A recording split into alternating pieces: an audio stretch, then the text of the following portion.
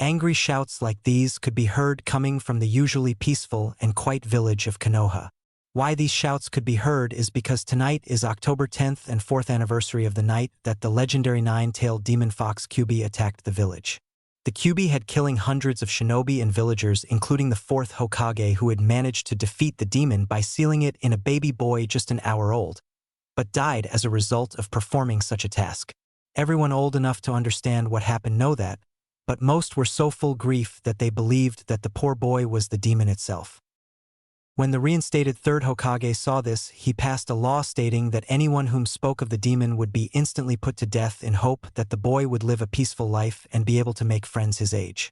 He even wrote that the beast had been killed by the 4th in the official report, but his actions were not enough to stop the hatred against the boy for what he had inside him.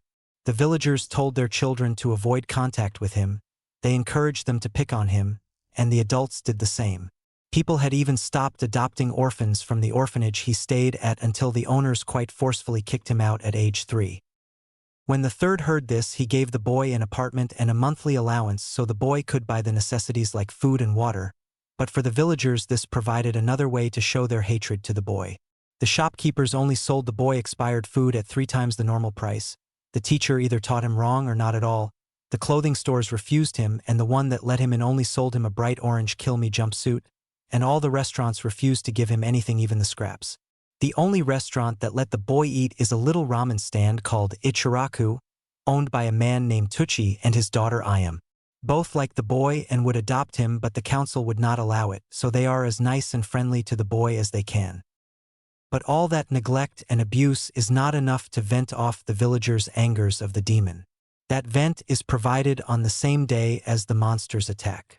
On the 10th of October, the entire village would celebrate the defeat of the Kyuubi, but when night came around and the people left the bars in various states of drunkenness, the civilians and even some shinobi would form mobs and go demon hunting, which consist of finding, chasing, and beating the boy within an inch of his life.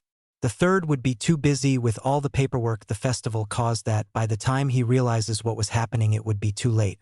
The planned mob started last year, started again a year later, and is planned to continue for years to come. The 3rd gave a sigh. He had grown attached to the boy, even thinking him to be his grandson. "I'm sorry, Minato," grieved the 3rd, looking up from his paperwork to stare at a picture of his predecessor. "I failed to achieve your last wish. The villagers' hatred for the beast that the boy protects us from every day is directed at said boy, and they do not see him as the hero as you had wanted," said the 3rd, adding this fact to his ever-growing list of failures, oblivious that the boy is now running for his life again. He looked at a smaller picture on his desk that had a picture of the boy smiling, which put a smile on the old man's face. No matter what happened to the boy, he always had a smile on his face. What the Hokage didn't know was that the smile was just a defensive mask to hide the pain he felt. The pain of not having parents who loved him or even knowing who they were was bad. The pain of having everyone he meets avoid or mistreat him was bad. The pain of all the glares of pure hatred and harsh whispers people say when they think he can't hear them, like, "There goes that monster, we should have killed it long before now. You see that thing, don't go near it. It is dangerous. And why did the Hokage let that thing live? Does he not care about our safety?" was bad. But the pain of being alone hurt him the most. To the boy, the physical beating were nothing compared to being alone. But they still hurt like hell. This boy's name is Naruto Uzumaki. Location: somewhere in Konoha. Naruto Uzumaki was running for his life from a mob for reasons he did not know. "Why do they all hate me so much?" is what Naruto thought as he turned right on a T Street, but quickly went the other way when he saw a group of people, smaller than the one already chasing him, with weapons from beer bottles to a rusted katana. Naruto thought back to earlier that day. Flashback. Naruto was on his way to the Hokage's office to celebrate his birthday with his surrogate grandfather. "I wonder what Gigi got me this year. Whatever it is, I don't think it would be better than the apartment I got last year," he thought, /n. He is a 4-year-old boy where before he was abused and had to share everything he got, getting the smaller to non-existing piece of it at the orphanage. So getting an apartment that was only his was gold. Maybe he will even tell me who my parents are. Every time he asked the Hokage about his parents, he said that he didn't know them, but they had died from their injuries after the fourth killed the Kyuubi. But something about the way he says it makes Naruto think that he is lying. He hoped that if he was lying, it was about not knowing them and not about them dying. If they hadn't died, then maybe they never showed themselves because they didn't wadash. And oh, he practically yelled in his head, waking up a certain someone. I will not think like, this is my birthday, and I will not let bad thoughts and ruin my good day. He thought, turning into restaurant-filled street.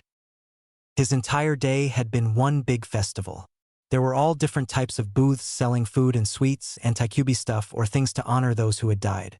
Not that Naruto was allowed near any of these, but he did take some food from some stands when the owners weren't looking. He left correct change. Naruto had enjoyed the day very much. Everywhere he looked, he saw people with smiles on their faces. The people who could only scowl were happy. The entire crowd, no, the entire village was happy. Hell, even the air seemed happy. Naruto had gone home when the festival ended with a smile on his face. A true smile.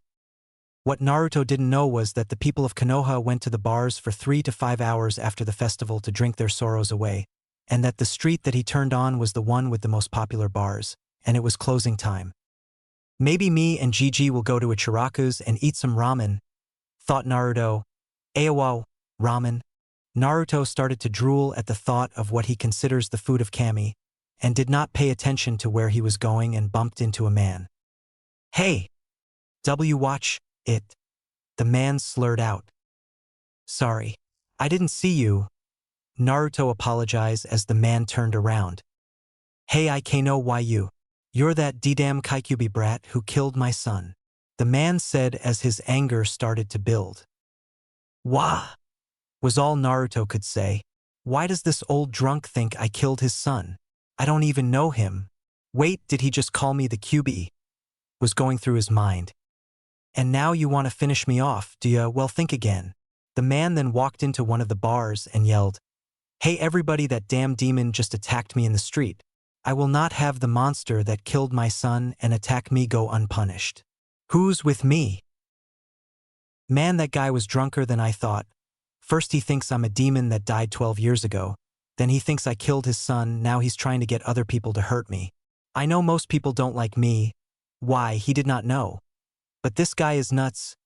Naruto muttered as he turned to find the Hokage tower, but stopped when he heard, I'm in. That demon killed my wife. He heard someone shout. That monster killed my best friend and crippled my daughter. He heard another yell. My baby still is afraid to sleep because of what it did that night. He heard a woman. I say we finish what the Yondaime started and kill the Kyuubi. Who's with me? Naruto heard a collective YA. As more and more people started crowding the streets. Naruto was getting worried as the Get Closer yell how he damaged this and killed that. Why are they saying I did such bad thing? I didn't do all those things, did I? This many people couldn't be wrong, could they? Naruto felt a sharp pain in his cheek as a kunai blurred past. /N. Think of what Anko did. Hey, look at that. The beast can bleed, shouted a guy in a Chunin vest.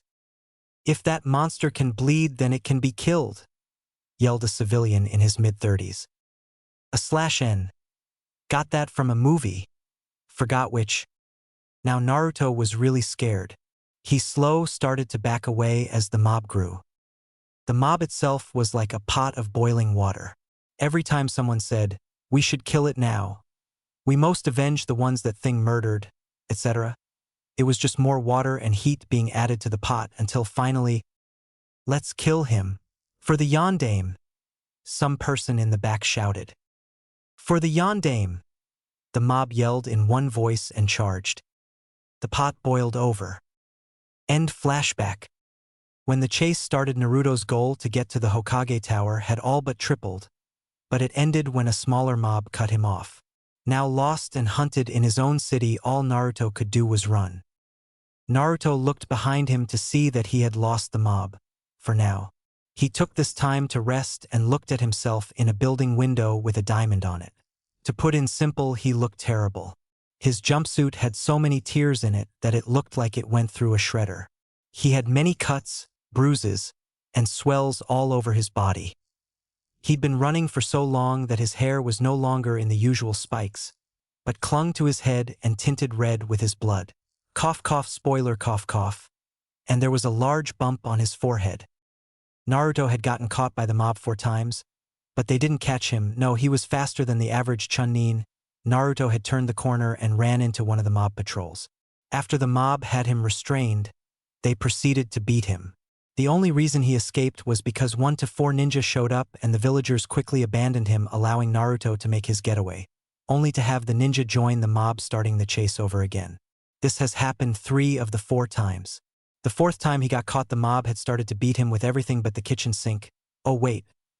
The villager that lived in the house they were in front of threw that very thing out of the 3rd-story window, screeching about how the demon woke her up from her nap, missing Naruto by a mere 2 inches, providing a good distraction because the mob started to yell at the woman for almost killing them, then for letting the demon get away. He looked up at the sky. It was a cloudless night. All the stars were in the sky as well as the moon.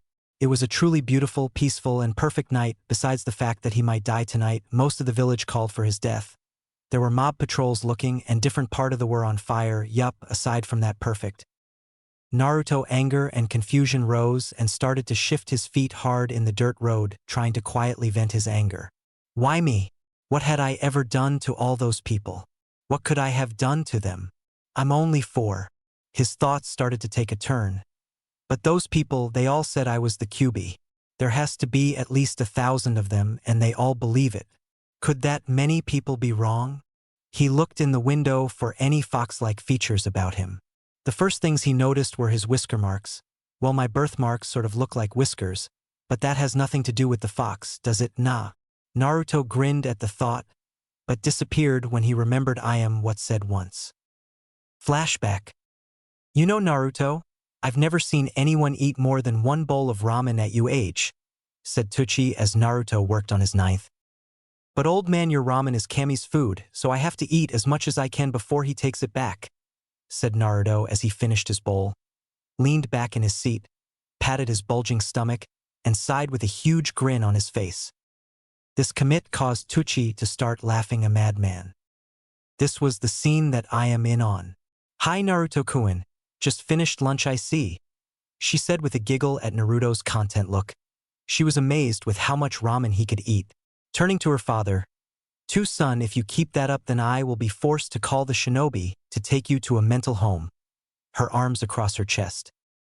I am Ne-chan, said Naruto as he got out of his seat to hug the one he considered a sister. It's good to see you too, Naruto-kun, she said, pushing out of the hug and ruffling his hair. Tucci gave her a 2-week vacation. Hey Naruto-kun. What, Ne-chan? Did anyone ever tell you that you have the grin of an intelligent fox? I am asked. Naruto didn't answer. He just gave his Ne-chan one of his rare true smiles at being compared to something intelligent. Through their conversation, Tucci was still laughing. When he settled down, he ended up paying for Naruto's meal for getting him in his good mood and a good laugh, but quickly told him that it was not going to be an every-time thing. Naruto pouted for a little before leaving the duo, promising to be back soon. End flashback. Maybe it was a coincidence that she said, "Fox," he thought. Maybe I'll ask the Hokage about this, if I survive. Oh no, the Hokage. What if he thinks I'm the QB? What if he gets mad if he thinks I'm trying to trick? What if? Naruto gulps. What if he is sent to Ibiki? He didn't know him, but he had heard that if you do something really bad you go to him. No, if I was the QB then the Hokage would have done something by now. Now that he was somewhat rested, he decided that it was way past time to leave the open street. As he was turning to leave, a glint from the spot he had been standing caught his eye. Where his feet had rubbed against the ground, a red thing was now. As he bent down to pick it up, a kunai flew where his head had just been breaking the window. Damn it, stupid demon, just stay still, yelled a genin in his 20s. Naruto, once he got his bearing together, picked up the red thing and ran. The yells of the genin had alerted many of the patrol mobs to what had just happened, and they started closing in on Naruto's position. Naruto could hear the mobs getting closer to him. His body had not fully recovered from the last couple of hours and was losing energy fast. "Someone please help me?" Naruto's thoughts begged as he closed his eyes to send his thoughts to Kami. His body started to slow down and the mob started too caught up to the fastest 4-year-old they know of. "Oomph!" came the voices of two children. Naruto, not looking where he was going, ran into someone. Again. Naruto looked up at the person he ran into, hoping that it was not another mobster. Sitting in front of him was a girl around his age with dark blue hair and strange white eyes that had a hint of lavender. She was pretty and for some reason somewhat familiar, and for a second he thought Kami had answered him and sent him an angle. That second ended when he saw the fear clearly visible on her face. "I guess I don't look too great, I wonder why," Naruto thought with crud sarcasm. "I think the demon is up ahead," came a voice in the closing distance, waking Naruto from his stupor. Panicking, he frantically looked for some place to hide because his body was too exhausted to run anymore. He saw a dead-end ally and quickly hid behind a dumpster. Once he was hidden from the street, he held himself in a tight ball and held the thing that had previously saved his life tightly in his hands. Hoping that the mob would not find him, and if they did, which was more than likely, then he would have a quick death. Which was not so likely. It all depended on the girl with the white lavender-tinted eyes. Naruto's hopes were not high. Hinata. Hinata Hyuga had had a wonderful time at the festival. It was the first time that she could have fun in public. Hinata is from the Hyuga clan that is famous for their eyes that contain the Byakugan, second to only the Uchiha clan in terms of power and popularity. The Hyuga is a clan that have a strong belief in tradition and manners. The clan is divides by birth into two houses, the main and the branch house. The main house is supposed to have the powerful and important members, while the branch house is supposed to serve and protect the main house. Hinata did not understand or like that rule. The Hyuga clan members are also really good at reading emotion and body movements. So everyone has a static face showing no emotion at all times inside the compound, so that no one will know what they are thinking. This is how Hinata is raised, so she loved to be outside the compound. It's too depressing in there for her. So when it was time for the festival, she couldn't have been happier. She had switched her normal black training shirt and pants for a pretty white kimono that was tinted pink and waited for her Chunnin protector, Kurenai. Kurenai had been her guardian whenever she was away from the compound since her failed kidnapping the year earlier. Kurenai is one of the most recognized kunoichi in the village, because of her looks and her cloths. She was of average height with shoulder-length wild black hair and red eyes. In her rose-thorn style dress, she was one that most of the male population wanted for a girlfriend. Now she wore a purple dress with scattered yellow flowers and a red ribbon around her waist. Her hair was the same though, /N. The one in the Season 2 song opening. Not that it didn't increase the male's feelings. When she arrived, Hinata instantly started to envy her because she thought she would never be as pretty as her. But that didn't ruin her day. She played games, saw a funny puppet show about the Kyuubi's defeat, and eat some of the food. At one of the booths, she saw a blonde kid steal some food. She was about to tell someone, but he put money on the stand, so she didn't. Why did the boy look familiar? After the festival, Kurenai took her to a friend's house, one with purple hair, to have dinner before taking her home. The lady was nice and was a really good cook. She wanted to cook like that. After dinner, the two adults told stories of their adventures before they had to leave. "Hinata, I forgot to tell Yugao something. Stay here, okay?" Kurenai said as they were about to exit the door. "Hi, Kurenai-san," said Hinata as she left. After about 2 minutes, the girl's 4-year-old mind began to wander. She quickly scanned the content of the room to see if she had missed anything in her earlier looks. To her disappointment, she hadn't. Her attention turned to the street and saw nothing of interest. She was about to go look for Kurenai but stopped. "Why is it so bright outside? I thought the sun had set." Her gaze rose to the sky. "Wow, I never know that the moon was so bright," she thought as she drifted into the middle of the street, bathing in the moonlight. It was a cloudless night, all the stars were in the sky as well as the moon. It was a truly beautiful, peaceful, and perfect night until a moving mass crashed into her. Oomph! Came the voices of two children. Hinata looked up at the thing that ran into her and saw a sweaty, orange, bloody thing lying there. Fear petrified her so that she couldn't move. Then the thing looked up and she saw that it was just a boy, her age in fact. The boy had blonde hair, but it looked more red because of the blood. Cough. He had 3 whisker marks on each cheek. He wore a kill me orange jumpsuit that was all cut up. It looked recent. And he had multiple injuries. Fear and disgust spread to her face. What happened to him? She thought. She guessed that she didn't hide her emotions well, because when he looked at her face, his expression turned thoughtful. I know you, Hinata suddenly thought. But where? She looked at his face. You were the one that took food at the festival. But it was before that, right? She started to study his appearance. His hair, it was a little less red. His cloths, they weren't these, but they were still cut. He was hurt. She thought deep. Where do I know you? Then it came to her. US saved me, she said barely above a whisper. I think the demon is up ahead, came a voice in the closing distance. What demon? Where? She thought frantically, but stopped when she saw the panicked look on the boy's face. He looked around and hobbled in an alley behind a trash can. As soon as the boy was out of sight, a large group of people with different weapons stopped in front of her. Hey, isn't that a Hyuga? Maybe she can see the dem dash. Hey, that hurt, boy. No, she's too young, but she must have seen him. Yeah, you're right. Someone asked her where the dem, stop with the elbow, boy went. Hinata was scared. Who wouldn't be scared if a mob with weapons saying stuff about demons wanted to talk to you, plus she's 4. As a man in his mid-40s with a katana walked up to her. Miss Hyuga-sama, the man said with much sweetness and respect. We are looking for something that has severely wronged us in the past so that it will never do so again. Would you be so kind as to show us where it went? The man asked with an evil look in his eyes. Hinata looked at the man. Are they talking about the boy? She thought. These people hurt the boy that saved me. Hinata slowly nodded and pointed to a street opposite to the alley. She said he went that way. Let's get him. YA.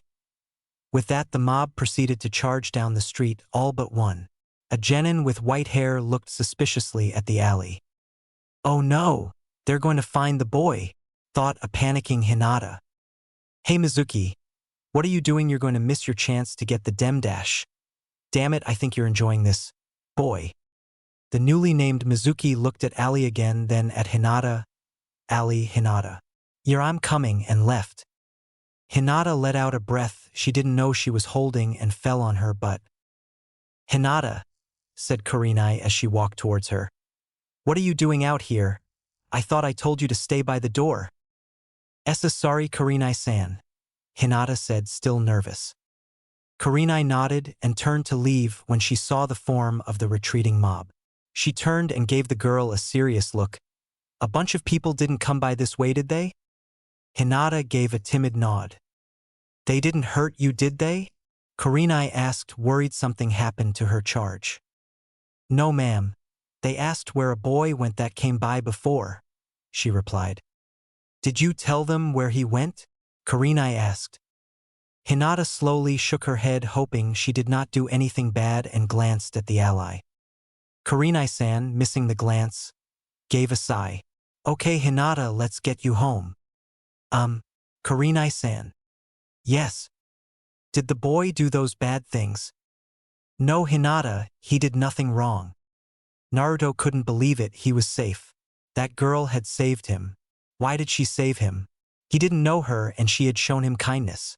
No one ever showed him that, almost nobody, so why did she?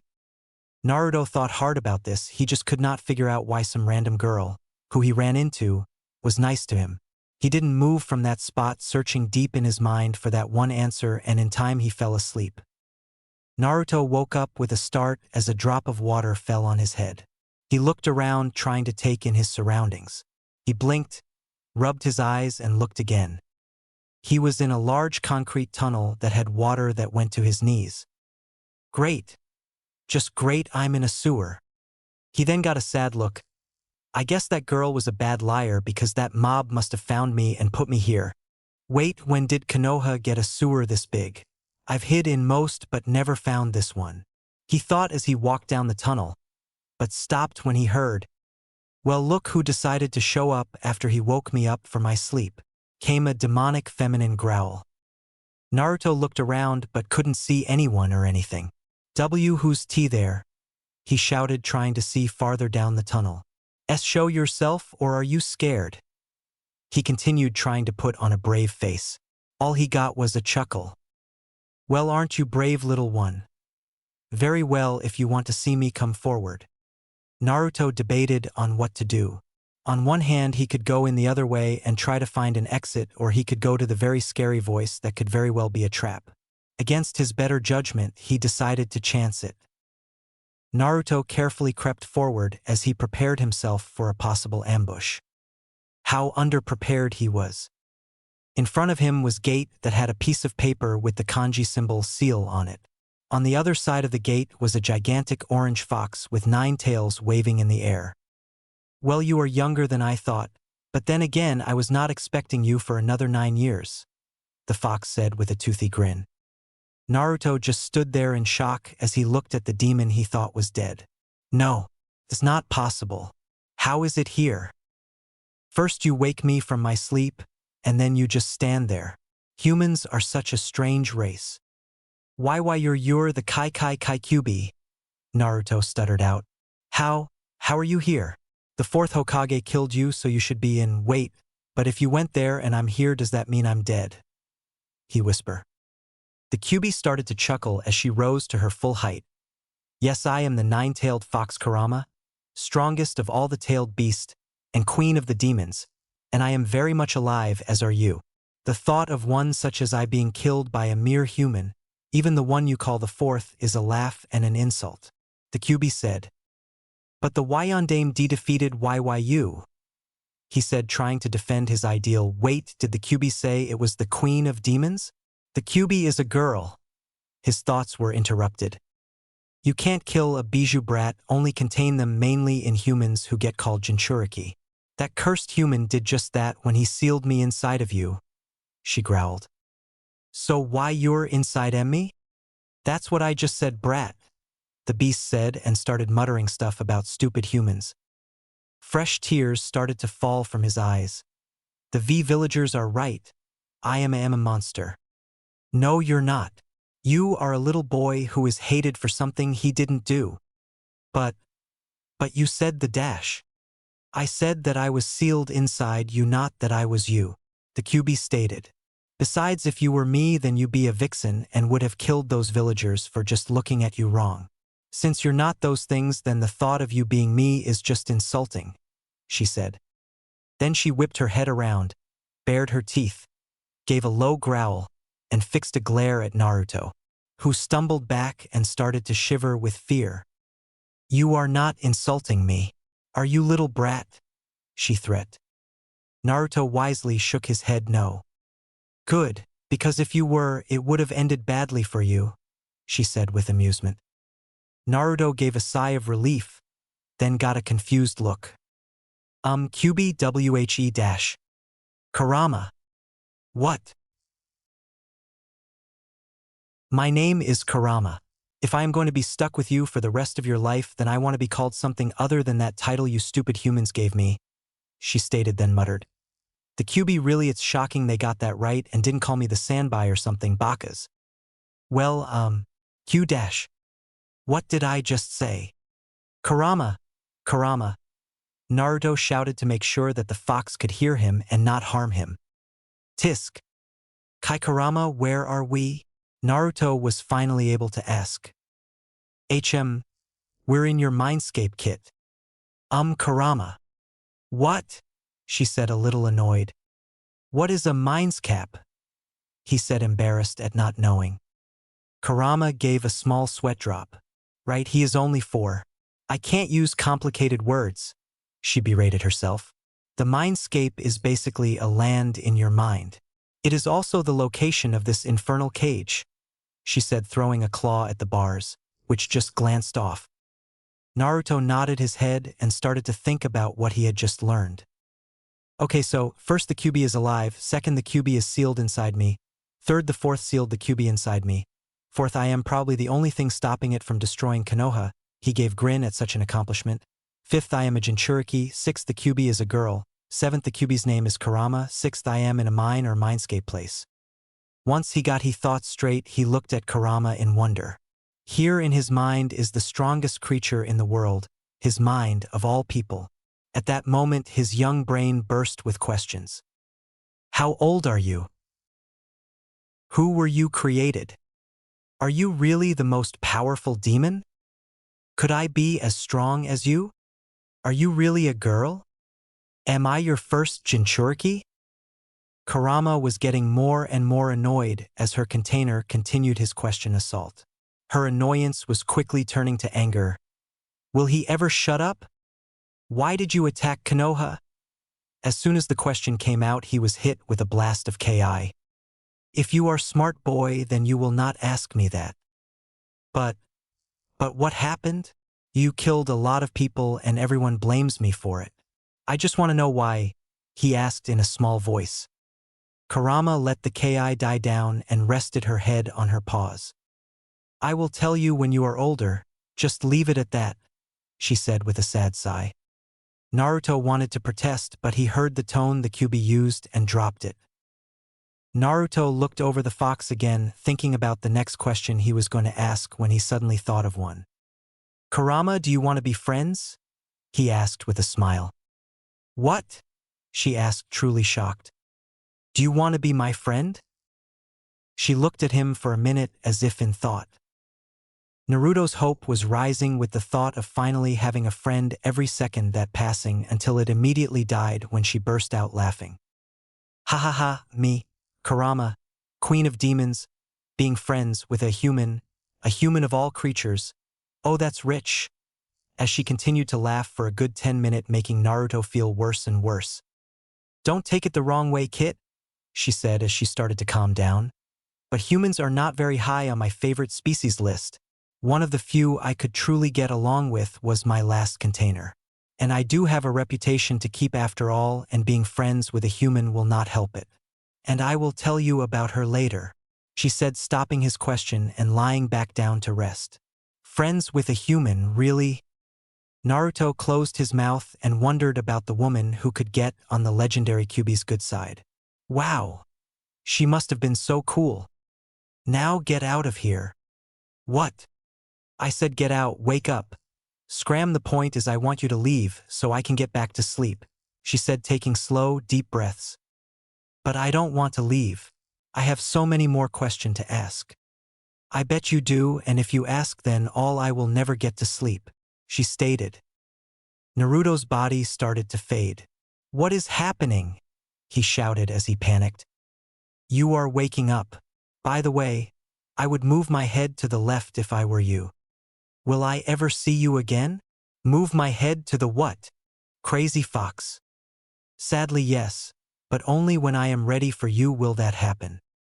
Naruto nodded as his body faded from the mindscape.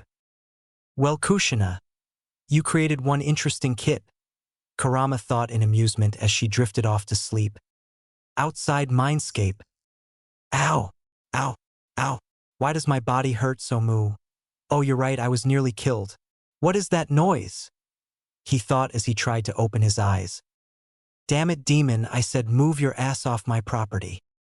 Naruto rubbed the sleep from my eyes. Well, if me yelling at you won't make you move then, Shing, then maybe this will, oomph. Naruto opened his eyes and saw something coming at him at a high speed. Thud. Naruto's eyes went as wide as saucers as he looked at the butcher knife that was embedded in the wall by his head. He had yawned and tilted his head to the left when the knife passed his head, cutting off a very thin layer of skin on his ear. Damn it, I missed. Naruto's eyes focused on the person that threw the knife. She was a civilian woman, probably in her mid-30s, with a white apron on. Maybe I should ask my son for lessons on how to throw a knife so I won't miss next time. "Oh well, practice makes perfect," she muttered as she went for another knife. When she came back to the ally, all she could see was a dust trail leading away. Mom, what are you doing?" "Nothing, sweetie. Just saw some creature by the trash and made it leave." "Mom, you can't call me sweetie anymore. I am a ninja now. You could be Hokage, but I am your mother, so I can anything I want. Do you understand that?" "Why, yes, ma'am." "Good, now what do you want for breakfast?" "Troublesome woman. What was that, sweetie?" "Nothing. I want the dish from last night." "Okay." Naruto was walking down the street, his apartment, thinking about what had happened last night. "Well, at least I know why everyone hates me. Well, not me, Kurama." He decided that he better look where he was going so not to bump into anyone again. Don't want that to happen again. He saw the looks people gave him as he passed. They were looks of annoyance and dislike, not the white-hot hatred that they had the night before. Kurama's right, these people are stupid. There has to be at least some who know I'm not the Kyuubi. If I was, the chances of these people living are slim to none if the stories about her are true. I'll show them I'm not the Kyuubi. I'll be the greatest ninja ever. I am Naruto Uzumaki Jinchuriki of Kurama, and I will be the greatest Hokage ever. Believe it. His face sported a grin as he got to a spot that had a clear view of the Hokage monument. As he looked over the different faces of the pasted Hokages, his eyes settled on the fourth. Greater even than you, he thought. Naruto had different thoughts when it came to the Yondaime Hokage. He felt incredible anger at him, not for what was done to him. So far Kurama was not that bad, just really scary when she wanted to be. He was mad at what he has caused him. Because of him, no one was nice to him except for the third, the Ichiraka people, and that Hyuga girl. But on the other hand, the young boy could somewhat understand his motives for doing so. Ever since he could remember, he has heard people talk about how great and powerful the fourth. He has also heard about the level of damage Kurama had caused, and according to her, there is no one who is as powerful as her. And if that is true, then sealing her was the only way to stop her. Maybe I was just the closest, so he chose to seal her in me, he thought, cursing he luck. As Naruto made his way into his apartment, he thought about the man he saw as a grandfather. I wonder if Gigi knows about me being a Jinchuriki. Of course he knows he's the Hokage. But why did he not tell me? Why did he say that Kurama was dead? He had to know that you can't kill a Bijou, so why did he lie? The thought of one of the few people that was nice to him lying to him was not a feeling that Naruto liked. Then he thought about the one that had saved him. He had never met her, had he? She looked familiar and had been nice how him by leading that mob away from him. He hadn't done anything to her, well, except for her, except run into her. Naruto thought she would want him punished for that action that bastard did. But instead of having him hurt like so many did, she had saved him. Why did she save me? That is the question that was stuck in the boy's mind for the next 6 months, and for the life of him, he could not find any answer. Why? 6 months later. Hinata. Hinata, sweetie, it is such a nice day today. How about I take you to the park, so you can play with children you age? Besides, I think there will be a clan meeting today, and I would rather enjoy the day than be in a day-long meeting, wouldn't you? Haruka asked her daughter. Hi, mother. Let me get ready and we can leave, Hinata said as she hurried to get ready. Haruka giggled at the sight of her daughter rushing to get ready. She just wants to leave the compound. Not that I blame her, this place is way too depressing. I'm ready, Hinata said, stopping in front of her mother with a smile on her face. All right, Nijikuin, would you be so kind as to tell Hayashi that Hinata and I will be at the park for the day? She asked her nephew with a kind smile. Of course, Haruka-sama, he said with a bow and a rare true smile reserved only for her. Thank you, Nijikuin. Let's we go, sweetie? She said, heading to the door. Coming, mother, came a voice behind her. Naruto. Naruto woke up with the sunlight in his eyes. Ugh. Is it daytime already? Well, I better get up and start my day. Maybe I can get some ideas for a new prank in the village today. With that in mind, he reluctantly crawled out of his bed to start his day. He walked around his messy apartment looking for some clothes that could pass as clean because his jumpsuit was ruined and the store that sold it to him either had none in stock or just didn't want to sell him any. It was probably the latter. After about 5 minutes of looking, he found a pair of shorts and a black shirt that had a red swirl on the back. Now dressed, he went to his kitchen and started to heat water for his instant ramen breakfast. As he waited for the water to heat up, he went to finish his morning ritual. After he finished his breakfast, he was about to leave when he returned to his bed and removed a plank on the floor to reveal a box. Carefully opening it, he pulled out a necklace before putting the box and plank back into their original position. Standing up, he looked at the object in his hands, the very same that had saved his life. The necklace had a simple strap with a ruby. The ruby was tire-shaped and a little bigger than a quarter and about half an inch thick. What was interesting about it, though, was that there was a black swirl in the middle of the ruby like the one on the back of his shirt, just neater and better. Naruto knew that this necklace was by far the most important and expensive thing that he owned. He had even went to a jeweler to see if it was real, but it did not go so well. Flashback. It was 3 days since the mob attack and Naruto was lying on his bed looking at the necklace in front of him. I wonder if this thing is real? If it is, then maybe I can sell it and move out of this apartment. No, I can't do that. This necklace saved my life, I can't just sell it. But I wonder if it is real. It looks too pretty to be fake, but I want to know for sure.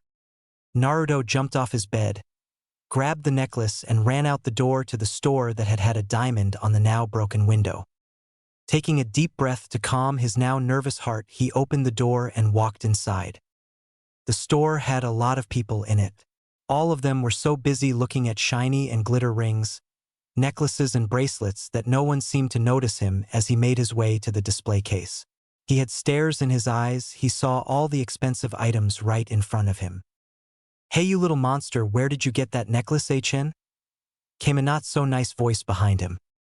Naruto turned to see a man in a fancy cloths glaring at him and eyeing the object in his hands.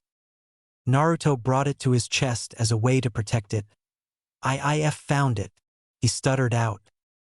The man looked even madder than before. You found it. You and I both know that you're trying to steal it. I know because I saw that necklace earlier and was planning on getting it for my wife. And I am not going to let some demon brat steal something while the rest of us normal people have to pay for stuff. Now hand it over."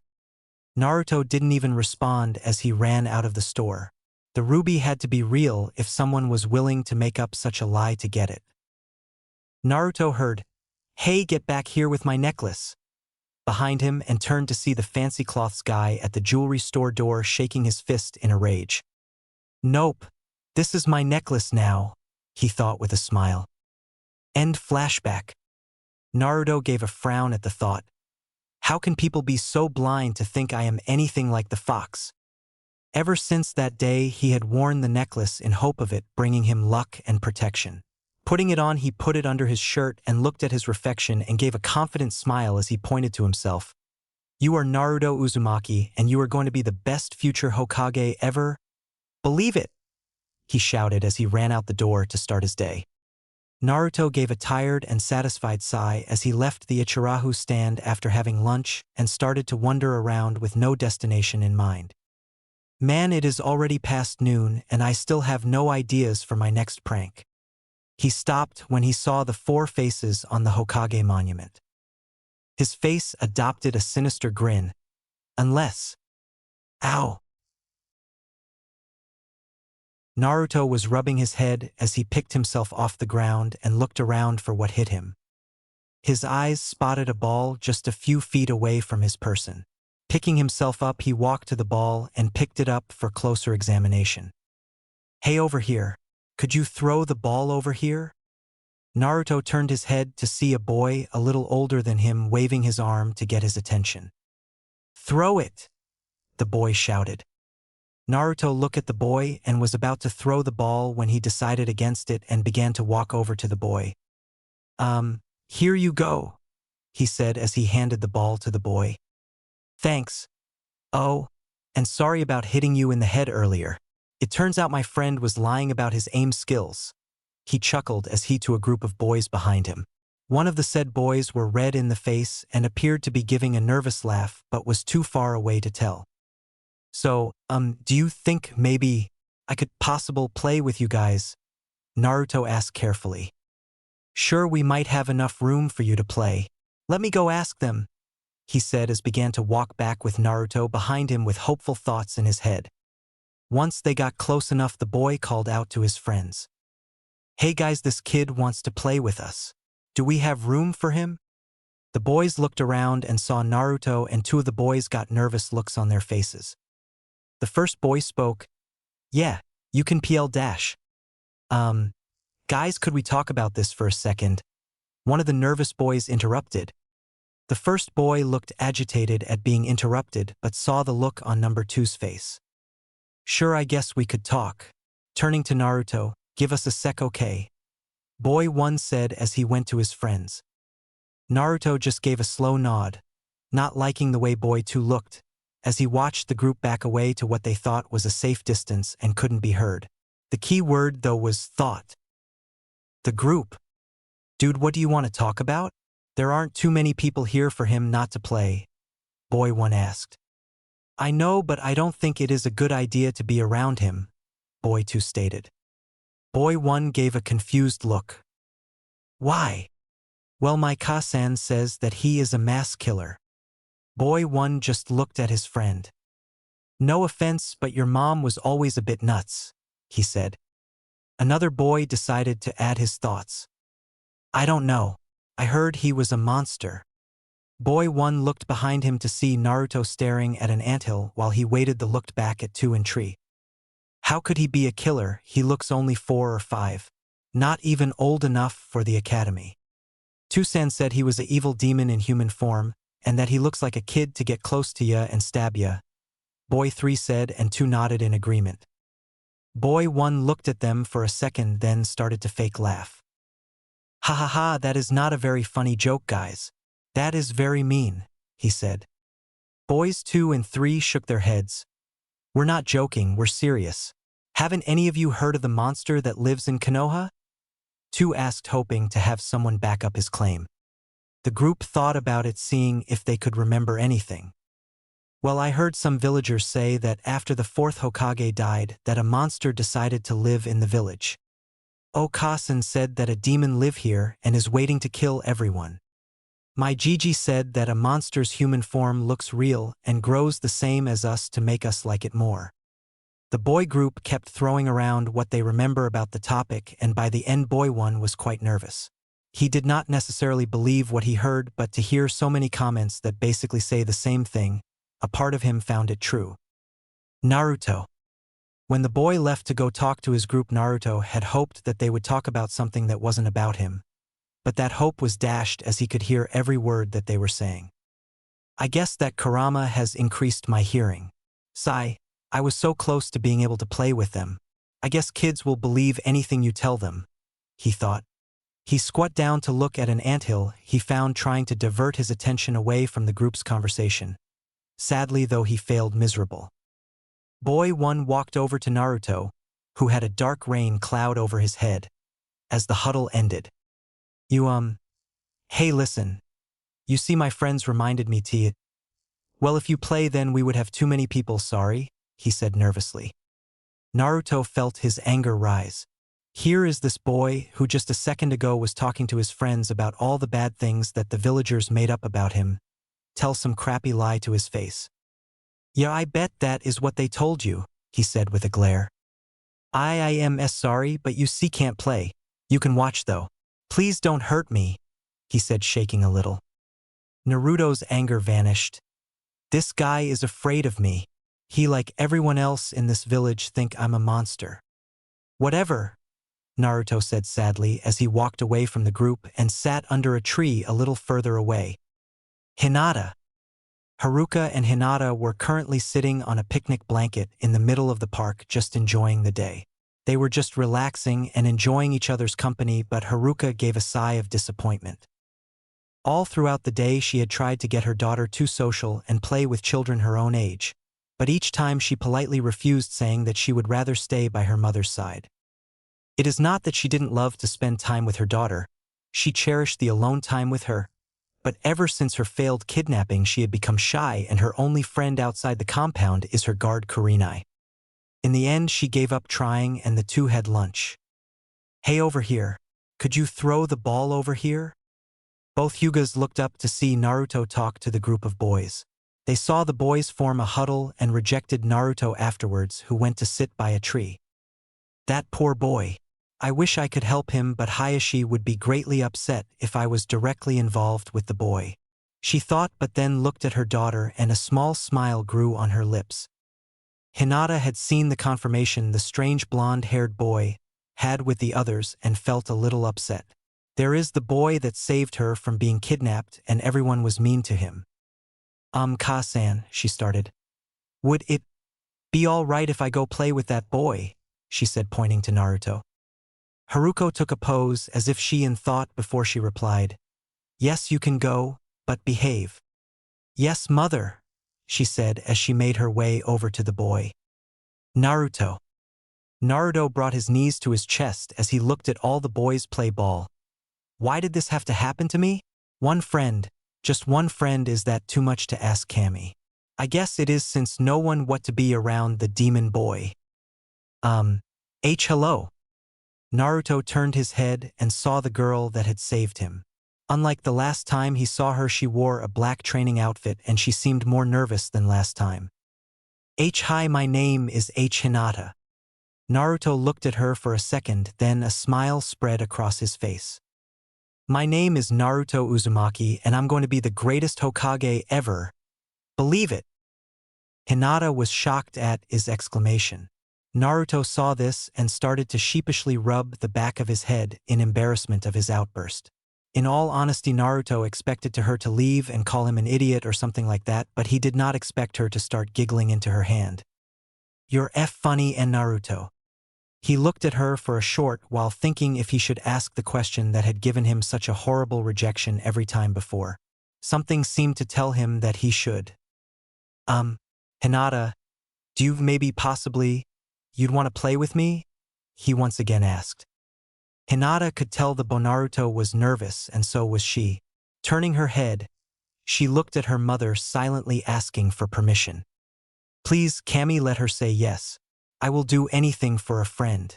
Please just let me have a friend. Okay. Ka-san said that it was okay to play with you and Naruto. She was nervous. She had never played with anyone her own age. She did not know what to do. Naruto froze. Did she just agree to play with him? Yes, she did, and her mother was all right with it. He just looked at her with a blank face that slowly rose to a grin that went from ear to ear. Quickly snatching up her hand, he dragged her to the swing set and told her to sit down while he pushed. Okay, she said as she did as he asked. And the two children did something that they have never done before. They had fun without a care in the world. Haruko just smiled at the scene that involved her shy daughter and the outgoing blonde boy. It seems that opposite do attract. They will be good for each other in the future, she thought with a smile. Sama. Haruko turned to the one that interrupted her thoughts and saw a civilian woman in the 30s. Hi. I would like to inform you that that thing is attacking your daughter, she said, pointing to the two kids playing. Haruko frowned. I'm sorry, but it seems that you're mistaken. I do not see this thing you are referring to, just two kids playing. The woman gave Haruko, "Are you stupid?" look. Hyuga-sama, surely you know what that boy really is, right? Yes, I know that he is the one that holds the thing that tried to destroy us, and he see my daughter worthy enough to play with. I feel honored. But Hyuga-sama, aren't you worried that it will force itself on her? It was Haruko's turn to give the "are you stupid" look.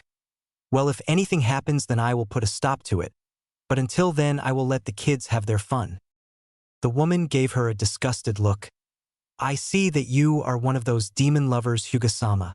If it were up to me, then it would have been put to death the moment it was brought into this world, she said as she glared daggers at Naruto. Well, then it is a good thing that this decision was made by our Hokage and not a simple civilian then. Now, if that is all you had to say, please be on your way, Haruko dismissed. Yes, that all. Good day, Hyuga-sama.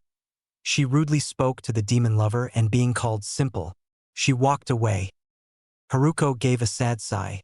The people of her village won't let go of their hatred toward the beast and are putting on a little innocent boy. It is quite sad, really. She looked at the two who are now chasing each other. It was like the beginning scene of a romance novel she used to read as a little girl, and call her crazy, she had a feeling that this was the beginning of a good one. That day had been the day that Naruto had been dreaming/hoping for his whole life. He finally had a friend. Since that day, Naruto and Hinata could be seen playing with each other every other day, and the two children quickly became best friends. That was Naruto's life for the past 2 months. Now the two could be seen lying under a tree on opposite side with Haruko talking with some people not too far away. Earlier that day, Hinata had told him that she was going to be a big sister in about 8 months, followed by a game of tag and finally a picnic thanks to Haruko, who was slowly becoming Naruto's mother figure. After eating, the two went to the tree, each lost in their own thoughts. Hinata thinking what would life as a big sister be like, while Naruto was thinking the same thing he had since he ran into his friend. Why did she save him? He just didn't know. He had come up with tons of possible answers, but he did not know if any of them were right. It was driving him crazy. Sigh, Hinata. Why, yes. Why did you save me that time?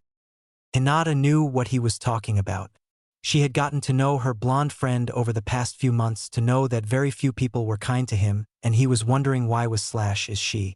The answer was simple, really. Because Naruto, you saved mine.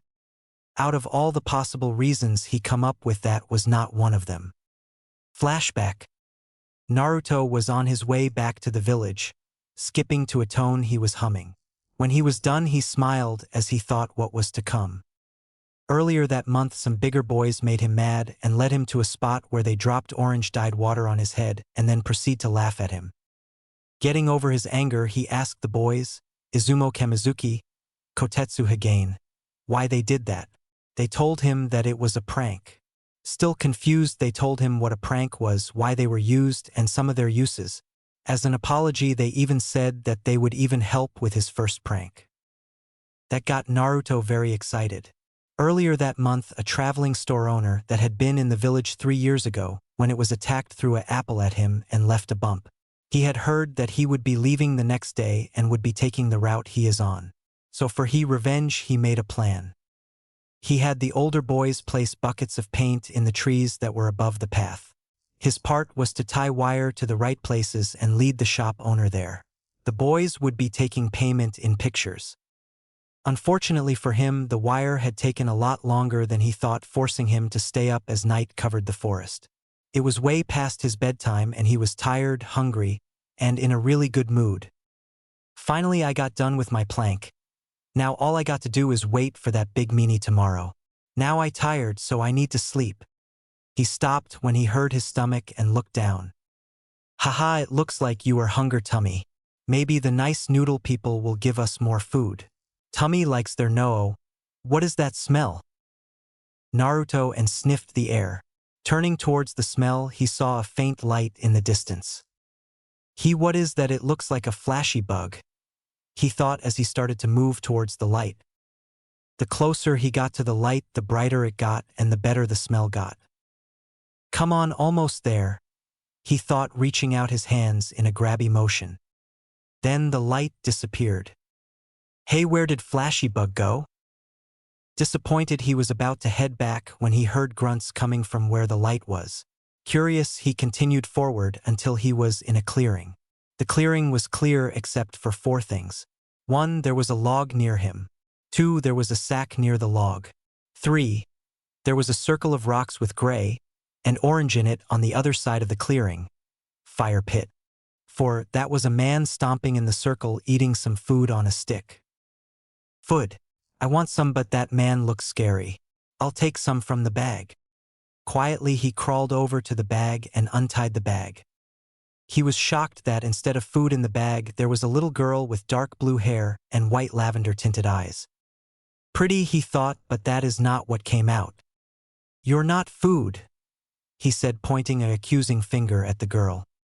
Despite being confused and scared as hell, the girl started to giggle into her hand. Hey brat, what are you doing here? Naruto looked up and saw the man was looking at him, and he looked mad. Time to go, he said as he took off running. "Get back here, brat!" the man yelled as he gave chase. When Naruto exited the forest, he started down the path again, looking over his shoulder. He saw the older man was following him. "This is fun," he thought. "Brat, get back here. You will never get me, ha ha ha. Why, you little..." The chase lasted a few minutes until Naruto recognized a certain tree. Almost there, just a few more steps now. Jumping as far as he could, he kept running until he heard what he was waiting for. Thud. Stopping and turning around, he saw the man was on his bottom, covered in red, black, and orange paint, with one of the buckets on his head. Completely forgetting the situation he was in, he fell on his back laughing. Getting over his shock, the man stared at the kid that did this to him. Forgetting about his mission, he could only see red. "Why, you little brat. I'll fucking kill you," he yelled as he landed his most powerful kick on the bod, sending him flying into a tree head first. "HN brat, don't think I'm done with you." He then proceeded to beat him to a pulp, taking out all his anger in the process. 8 trigrams vacuum palm. The blast knocked the man off of the unconscious boy, killing him before he hit the ground, and the path was suddenly filled of people. 1 Hokage, 1 Hyuga Hayashi, 2 Umbu, and 2 Hyuga branch members.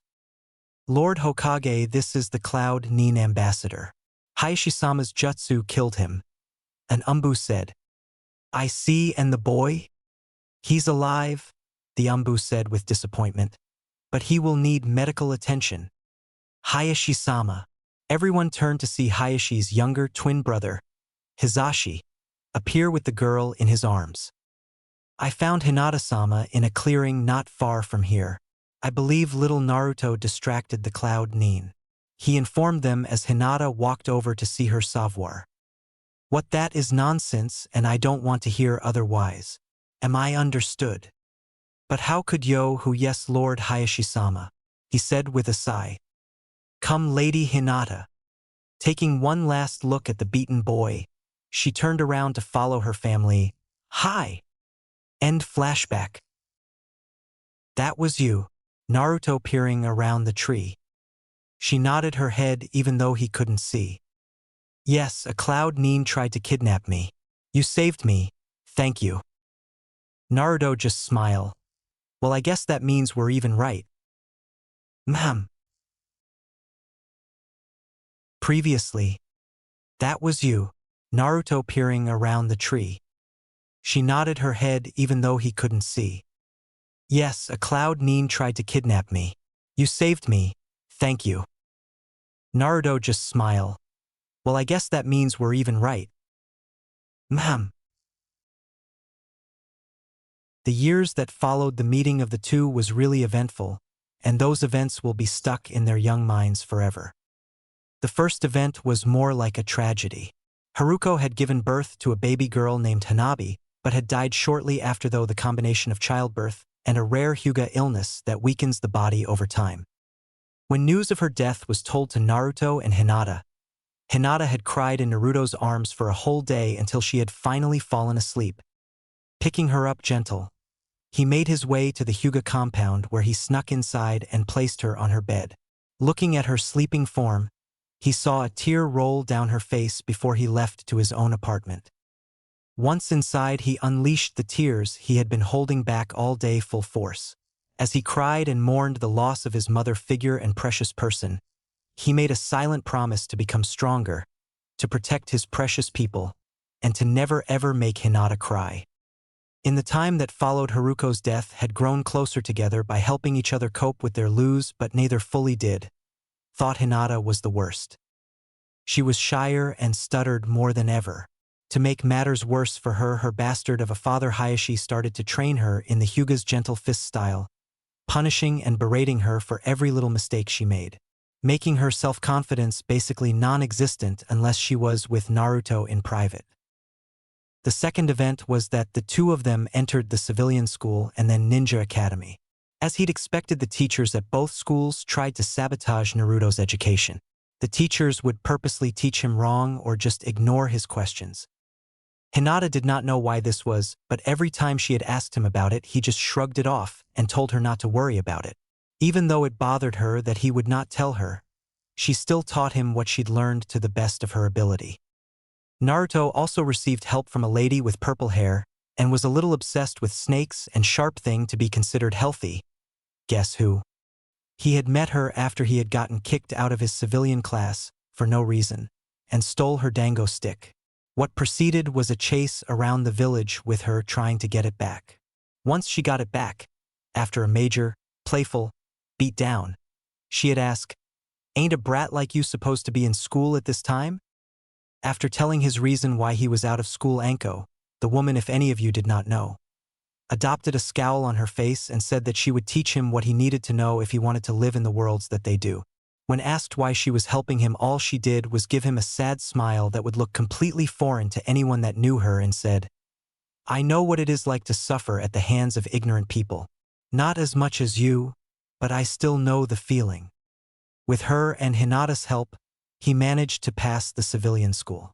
Much to the teacher's frustration, Anko also managed to help Naruto with some of the academy martial before she had to stop due to new missions and responsibilities she got due to a promotion. They still see each other every now and then. The third event that happened was a bittersweet moment for Naruto. He was in a store trying to buy some of the more healthy and edible food to make a surprise for Hinata, but the owner would have none of it. Flashback. "Damn it, brat, for the last time I said no. Now give those back before they become contaminated and get the hell out my store. I'm trying to run a business here and I have customers to tend to." Naruto just grit his teeth and glare at the man. "Look, old man, I would love to leave this dump that you call a store, but I can't do that unless you want me to steal this stuff. That thought is getting better and better by the second. Also, you say that you have customer to tend to. Well, that is what I am, so tend to my needs." The man was red in the face and shaking with rage. How dare this demon come into his store, charade as a customer, and demand this of him? "Why, you disrespectful dirty demon, why I oughta. What is the problem here?" Both of them turned their head to see a woman. "Nothing is wrong, madam. Just caught this little punk trying to sneak out of here without paying." The man apologized before glaring at the shocked-faced Naruto. "What is it with people accusing me of stealing? This is like at that jewelry store," he thought. "What, you lying old bastard? I'm trying to pay like a good citizen, but you keep on refusing me. Next time I will just take what I need and avoid this shit." The woman looked at the two for a second before lowering herself down to Naruto's level. "Now, young man, it is not polite to take things that do not belong to you," she scolded gently. "What? But I didn't take any dash," but she cut him off. "No, but stealing is wrong." She stood back up and bowed to the store owner. "My apologies, mister. Please let me pay for what you almost lost," she said as she shot a famous smirk at Naruto from her bowed head. Naruto saw the smirk and smiled. "Yes, she is on my side." "That will not be necessary, ma'am. I'll just call the umbu, so they can take this troublemaker to a place he deserves to go." No, I insist. Lady, I would not feel right if I let you pay for what this demon did." The woman's head shot up as she glared at the man, and no one but he could see her Sharingan eyes spinning rapidly. "I may be on leave, but I am still a shinobi of this village. And with the law in place, it is within my right that I kill you here and now for what you called this boy. Now you will take what I give you and watch what you say," she whispered fiercely before pulling back with her normal eyes and smile. Both boys looked at her in shock. The man was scared because it was in her right to kill him, and Naruto was thanking Korma for his hearing increase and wonder if this law was the reason no one told him he had a demon in him except when they were in mobs. After the man got over the threat, he settled a glare on the two in front of him. "Fine, just pay for the brat stuff and leave." The woman still had on her smile. "Gladly." After the things were paid for, the two walked together before Naruto spoke. He heard the man mutter, "Traitorous demon-loving Uchiha bitch. Thank you for your help back there, Uchiha-san," he said with a bow. The woman just smiled and waved it off. "No need for formalities, dear. Just call me Mikoto and I was happy to help. That man shouldn't have been so rude anyway." Naruto smiled. This woman, Makoto, was nice to and defended him, and for that he was grateful. So Naruto, I believe your name is, why do you need those things so bad that you would put up with people like that? Well, you see, that is the 5th store I've tried, and I was running out of time to make what I want. And what is that? Naruto debated on whether or not he should tell her. Even though he was grateful for the help she gave him, he had learned the hard way not to completely trust people too soon, but decided there was no harm in it. My friend and I are going to start at the Ninja Academy, and well, I wanted to make her something special, he said with a small blush. Cute, she thought with a smile. Well, I don't have anything to do now and have been told that I was a whiz in the kitchen. Naruto thought about it. He really didn't know how to cook, he just usually just add water food. And he didn't know how to make cinnamon buns either, so he agreed to her help. Their time together in the kitchen was a surprising joy to both of their day. Naruto found out that she was the wife of the clan head of the Uchiha and the mother of 2. One happened to buy the duck-butt head boy from school, while she learned that he was an energetic kid whose goal was to get strong to protect those that were important to him and to be the Hokage. They ended up making a dinner for 2 perfect for a pair of 8-year-olds with cinnamon rolls for dessert. The good times ended though when her eldest son, Itachi, came to retrieve his mother. Smiling at her son, Makoto introduced the boys to each other. The boys just stared at each other. Naruto looked him in the eye and could not get a reading off of him until he really concentrated, and what he saw shocked him. In the smallest part of his eyes he could see confusion, worry, and pain that seemed to intensify when he looked at his mother. But it was gone when he saw that he was being studied by the blonde. Wow, this guy hides his emotions like he didn't have any, he thought as he said his goodbyes to the 2 Uchiha and thanking Makoto for her help. End flashback. That night was as perfect as a 8-year-old dinner for 2 could go. Throughout the meal, Naruto had told Hinata about Makoto and the day they had together. Hinata was a little jealous that some woman was alone with Naruto for that amount of time and the fun that they had, but put it aside because the only reason she was there was so she could have a date with her best friend. They even made her favorite food, cinnamon buns. The week that had followed the dinner, Naruto had looked for Makoto to let her have a taste of their work, but that chance never came. Naruto had heard that the entire Uchiha clan was murdered saved for Makoto's youngest by Itachi. The news struck Naruto he did not understand. Itachi, the one that the villagers called monster, murdered traitor, did not have the eyes of one. When he thought about him, he could see the pain and confusion in his eyes that instanced when he looked at his mom. He knew what he was going to do and be in no way enjoyed it like the villagers said he did. But still, why? Why did he do it? This question bugged he every time he thought about the subject, and he was determined to find an answer. He would not make a final decision until he did. Naruto was standing over Makoto's grave as he let his tears fall. He had come after all the people had left, so no disrespectful word would be said. He had not even known her for a day, and she was already one of his precious people. And he was not the instant trust type. A part of him blamed himself for her death, that she had died because she was nice to him and was punished for it. But instead of feeling too depressed, the thought strengthened his resolve to get stronger.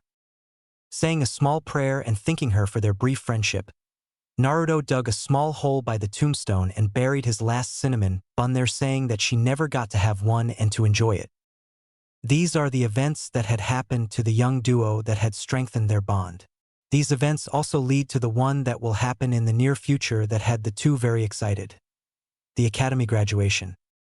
2 days before graduation exam. 5. Now class.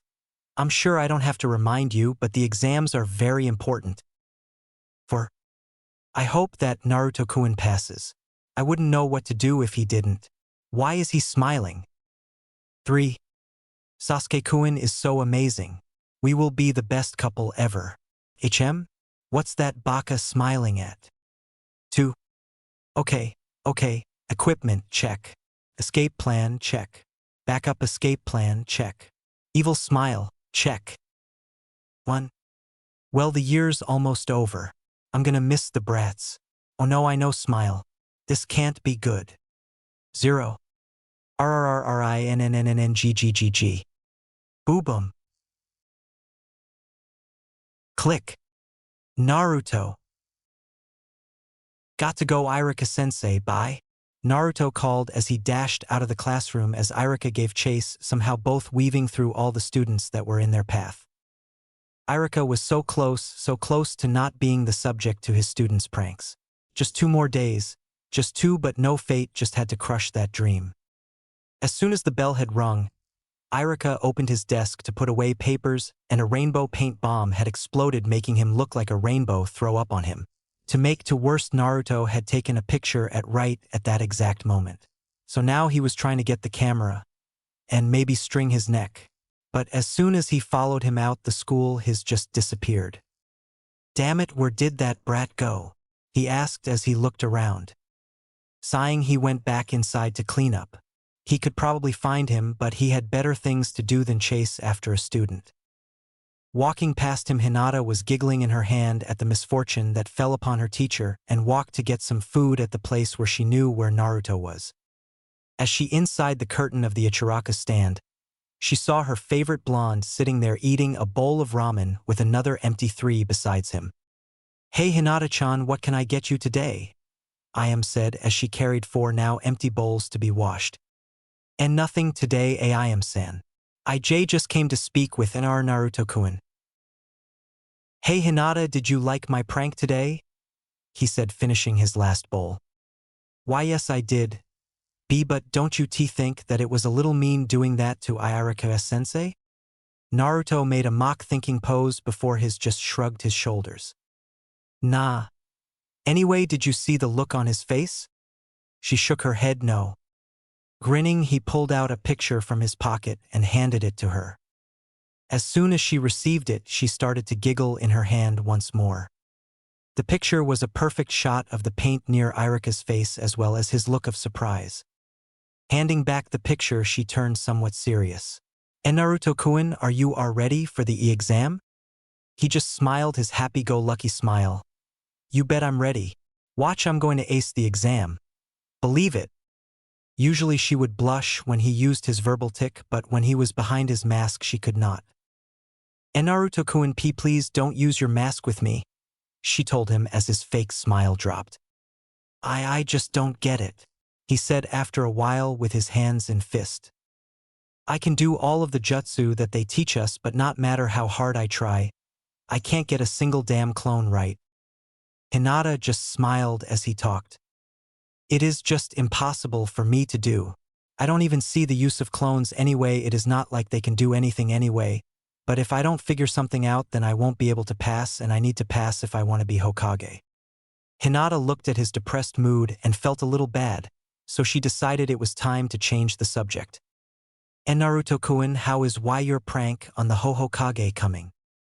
That got the job done, as now he was smiling his brilliant smile again. "I haven't started it yet, but it is going to be sweet. I am going to see if I can find anything that I can use tonight. It is going to be great. Thanks for the idea, by the way," he said, smiling at her, causing her to blush with embarrassment and shame. Yes, it was her idea that he prank the 3rd, and she wasn't proud of it, but in it was either that for have him some paint the Hokage monument and increase his already large number of hater. Since they were little, she had noticed how most for the adults would glare at them and whisper incredibly rude thing they thought they could not hear. She was very confused and a little scared that at the same time. When she had asked Naruto about it, he just told her not to worry about it. Even though Naruto trusted her most in the village, he did not tell her a secret that he obviously wanted to but was to scare. So until he did, she would wait patiently. "So do you want to go to the park?" he asked, breaking her out of her thoughts. "Is this he asking me out on a DD date?" "No, if he was there would be no doubt." Sorry, and Naruto-kun Tusan want make sure I'm ready for the exam." "Eep, I'm late, by Naruto-kun," she called as she started run home. Naruto followed her out the stand, watching her retreating form. "Make sure she's ready by abusing the hell out of her team. My Naruto-kun, what would Hinata think if she know if you were staring at her?" But as she was running, came a voice by his ear. Jumping back in embarrassment and surprise, He turned around and was greeted to the sight of his Nasen's stern face. No, it is not like that, Nachan. You see, I was thinking and I was looking in her direction and dash. Oh, I get it, you were thinking about her as she was running away. How romantic. Yes. I mean no.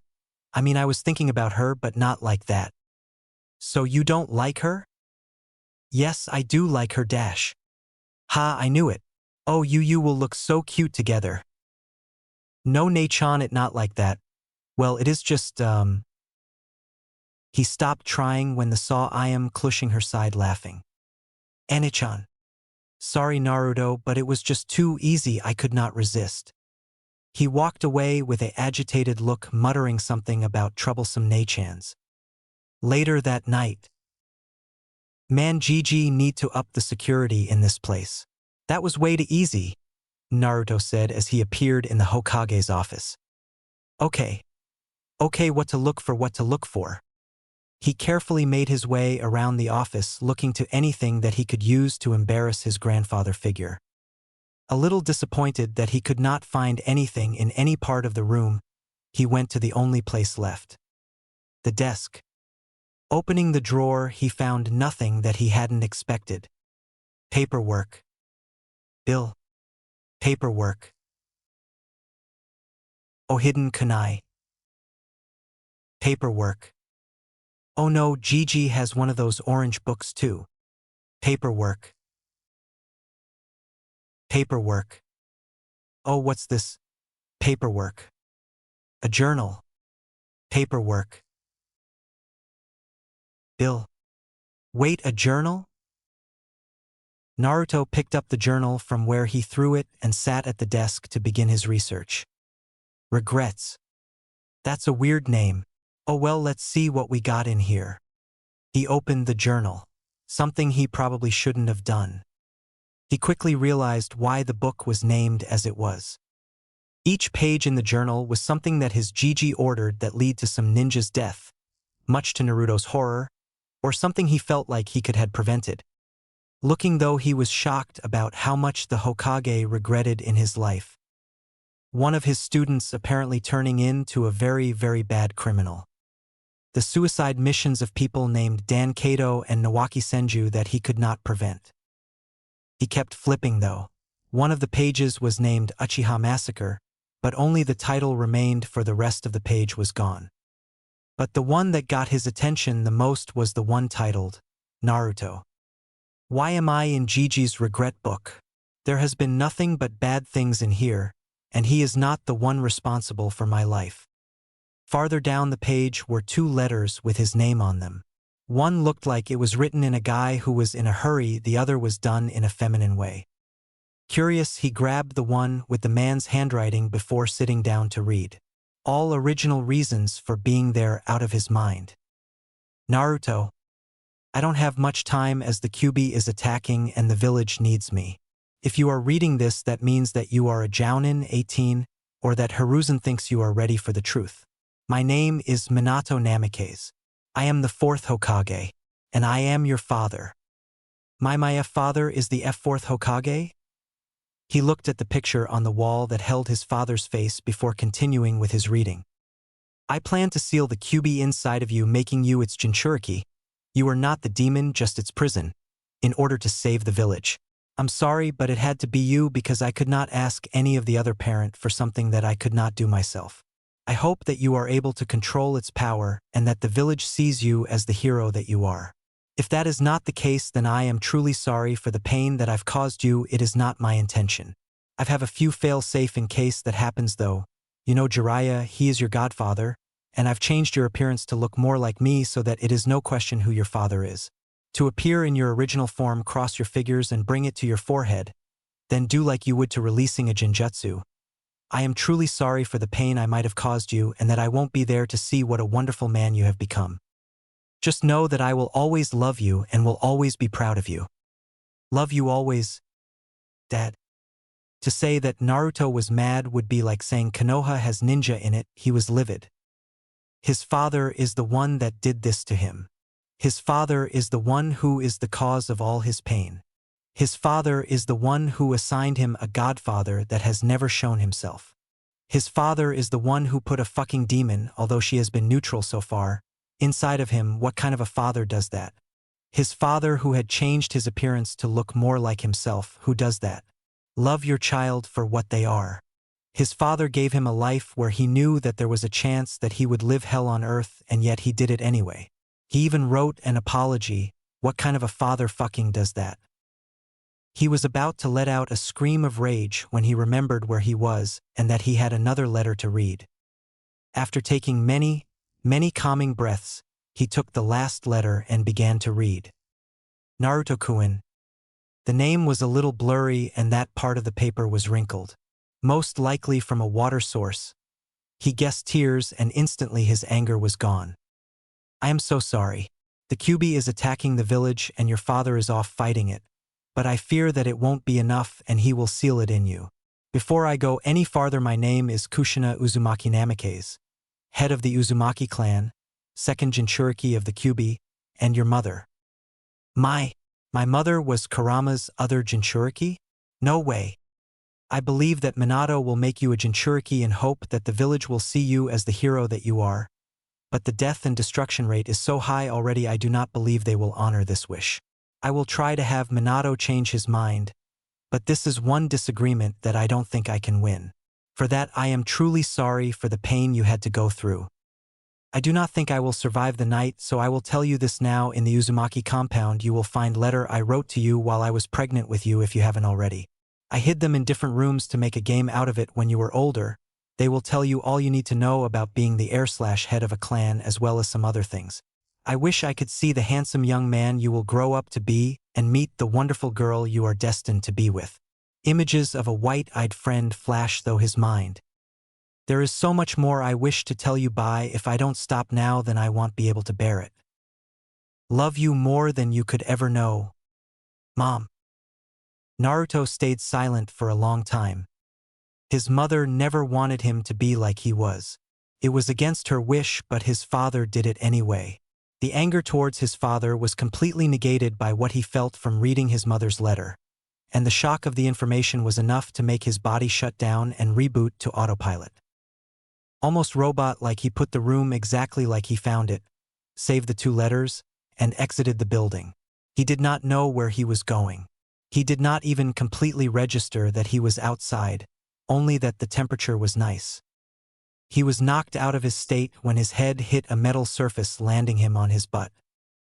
Rubbing his head and silently cursing to himself, he looked up and saw a gate with a swirl. His heart started to speed up when he saw a circle with a swirl on it like his necklace. Biting his thumb enough to draw blood, he applied it to the swirl like he vaguely remembered from class about entering compounds. The seal seemed to glow a bit and a click was heard. Slowly pushing open the gate and went inside the dark compound, he did not go into any of the rooms except for one. As he opened the door, he saw a room with a queen-size bed in a somewhat plain room. That was as much as he saw because he fell on the bed with a tired sigh after what had been an emotionally exhausting day. He fell asleep with a smile on his face and one thought in his mind. I'm home. Hinata was waiting patently at Naruto's door, wondering what was taking him so long. She had arrived about 20 minutes ago and was knocking every 5 minutes. I wonder what is taking Naruto-kun so long. Maybe I could use the Byakugan to see if his is okay. No bad, Hinata bad. She thought as a blush started to rise on his face. The last time Naruto was late was because he had overslept and was taking a shower. Hinata, worried about her friend's tardiness, used her Byakugan to see what was going on. She saw something that she had not wanted to see until she was older. After that, she was not able to look at him with a normal face for about 3 weeks after that. Still, and maybe one little peep just to see if he's okay wouldn't hurt, she thought as she started to channel chakra to her eyes. Hey Hinata! Eep! Bonk! Hinata turned to see her favorite blonde grinning at her, trying not to laugh, but not before she hit the ceiling from fright. Ena Naruto-kun, don't frighten me like that, she said as she was rubbing the small bump that had grown on her head. Gomenasai Hinata, But you looked like you were lost in thought, and that was the best and funniest way for me to snap you out of it. Anyway, let's get going. We will be late for the academy if we don't, he said as he started to walk away.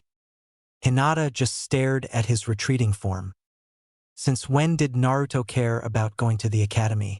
Usually she had to make him go. She would have thought of it more about it, but she saw that he was no longer there. And Naruto-kun wait for me, and ran to caught up with him. As they were walking to the academy, they were subjected to the glares and harsh whispers of the villagers they passed. Well, she wasn't. This was not unusual as they've been doing this for years now, but now Naruto was glaring back. This was new because before all he did was have his happy-go-lucky mask on and ignore them, and Hinata hated that mask. She guessed that he was tired of looking down upon and was now retaliating. It made part of her happy, but she was curious about why he did it today. She was not the only one surprised, and villagers that saw his glare quickly went back to what they were doing. And Naruto-kun, how was your prank on Lord Hokage? What? Oh yeah, I don't think I'm going to go through with it, he said as the building came into view. That shook Hinata so much that she stopped, cleaned her ears, and reviewed her memories. What, you're not going to do your prank? Why? Never ever had any of Naruto's targets been spared from his pranking wrath. Not even the Hokage. So why now? She did not get it. Naruto stopped as he was about to enter the academy building and turned around. I think my Ka-san would want me to pass the test instead of doing a prank on the third, and walked in.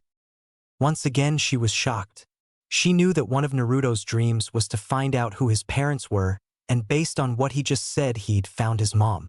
She smiled as she could only imagine the happiness he must have felt. 2. First, Naruto-kun stood up the villagers. Second, Naruto-kun is serious about the academy. Third, Naruto-kun found his Ka-san. Best day ever. Hey Hinata, you coming? Naruto's voice echoed from the school. Hi, and she went inside. Today was a very good day for one Irika Yumino. Yes sir, a very good day. First, it was the last day before the graduation. So that means in less than 74 hours the brats will be out of his hair. Second, was that every one of the seats was filled, so he did not have to waste time going through the attendance list to see who wasn't there. Third, he went through his entree lecture/review without any interruptions, not even a wisecrack. Fourth was that it appeared that Naruto was really paying attention and seemed to understand most of what he was talking about. The look in his eyes told him that his was listening to every word that came from his mouth, and it made him feel that special feeling he got when he taught. He even listened when the other asked questions, sometimes even looking relieved when a student asked a question about a difficult subject. Fifth, class was now over and there was no paint bomb in sight. Just one more day. Based off of today, he started to believe that Naruto was actually going to pass the exam. He knew Hinata would be a good influence eventually. First, Naruto-kun stood up the villagers. Second, Naruto-kun is serious about the academy. Third, Naruto-kun found his Ka-san. Fourth, Naruto-kun did not get in trouble in class today. Best day ever, were the thought of Hinata as she exited the academy. Once outside, she Naruto, who appeared to have a thoughtful look on his face. When she got closer, he came out of it and smiled. Hey Hinata, did you notice? Irika-sensei did not fuse at me today.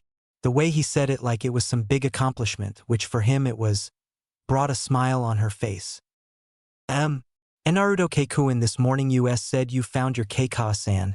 Do why you think I could meet her? She really wanted to meet the mother of her hero/savoir/crush and give her a piece of her mind for leaving Naruto. Whether or not she would actually say anything was unknown, probably not, but she still wanted to see who she was. Naruto adopted his signature fox grin and said, "Well, I was just on my way over there, I guess I could bring you with me." Hinata smiled. "But I will have to blindfold you first, and no Byakugan." Smile fades. Since the failed kidnapping, she never liked to be blind. Why? Please, I want it to be a surprise. Plus the look on your face would be amazing. And Naruto-kun thinks my face is amazing? she thought as she nods yes. Naruto smiled as he produced a cloth and wrapped it around her head. All right, remember no peeping. Hi. He gave a nod to himself as he took his friend's hand, which caused her to blush, and began to lead her forwards. Hinata did not have a clue where she was after the fourth turn. When they had begun their journey to Naruto's mom's house, she had tried to use her mental map of Konoha to try and find the location. All she knows now is that they took it left at an open street near the academy, then took a left in an alley of some sort, then she got lost. So now all she could do was trust her guild. After what to her seemed like an hour, they finally stopped. Are we there yet, Naruto-kun? Almost, just a little longer. She then heard a screeching noise, and a slight tug of her hand told her to go forwards. Was that a gate? Where are we? She thought as she heard what sounded like a gate closing. Okay, you can take off the rag now. Hinata could easily hear the excitement in his voice. Slowly she removed the cloth and blinked her eyes to adjust to the light, and what she saw amazed her. What was in front of her was unmistakably a clan compound, though by far the smallest she had seen. The main house looked to be about 2 stories high with 2 smaller ones on its sides, giving it a U shape from the air. And Naruto-kun, this is compound. Yep, he said with an excited smile. Then that means. She started trying to connect the dots. That I am the heir of the great Uzumaki clan. Yep. She was speechless.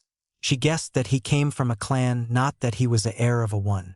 She bet that the elders wouldn't disapprove of her crush on Naruto if they knew. She also thought it strange how, if he was a clan heir, she had not heard of an Uzumaki beside Naruto, so that meant he was possible the last one. Anyway, come on. I did not really get a chance to explore the house that much, and my mother said she hid letters all around. What, to help me look? She nodded as they entered to compound. When she entered, she was greeted with comforting feeling as soon as she entered the door. It was nice change from the cold, depressing atmosphere of the Hyuga household.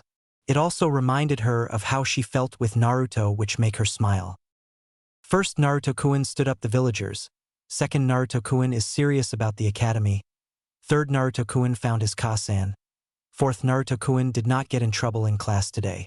Fifth, Naruto-kun is a clan heir. Best day ever, she thought, which made her smile even more. They had sent the next 4 hours was spent either exploring the house, which they found, for bedrooms excluding the master that Naruto had slept in the night before, an impressive library that had several books with colorful spine, a kitchen that had a comfy living room attached, a spare bedroom, a study, and a few other, playing/exploring in the backyard/training ground, and looking for the letters that were hidden all over the main house, all over. They even found one under a toilet in one of the bathrooms. Naruto-kun. Yeah? He asked, looking up at her. They were in the living room with her on the couch and him lying on the floor under her. This place is amazing. Yeah, it is. And it is all mine, he thought with a smile. And Naruto-kun? Yeah? She sounded a little nervous this time. Why? He fully turned to this time. Why what? Why have you not known of this place if you are a clan heir? Why do the villagers treat you like they do, and until now you've done nothing about it? Why did we meet like we did? Even though her voice stayed the same, he could see her eyes begin to water as she turned towards him. Naruto-kun, do you not trust me? She asked, not realizing that this was the most she had spoken without stuttering in years. As Naruto looked at her distressed face, he felt a pain in chest. He did trust her. He trusts her more than anyone in the village, but he was scared of her reaction from the truth. That is why he withheld from telling her, and have it his way he would wait even longer, but this time it was not his way. He sighed and took a calming breath. Hinata, what do you know about Kara the Kyuubi? Hinata looked at him in confusion. How was the Kyuubi related to her questions? Still confused by the question, she wiped her eyes and tried to remember what was taught at the academy. And not much, Naruto-kun. Just that it attacked the village and was killed by the fourth Hokage. Why? It's now or never, I guess. Because that is a lie.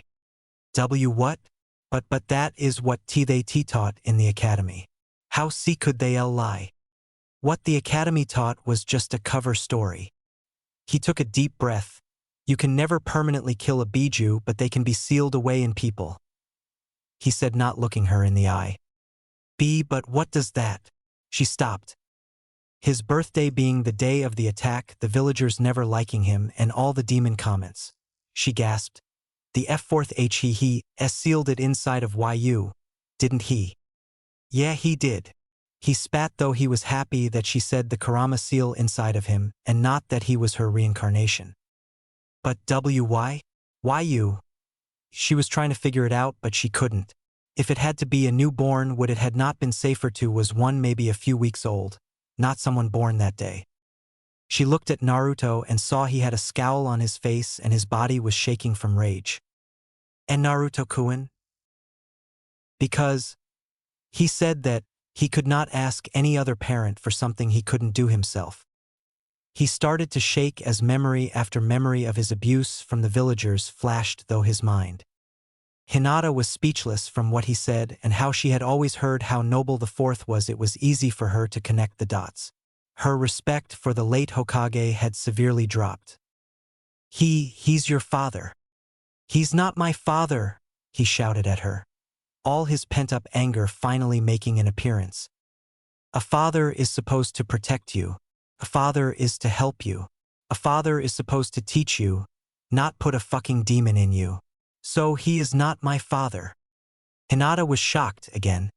Naruto had never yelled at her before, and the look on his face and the rage in his voice was more than enough to frighten her.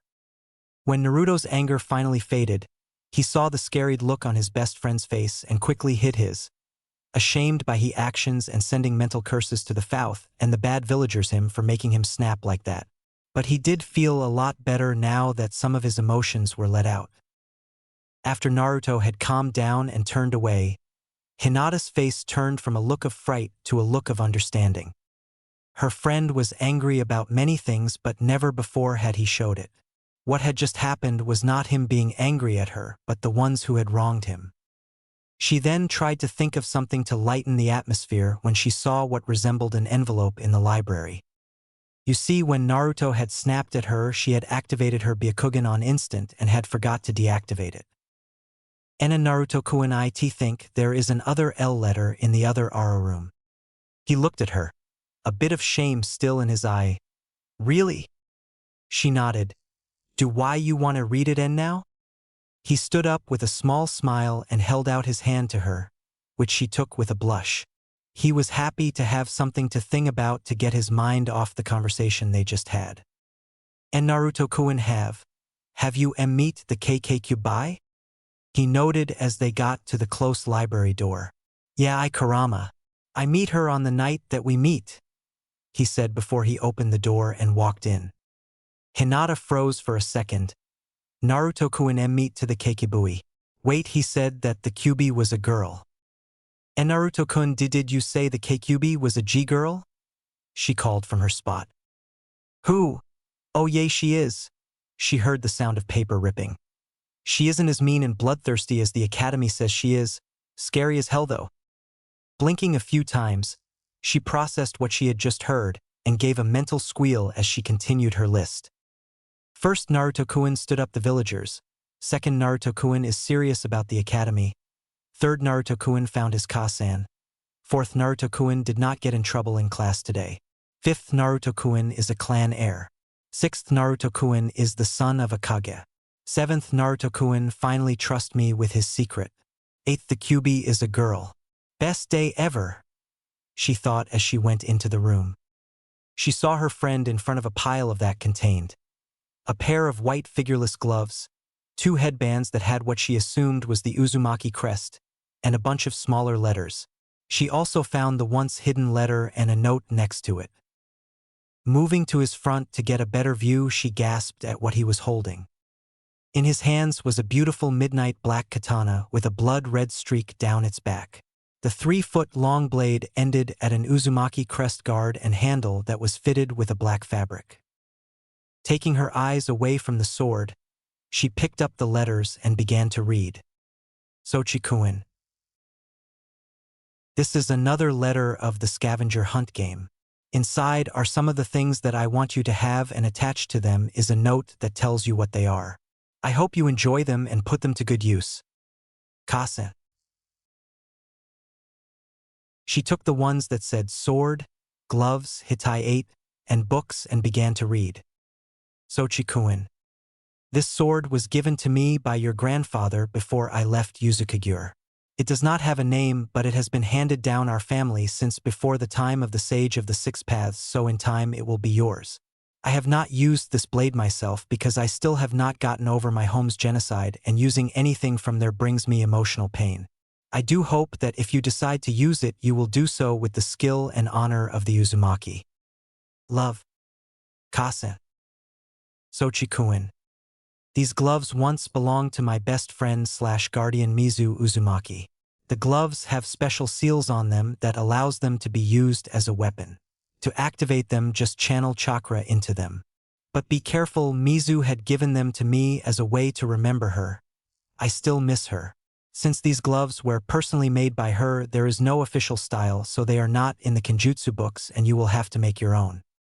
Good luck. Kase. Hinata was a little curious about the gloves. They did not look dangerous. Looking back at Naruto and seeing him busy reading one of the Blue Spine books, she carefully put the gloves on and channeled chakra through them.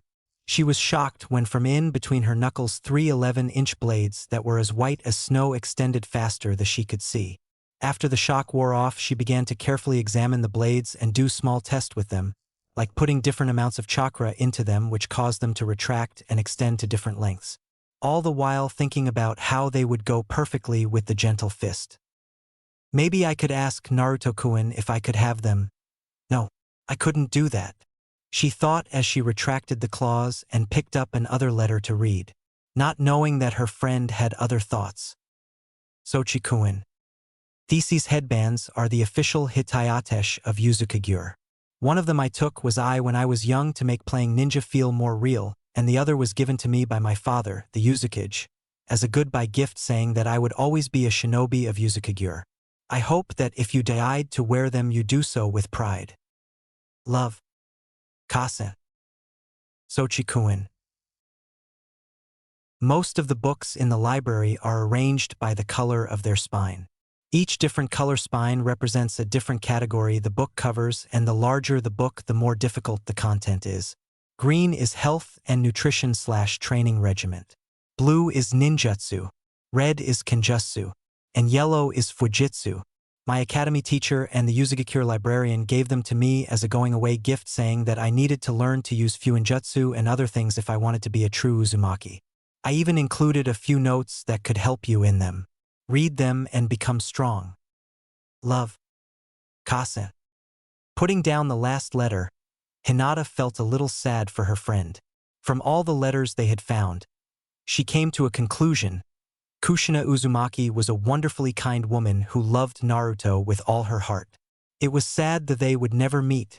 The motherly love feeling she got from the letters reminded her of her own mother. It brought a tear to her eyes. Hinata, are you all right? Naruto asked when he saw the tears. Yes, I'm fine, and Naruto-kun, she said, drying her eyes. I was just wishing that I could have met your mother. Naruto gave a small smile, understanding the feeling. Then he noticed the gloves still on her hands and smirked. So Hinata, I take it you like the gloves? Hinata started to feel her face heat up and hurried to take off the gloves. I'm sorry, and Naruto-kun, she said, but he just waved it off her concern. Nah, it's all right. I was going to give them to you anyway. Hinata stopped struggling with the gloves and gasped at her friend. And Naruto-kun, I can't do that. These belonged to your mother. I can't possible have them. Even though she did want them, she could not take something from her friend's mother whom he just found. But Naruto just shook his head. Technically they belonged to Mizu-san before my mom, who left them to me, and I am giving them to you, he said with a smile. But Naruto cut her off. Think of it this way. I will be using the sword eventually, and won't have time to learn a whole new style that is required to use them. They would be put to much better use with you anyway. Plus the sword was Mom's and the gloves were Mizu-san, her best friend. Now the sword is mine and the gloves are yours. And since you're my best friend, I'm just continuing the tradition. Hinata could not find a hole in his logic, but she was still a bit hesitant. Something that Naruto picked up on it. Please see Hinata. For me, he said in his best puppy dog, fox kit, face. Hinata was able to last a total of 10 seconds before her resolve fell and brought her gloved hands to her chest, giving a nod. Naruto smiled and did a small victory dance that included jumping in the air at different times. It caused Hinata to laugh silently. Oh yeah, I forgot something here from last night. I'll be right back, he said as he took a headband and left. Hinata smiled as she went over her mental list again. First, Naruto-kun stood up the villagers. Second, Naruto-kun is serious about the academy. Third, Naruto-kun found his Ka-san. Fourth, Naruto-kun did not get in trouble in class today. Fifth, Naruto-kun is a clan heir. Sixth, Naruto-kun is the son of a Kage. Seventh, Naruto-kun finally trusts me with his secret. Eighth, the Kyuubi is a girl. Ninth, Naruto-kun gave me the gloves as a gift. Best day ever, she thought and went back to examining her clawed hands. Hey Hinata, what do you think? Came Naruto's voice from behind her. Turning around, her cheeks went red as she took in the new sight of her friend. Standing in front of her was Naruto, sporting a grin with the Uzugakure headband around his forehead. But what had her blushing was the rest of his appearance. Instead of that horrible kill me orange jumpsuit, he wore a black shirt that had a dark red stripe on his sleeves and down his side and a pair of black umbu pants. But what surprised her the most was that he had red hair like she'd seen in the pictures of his mother and fell to his forehead. His whisker marks were gone as well. To top it off, his mother's sword was strapped to his back. The more she looked at him and took in his appearance, the redder her face got. Needless to say, she did not disapprove of his new appearance. "And Naruto-kun, where did you get those sea clothes?" He looked down at himself and gestured to his clothes. "What, these?" She nodded. "Well, I've had these for a while, or at least something like them for a while. I just never wore them." "Why not?" she asked, wanting to know why he always wore that terrible outfit and not this. "Well, usually I only wear this when I do a prank around an important ninja building, or if there is a really good security system involved. Gave me less of a chance of getting caught. Plus, even if I did get caught, I always wear the jumpsuit so people would be less likely to suspect me."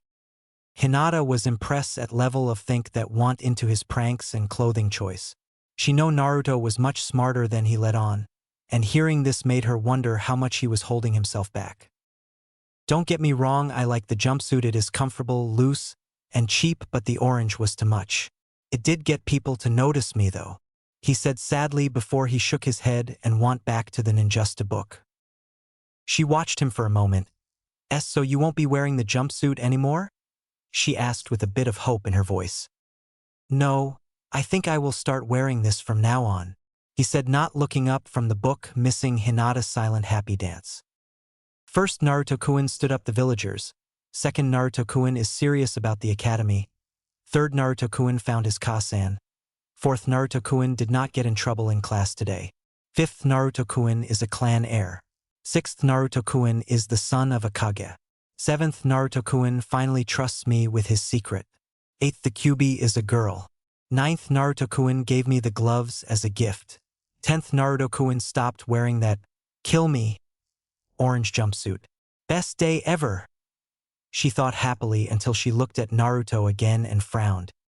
"And Naruto-kun, why is your hair red, and what happened to your whisker M marks?" Naruto turned in his seat and had a frown on his face. "Hinata, this is how I really look.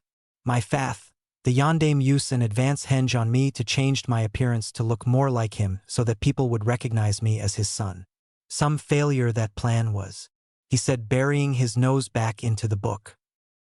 Hinata was a tiny bit sad that his whisker maker weren't real. They made him look cute, but his new clothes and hair made him look cuter, maybe even hotter.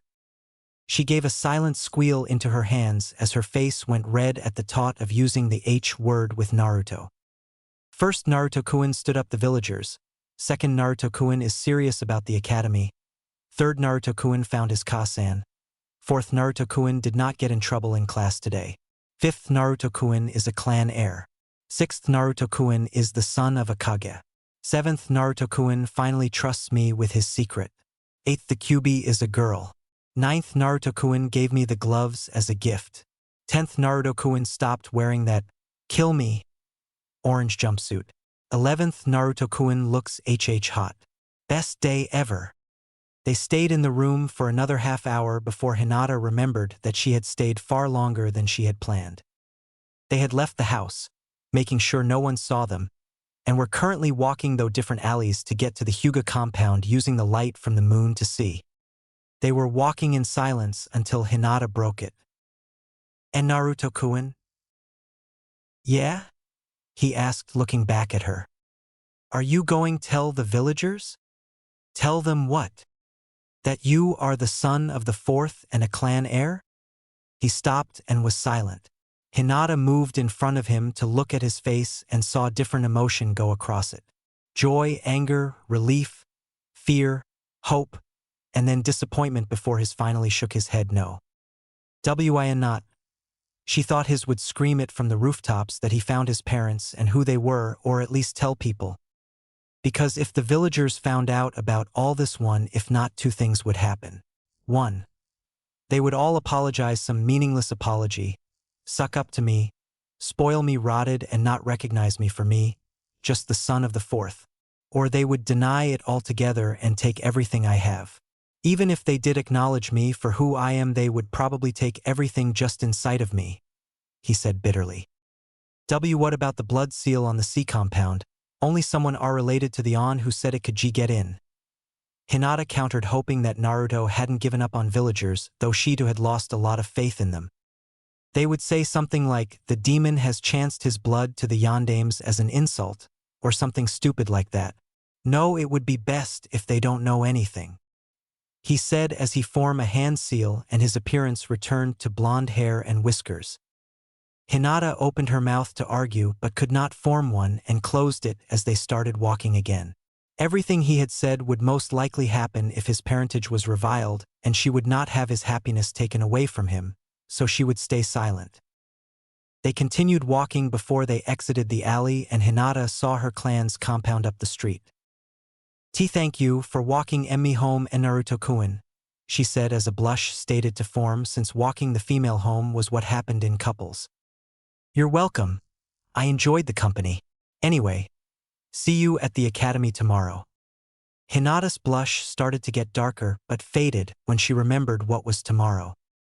And Naruto-kun, the exam is tomorrow. We need to work on why you're clone so that you can pass. She was confused when, instead of being concerned, he just gave a confident smile. Don't worry about that. I have that problem solved. I will pass for sure. She tried to find any deception on him, but she couldn't find any, and his face showed pure confidence. It caused her to smile as her concerns were eased away. The duo fell into a comfortable silence. Good Naruto dash. She was cut off when the blonde suddenly threw his arms around her and pulled her into a hug. And Naruto-kun. Hinata stuttered out, and Naruto-kun is hugging me. My heart. It is pounding in my chest with him being so close. I feel like it is going to explode. First, Naruto-kun stood up the villagers. Second, Naruto-kun is serious about the academy. Third, Naruto-kun found his Kasan. Fourth, Naruto-kun did not get in trouble in class today. Fifth, Naruto-kun is a clan heir. Sixth, Naruto-kun is the son of a Kage. Seventh, Naruto-kun finally trusts me with his secret. Eighth, the Kyuubi is a girl. Ninth, Naruto-kun gave me the gloves as a gift. 10th, Naruto-kun stopped wearing that kill me orange jumpsuit. 11th, Naruto-kun looks hot. 12th, Naruto-kun hugged me. Best day ever, she thought as she subconsciously snuggled deeper into his arm.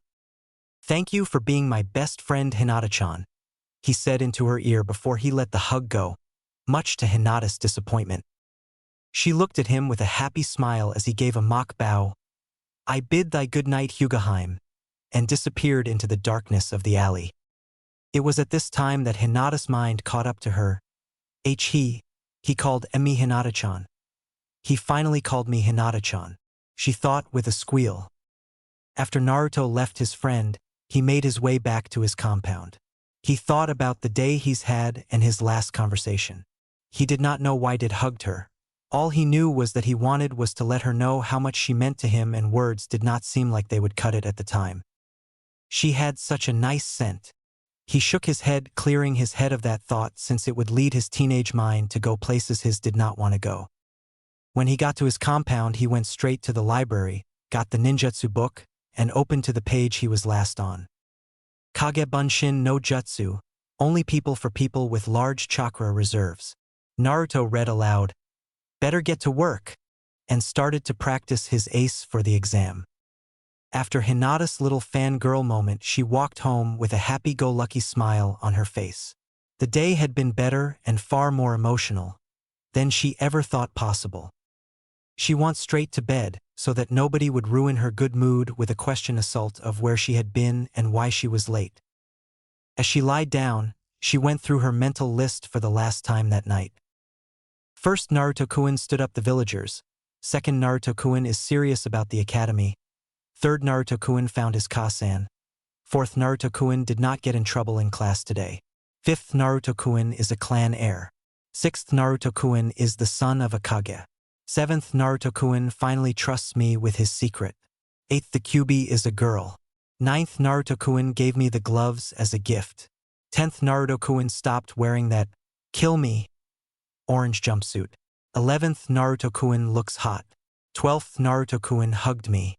13th, Naruto-kun finally called me Hinata-chan.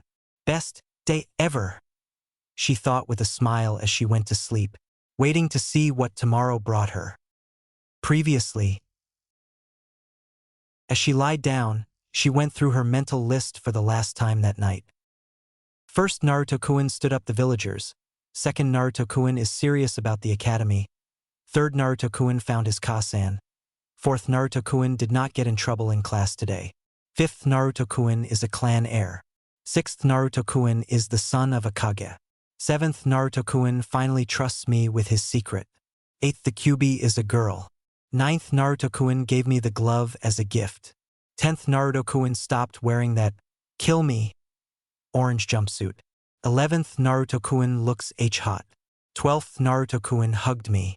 13th, Naruto-kun finally called me Hinata-chan.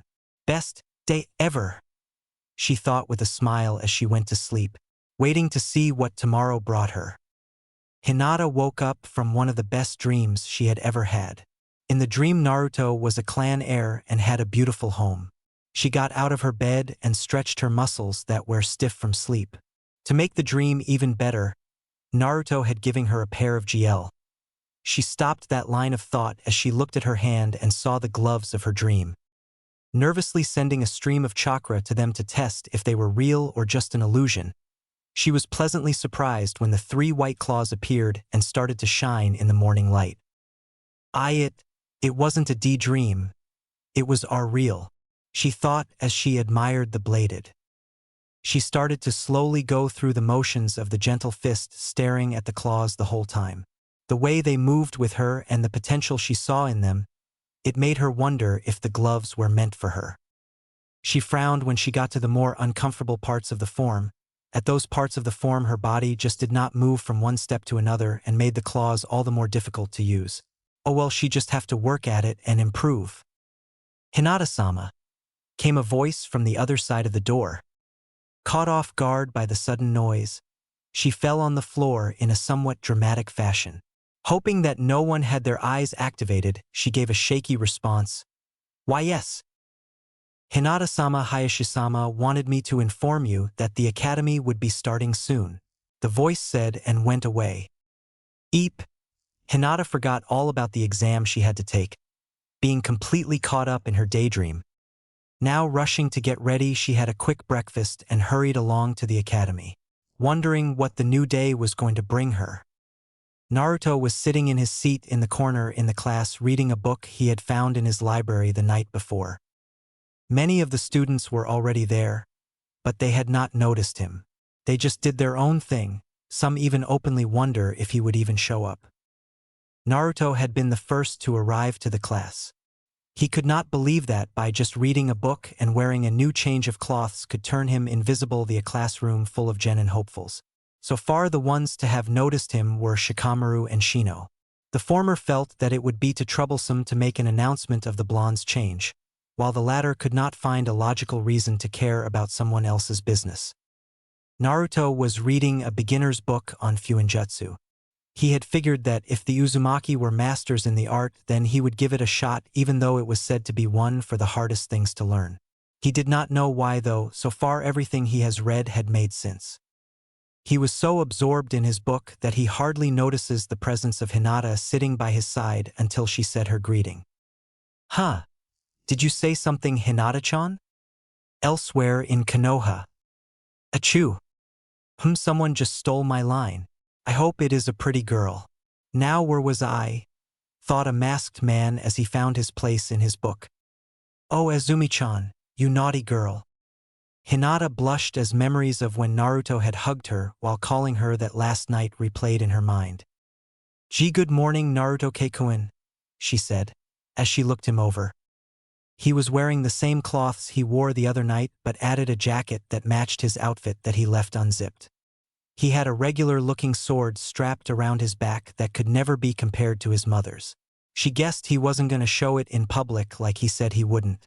Also, his hair was his spiky blonde and not the red she saw last night, much to her disappointment.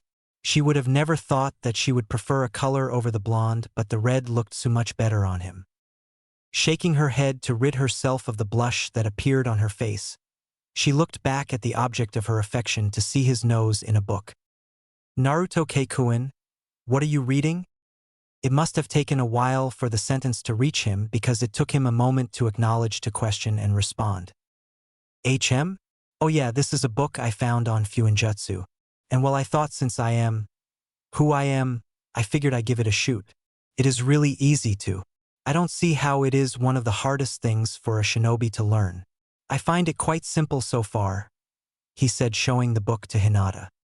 Hinata looked at the book and was utterly confused at first glance.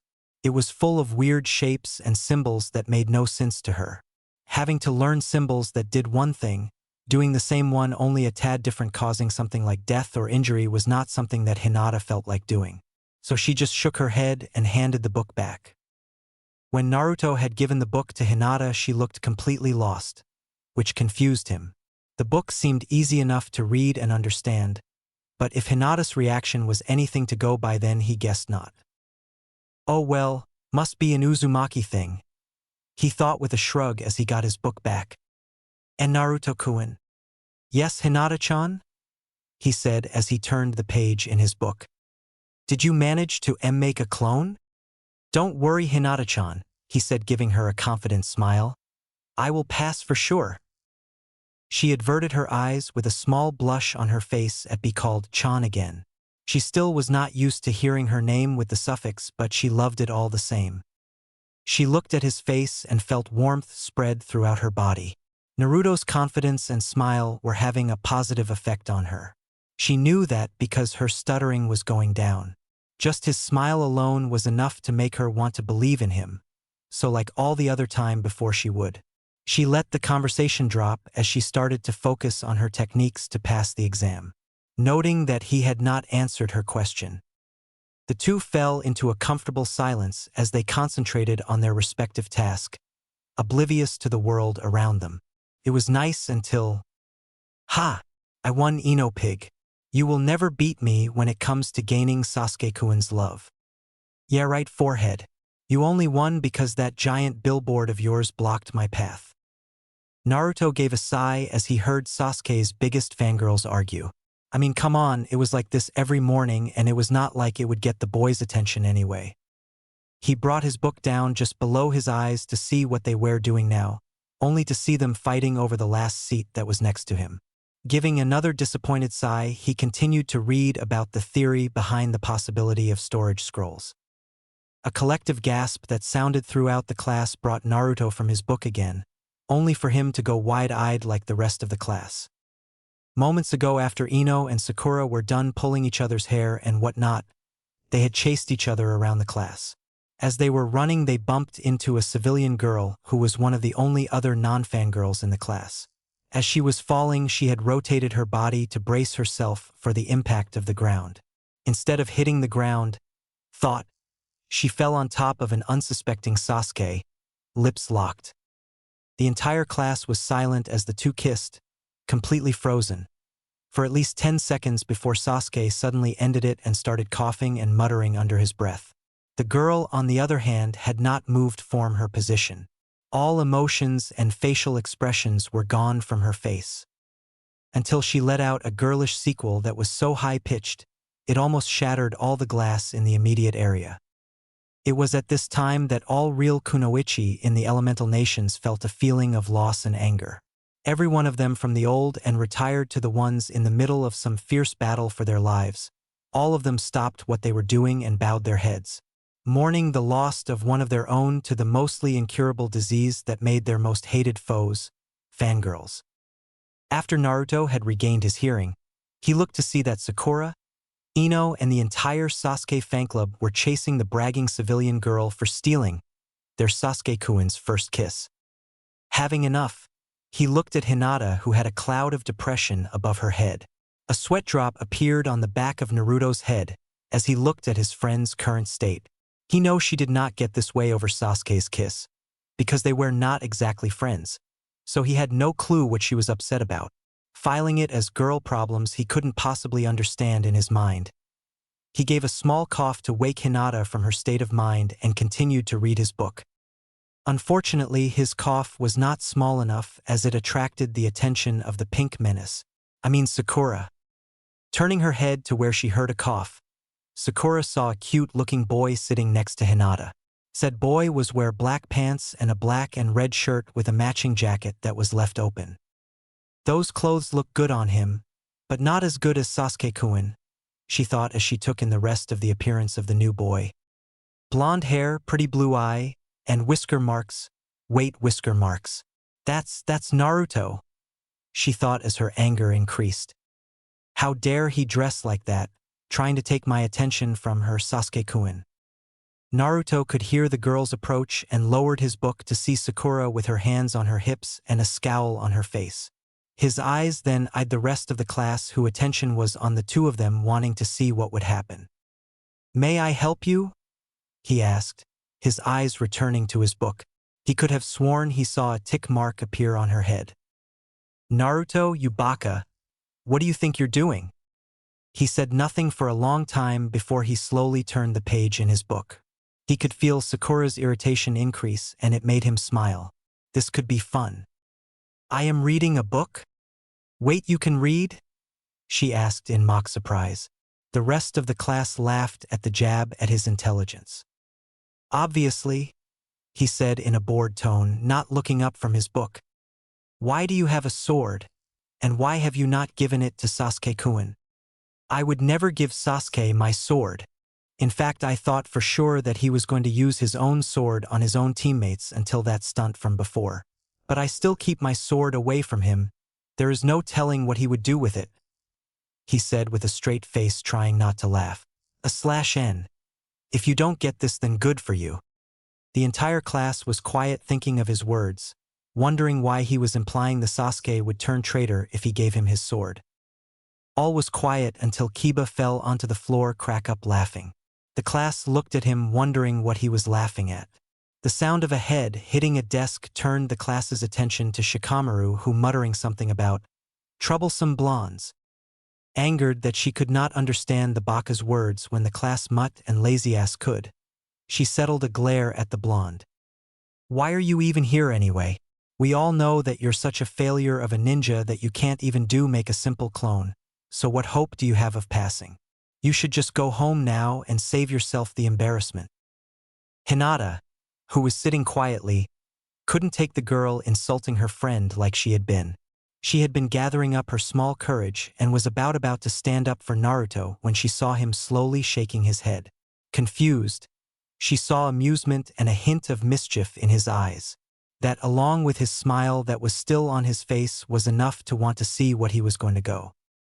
"Is that right?" he said, finally turning to face her with a dangerous smile. "Yeah, it is." "Okay, then how about a bet?" Sakura had been expecting him to protest, to scream to the heavens that he would be the Hokage or something like, "Not this." "A bet." "Yeah, bet," he said, taking a thinking pose. "I bet that I pass the ninjutsu part of the exam." "No, scratch that.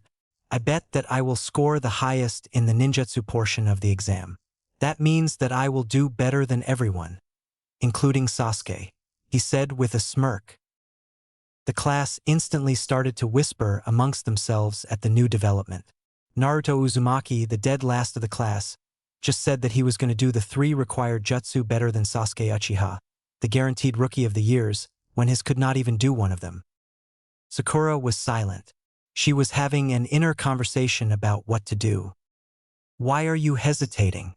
This idiot just said that he was going to do better than our Sasuke-kun. Punishment must be dealt." "Cha!" Inner Sakura said as she hammered an outline of Naruto. "I don't know." "What? You think that this nobody is better than our Sasuke-kun?" "What?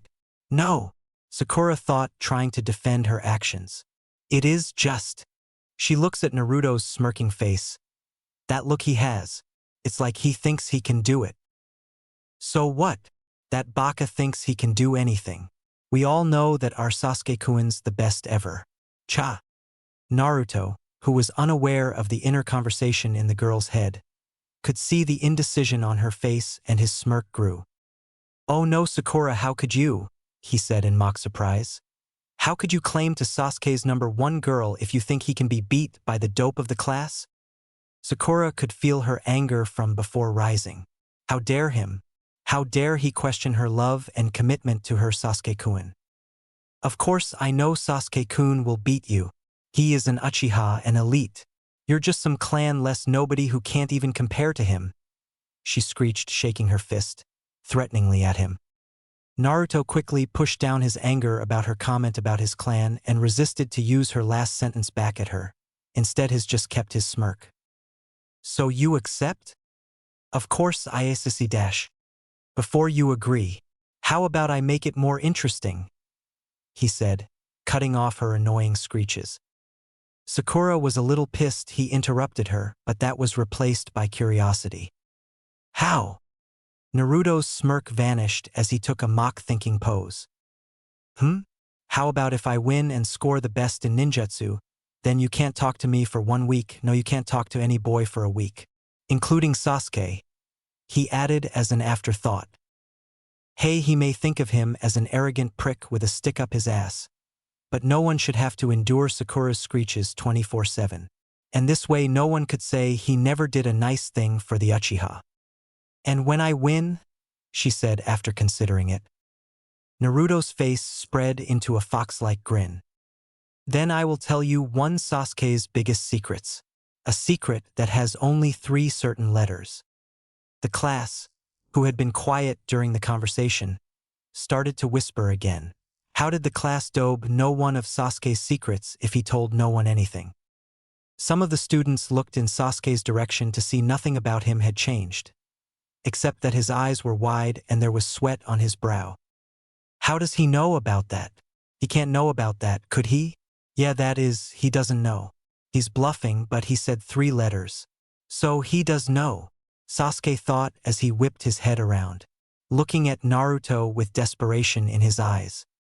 Naruto was laughing on the inside as he looked at the normally stoic face that belonged to the Uchiha. Yes, he knew about the CRA or Clan Restoration Act. It was a law that said if a clan's numbers were near extinction, then a clan male had to take multiple wives to restore the clan. He found out about it when he opened one of his mother's letters. She had written in great detail about what the program was and how it could be applied to him, even a loophole that could get him out of it if it was forced on him. She also said that if he truly loved the girls and they loved him, then he had her blessing, but if it was anything less, then she would find a way to revive herself, torture and kill him repeatedly. Even if it was in a letter and his mother was sadly dead, the threat seemed all too real to him. Not that he was going to tempt her. Sakura had turned her back to Naruto and had taken what she thought was a cute thinking pose. As she weighed the pros and cons of the bet, these were her main thoughts. If the dobe, by some miracle, won, then she would not be able to talk to any boys for an entire week. This would allow the other hussies to make a move on her Sasuke-kun. Not that they had a chance though. But if she had more time to make plans for Sasuke, go over details and to make a foolproof plan, then it might not be so bad if she lost. But when she won, Naruto would have to tell her one of Sasuke-kun's secrets, and by the looks of his reaction it was a big one. And if she knew his secret, then he would want her to tell him one of her secrets, which she would. And then he would feel more comfortable around her, and in time he would tell her another secret. Then she would tell him one of hers, and so on, until he realizes that they have told everything about each other and that they are perfect for one another. Then he would ask her to marry him, and she would say yes. Then her face turned red and she let out a schoolgirl squeal as she thought about what they would do after the wedding. Deciding that the squeal was a sign that she'd made up her mind, Naruto broke her out of her thoughts. "So, is it a bet?" His grin in place. Breaking out of her argument with her inner self about what to name their children after becoming Mrs. Uchiha, she looked at his hand before shaking it with a little too much enthusiasm. "Yeah, it's a bet. You better prepare to lose because no one can beat Sasuke-kun," she screeched, then looked over at a horrified Sasuke and gave what she thought was a sexy wink. Sasuke gave a shudder as turned to the blank board and gave it a death glare. As he thought of the situation he was in, he was conflicted. On one hand, when he beat the dobe, he would once again prove that he was the best, and that would cause Naruto to lose his stupid bet. But if Naruto lose, he gave a shudder, then he would tell his number one fangirl about the CRA, who would then screech it to the heavens. If they found out about that, then his fangirl would stop focusing one competing against each other. They would focus all the attention on him.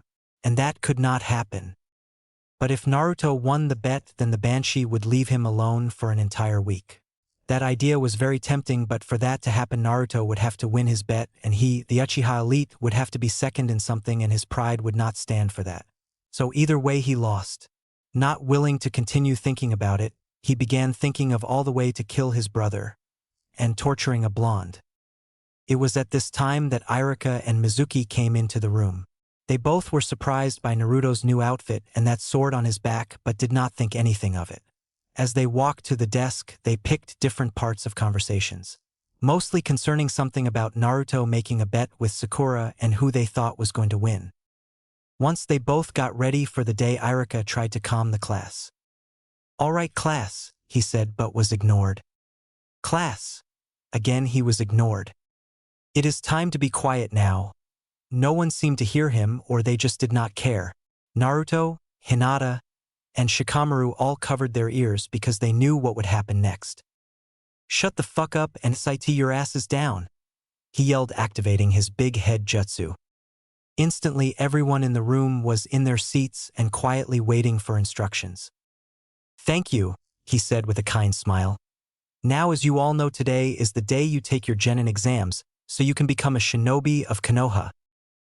All the genin were excited to, hopefully, become official ninja, and because they caught a hidden meaning in Irika's words, they didn't have to stay in the academy any longer. Now, Irika continued, "Your test will be divided into 4 different parts: the written exam, taijutsu, accuracy, and ninjutsu. The taijutsu exam will be a spar between students that will take place after the accuracy exam, and the ninjutsu are over the 3 required jutsu will be held after that. Now we will begin the written exam," he said, looking around the room. "Any questions?" No one put their hand up. They were all too excited to take the exam to want to delay it any longer than necessary. Nodding in satisfaction, Irika and Mizuki started to pass out papers. "You will have 105 minutes to complete your exam. You can turn it in whenever you finish, though. You may begin as soon as you get your test," he said, laying down the papers. When Mizuki got to Naruto, though, he released his paper in the air, causing it to catch air and float to the front of the class. Mizuki had been expecting him to have an outburst saying something like how he purposely did that and demand him to pick it up for him.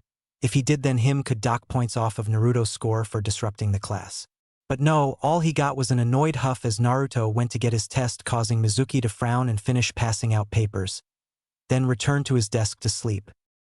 When Naruto got back to his seat and looked at the questions on his test, he knew something was up. All of his questions had to be at least Jounin level, none of which should be on a Genin test. The question's wording was also so complex that he could not even read one sentence without being confused. Now this has happened before on his tests and quizzes, him not understanding the test because it was overly hard, but all those times he had not really cared. But this time was different. Looking at the sleeping form of Mizuki, he wondered if he had switched his test with a harder one. He would not put it past him to do that. It was no secret that Mizuki hated the last Uzumaki. The paper stunt was proof of that. But after thinking about it, he didn't think his test was switched. For one, he had seen Irika pull out the exam pile and handed a section of it to Mizuki, and he knew Irika did not hate him anymore. He was not overly nice to him either, instead he was treated like everyone else. Nothing more, nothing less, and he was okay with that. So that meant that his test was tampered with. After checking that the Irika and Mizuki weren't looking, the former feverishly grading papers, the latter still asleep, he lightly tapped Hinata to get her attention. Hinata has been having an interesting day. She had witnessed everything that had happened in the class thus far along with everyone else. After watching how Naruto had handled all the taunts and insults, she had realized that she still was not strong enough. If she had been the one that everyone made fun of, then Naruto would not hesitate to defend her. And yet she did. Why did she? Granted, he had asked her not to because the whole thing with the bet, which she knew he was going to win, but that did not excuse her behavior for all the time before. She gave a sad sigh and started to berate herself again when Mizuki had his paper go to the class. At least he was not using his happy-go-lucky mask. The test so far had been easy enough, with only a fourth of it being difficult. She was about to answer another question when she felt something bump into her leg. At first she had thought it was an accident, but he kept on doing it. Looking up from her test, she looked at her friend, wonder what he could want in the middle of such an important test. Surely he did not want to cheat off her? Her sight fears were put to rest when, instead of looking at her test, Naruto was looking at her, making her blush a little bit. He then pointed at her, then his eyes, then back to her, and finally his test. This confused her until she realized that for some reason he wanted her to use her Byakugan on his test. Curious, she did as he wanted. Her eyes activated. She immediately saw what was wrong. Her eyes could see all chakra, whether it is inside a person or be used in a jutsu, and she saw what appeared to be a layer of chakra on the paper. But why was it there? She knew that Naruto did not cause it. His chakra control was not good enough to perform the feat, so who did it? Gasping, she turned to Mizuki, and she saw the satisfied smirk on his sleeping face and frowned. Naruto saw Hinata's look of confusion, and that had confirmed his suspicion. Placing his finger on the paper, he channeled as little chakra into it as he could. Moments after he did this, the illusion on his paper faded away, revealing the true Genin exam. Giving a smile to his friend and mouthing a thank you, he started his test and the first of the 4 exams. Naruto and the others exited the academy and had entered the training area in the back of the school. The second and third portion of the exam would be held here. The written had gone good enough. After the Genjutsu was disabled, Naruto had gone through the test at a moderate pace. The questions were easy, with only a few giving him trouble, though he knew for a fact that he did not ace it, but he did do enough to pass. He just wished he paid more attention to Irika's boring lectures. The second part of the exam had focused on accuracy with kunai and shurikens. It was really straightforward. 10 kunai and shurikens, each with 10 targets. The closer you get to the center, the better you did. As always, Sasuke did the best, hitting the center with all 20 projectiles, but the class was surprised when Naruto took the second spot. He'd hit the center of all the targets, but the last 3 did not stick. The class had laughed at him, saying stuff like his arm was too weak to throw 20 things in a row, or that his luck had run out, but in reality the weapons were just too dull to do anything with. Naruto had a smile on his face as he walked to the sparring area. He had done better than he thought he would in the last test. Throughout his entire time in the academy, He had purposely avoided hitting the center target when it was his turn to practice his accuracy. This time he tried to hit the center and he did. Now that he thought about it, he guessed he had been hitting his target for a while now, which was anywhere but the assigned one. His musings were cut short when Irika began to speak. "All right, class," Irika said, getting everyone's attention. "We are about to begin the taijutsu part of the exam. The rules are simple. Each spar will last for 5 minutes, or until one of the participants scores 5 points or is unable to continue sparring. A solid punch is worth 1 point, a kick is 2, and a kick to the head is 3. Okay. Any question?" Irika-sensei?" "Yes, Sakura?" "What would happen if the time runs out but no one has 5 points? Did I not just answer this? Then the spar is over with no official winner." "Oh, okay," she said with an understanding smile. Irika nodded, then took out a clipboard and looked at the paper on it. "The opponents have already been decided, so if no one has any more questions?" He looked around and called out the first name since no one asked him anything. "Shikamaru Nara versus Choji Akamichi." Naruto was bored as he waited for his turn to fight. So far all of the fights had either been one-sided or had as much excitement as a toddler's brawl. Most of the clan heirs had already gone. They had faced an opponent that they had beat in 2 to 3 hits, so theirs was less than entertaining.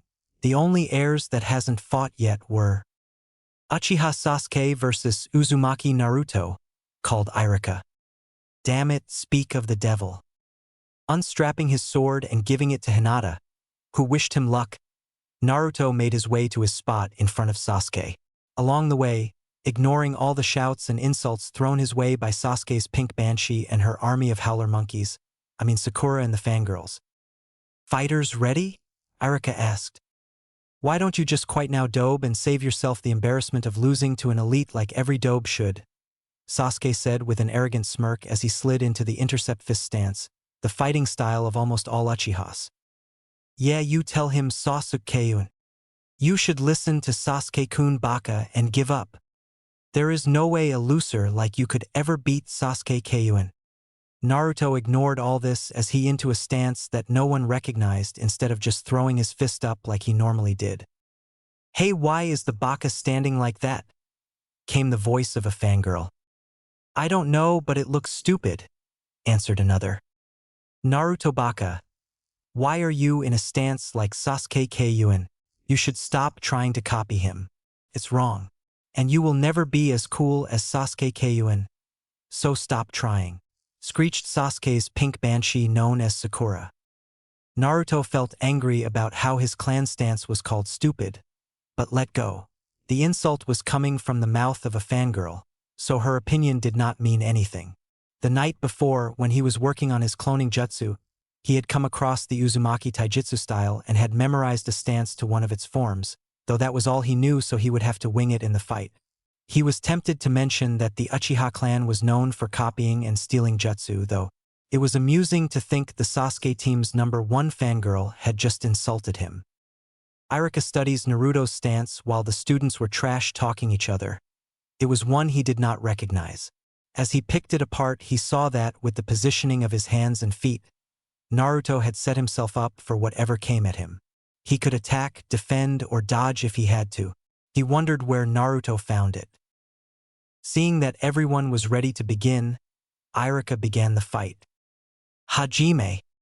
Sasuke, wanting to end the fight quickly, charged at Naruto with his arm pulled back. Naruto was confused. Either he was used to Sasuke's way of fighting over the years, or he had a natural ability to fight that he never knew he had because he never tried. Either way, as soon as Sasuke started to move, he knew what was coming. Waiting until the last moment when the fist was going to connect with his person, Naruto deflected it with his hand. Sasuke, unable to stop his momentum, kept going until he had missed the blonde completely and was now behind him. Angered that his attack missed, he turned to face the blonde again, only for a pain to erupt from his stomach. Naruto had rotated body and saw Sasuke's unguarded body. He raised his leg, letting the rotation of his body put power behind it. He could see the anger in his eyes turn to shock when his foot found Sasuke's flesh. causing him to drop to the ground, cradling his stomach. Taking advantage of Sasuke's down form, Naruto put some distance between them and started to take slowing breaths, trying to calm his racing heart and excited mind. He had done something today. He had gotten a hit on Sasuke. No one had ever done that, and it felt good. He should have really started trying a long time ago. Once he was calm, he again slid into his family stance. Just because his only know the stance didn't mean he did not study the scroll. The Uzumaki's fighting style revolved around taking an advantage of opening in the opponent. It was so made to fit every individual person since everyone is different. If the person was more of an offensive, defensive, or both, the user can adopt the style for their own. What made it better was that only an Uzumaki could learn the style. The style's movements were dangerous to the human body, tearing muscles slightly or breaking bones. The style could be very damaging to a person. The Uzumaki were ability to negate these effects because every Uzumaki has a healing factor that heals the small injuries before they can cause a problem. The style that Naruto was looking into was a combination of offense and defense. Blocking and dodging when needed, he would try to anger an opponent by not allowing a hit, which would cause them to make an open he could exploit. Or he could attack. He planned on using his unpredictableness along with his family's ways to create something amazing. But that was in the future. For now, all he could really do was try to defend and make his opponent mess up. And he had a way to accomplish this. "Sasuke, are you okay?" he asked in a mock concerned voice. "You look like you're in pain. And the way you hold your stomach, did you eat something bad?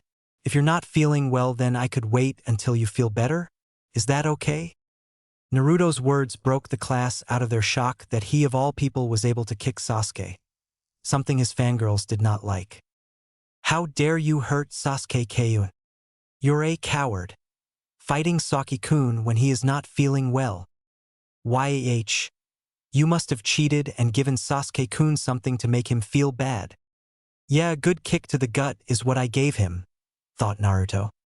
"Yeah, you cheater. There is no way a loser like you could ever do that to Sasuke Kayun. He must be sick." "Shut up. I am not sick," Sasuke said as he stood up, glaring at Naruto. "Wait, you're not sick?" he asked in a confusion. Then he smiled. "Then that means that I, the dead last, just got 2 points on the Uchiha Elite within the first 5 seconds when he was perfectly fine." He made an arrogant smirk when Sasuke gritted his teeth and charged in again, though more carefully this time. Sasuke was speechless and angry at the same time. This clan-less nobody had gotten 2 points on him and Uchiha Elite. And to make it worse, the dobe even got him to admit that he was not capable of stopping him when it happened. This could not go unpunished. Now Sasuke was even madder. Every kick was dodged, every knee was blocked, and every punch he threw was deflected. He had that arrogant smirk on his face like he was not even trying, and worst, he would not shut the hell up. "Sasuke, if you are an elite and I beating you, does that means that the dead last is better than the elite?" "Shut up!" he yelled, finally kicking the annoying blonde in the chest, but not before receiving a punch to his. Both staggers back and rubbed their respective chest, though the Naruto still had his smirk. "Wow, Sasuke, I'm honored." "What are you talking about, loser?" Sasuke said, though gritted teeth, as he got back in his stance. "Sasuke, if I am a loser, what does that make you Mr. Uchiha Elite?" He ignored his reddening face as he continued. "Anyway, I was thinking how you decided to follow my lead. What are yo dash?" "That kick to the body," he said, cutting him off. "I did the same thing at the beginning of the fight. Sasuke, are you trying to be like me to get my attention?" Sasuke was shaking with rage at this point. "Just one more push," Naruto thought with a smirk. "As much as I appreciate the jester, I'd rather not go with a teammate. How dare he? This clan-less loser makes a fool out of me. I am an Uchiha Elite. This nobody should be bowing at my feet." Sasuke was about to charge in again when Naruto's words caught him. Couldn't teammate be used to mean those of the same gender? He had also said that if I had a sword then I would use it on my teammate. Did he mean same gender? If he did, that meant sword meant. "You bastard. Naruto, you are so dead. Sasuke yelled, charging at Naruto, fully intending on causing his body harm. Looks like if figured out what I said earlier, took him long enough, he thought, ducking under a kick to the head. The entire class was amazed as they watched the fight take place. No one had ever lasted this long against Sasuke. The fangirls were cheering on Sasuke like there was no tomorrow. Most of the boys were just watching the fight, not caring who won.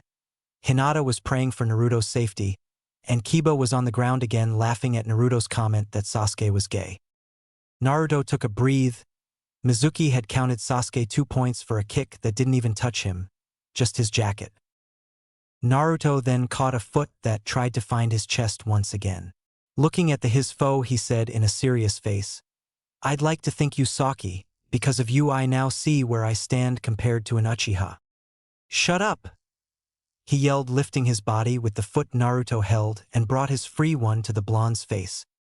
"Time!" Wham! Hinata gasped and turned the downed form of her friend. "Yeah, Sasuke-kun did it.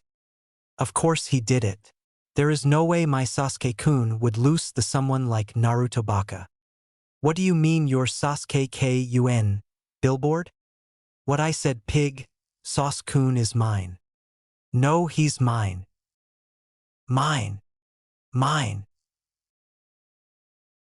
Mine. Please shut up, you two," Sasuke thought as he glared in Naruto's direction, panting. "Are you all right, Naruto-kun?" Hinata asked with concern, helping the blonde up. Grateful for the help, Naruto sent a tired smile towards his friend. "Well, besides the stinking in my chest, the bruising that I'm sure to have, and pain in my face, and the ringing in my ear, I'm fine." Hinata smiled at the attitude of her friend. He lost the fight and he was still smiling. She had helped Naruto to his feet, but he swayed a little before falling. But Hinata caught him before he could hit the ground. Laughing weakly at the situation he was in, he turned his head to the now blushing Hinata. Hinata-chan, could you help me to my desk? I don't think I can stand on my own," he asked, causing her face to go from slight pink to dark red, but she nodded nonetheless. They were about to go when Naruto shifted his eyes to the Uchiha and saw that he was breathing deeply and had his trademark smirk on his face. Stopping, the two boys just stared at each other, causing everyone else to go silent, waiting to see what will happen. Sasuke, though, figured that it was finally time to get the attention he deserved. "How does it feel?" he asked, his breathing finally calming down. "How does what feel, Sasuke?" "To get beat by an Uchiha like the loser you are?" he said. Naruto grew a confused look. "Beat me? Sasuke, you did not beat me." "What are you talking about, Dobe? Of course I did." Now it was Naruto's turn to smirk. "No, you didn't. Time ran out before your kick landed. So officially that match was a draw. Sasuke-kun beat you, so just accept your lose, Baka." Naruto ignored the girl as he let out a sigh. "Just like an Uchiha, claiming something for yourself that you don't deserve." With that said, he and Hinata walked back to the academy, well limped and carried, leaving behind a seething Sasuke. Sasuke was beyond mad. He had always been the best at everything, but he took pride in his ability to fight. Now his pride and reputation of being the best was stained because the dead last had humiliated him in his element. Uchiha prodigies don't come like they used to, Hinata-chan? That's it. Sasuke thought and was about to attack the blonde, but a hand grasped his shoulder that belonged to Irika. Not wanting to challenge the stern look on his face, he slowly, very slowly, let go of his anger and wounded pride. Instead, he decided on focusing on the ninjutsu exam, where he was determined to beat Naruto and not let him humiliate him any farther, temporarily forgetting what it meant if Naruto lost the bet. "Ouch! Hinata-chan, I'm still sour there." "And Nanny?" she asked, wondering what she did to cause her crush pain. "You just elbowed my bruised rib." Hinata blushed and turned her head away from Naruto's. Had she really done that? She had thought about doing it, but doing so would be so not like her, so she settled for just think it, or so she thought. Stop being so mean to Sasuke-san. Huh. As some of the things you said to him in the spar were kind of mean Naruto-kun. To there is no need to make him any angrier. He looked at her and she turned her head and stared back, neither wanting to back down. Naruto because he finally got to say all of the things he had wanted to tell Sasuke team. And Hinata because even though she held no love for the Uchiha, her caring nature did not want Naruto to be mean to him, so she kept up her stare. They kept it up until they both got back to their seats until Hinata got a glint of irritation in her eyes and Naruto knew he was not going to win. Banging his head on the desk, Hinata heard him mumble out, "Fine, I will stop being an asshole to the asshole." Hinata smiled and gave a silent squeal of joy. She had done it. She had stood up for what she believed in. Now all she had to do was do just that to the Hyuga elders. Kami help her. Losing the confidence boost she had gained, she cast her eyes down to the desk in front of her and started to nervously poke her fingertips together. Speaking in her small voice, "And Naruto Keikun, could you also be nice if, when you win your BB bet?" Hearing that his friend went back to her stuttering nervous self, he let out a fake groan. "Fine, if Hyugaheim so wishes it, then I shall do, so I will not brag about my win over the mighty Uchiha." Hinata smiled and the two of them waited in silence for the rest of the class filed in the room to their seats. "Now class," Irika said, "the ninjutsu exam will begin. When you hear your name called, you will go to the back room where you will do the 3 jutsu we tell you to preform. Once your test is over, go into the other classroom. If do not manage to pass, then you are to go home and I will see you next year. If you still desire, do become a ninja. So until your name is called, behave. Now Ayumu Aya, come here." This is going to be a long wait, Naruto thought as he watched the 2 teachers and student disappear. Naruto Uzumaki. Finally, Naruto thought when he finally heard his name and went to the room his final test was in. He had had to wait as one by one the students went to take their exam, and it had been so boring just sitting and waiting after Hinata had left. They had wished each other luck. He had been reading his Fuinjutsu book, but it had advised him not to continue reading until he was proficient at creating a seal it showed, and he do not have the supplies on hand to work. And you can only read something so many times before you no longer want to read it. He had also fallen asleep a few times, but some asshole always woke him up with a paper ball to the face. When Sasuke was called, they had shared a glare with each other, and that had been the most interesting thing that has happened. Now though it was his time to shine and show that Sasuke did not have the title of best in everything. Entering the room, he saw both Irika and Mizuki in front of a desk that had several leaf headbands that had different straps. Walking in front of the desk, he was greeted by an encouraging smile from Irika and a glare from Mizuki. "All right, Naruto, this is your last exam. Are you ready?" he asked and received a nod. "Good, the first jutsu you will preform is the Kawarimi, body replacement, jutsu on anything in the room to avoid this kunai," he said, raising a wooden kunai. Getting the okay from his blonde student, Irika threw the kunai at him with Chunin level speed. Poof! Ouch! Clank! Irika was confused. He was sure that the jutsu had been successful, but this cry of pain told him otherwise. The thing was that the voice that came from the smoke was not that of Naruto's, but of someone older.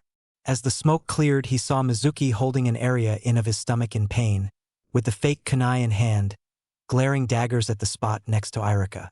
Though he is not considered a genius, it did not take him long to figure out what happened. Sighing, he turned and saw Naruto in Mizuki's previous spot, grinning in amusement at said person. Pinching the bridge of his nose, Irika sighed. "That was good, Naruto. Now could you go back to your spot and preform a henge transformation?" Nodding, Naruto went back to spot in front of the desk, thanking Mizuki for switching places with him for his last jutsu, increasing Mizuki's anger, and went up in a puff of smoke. Standing in his place was another Irika who was giving his smile of confidence, walking up to his doppelganger with an impressed look on his face. Not bad, Naruto. I see that you've been practicing," he said, getting a nod. "Good, you can cancel the jutsu now." "Hi, Irika-sensei," Naruto said as he canceled the technique.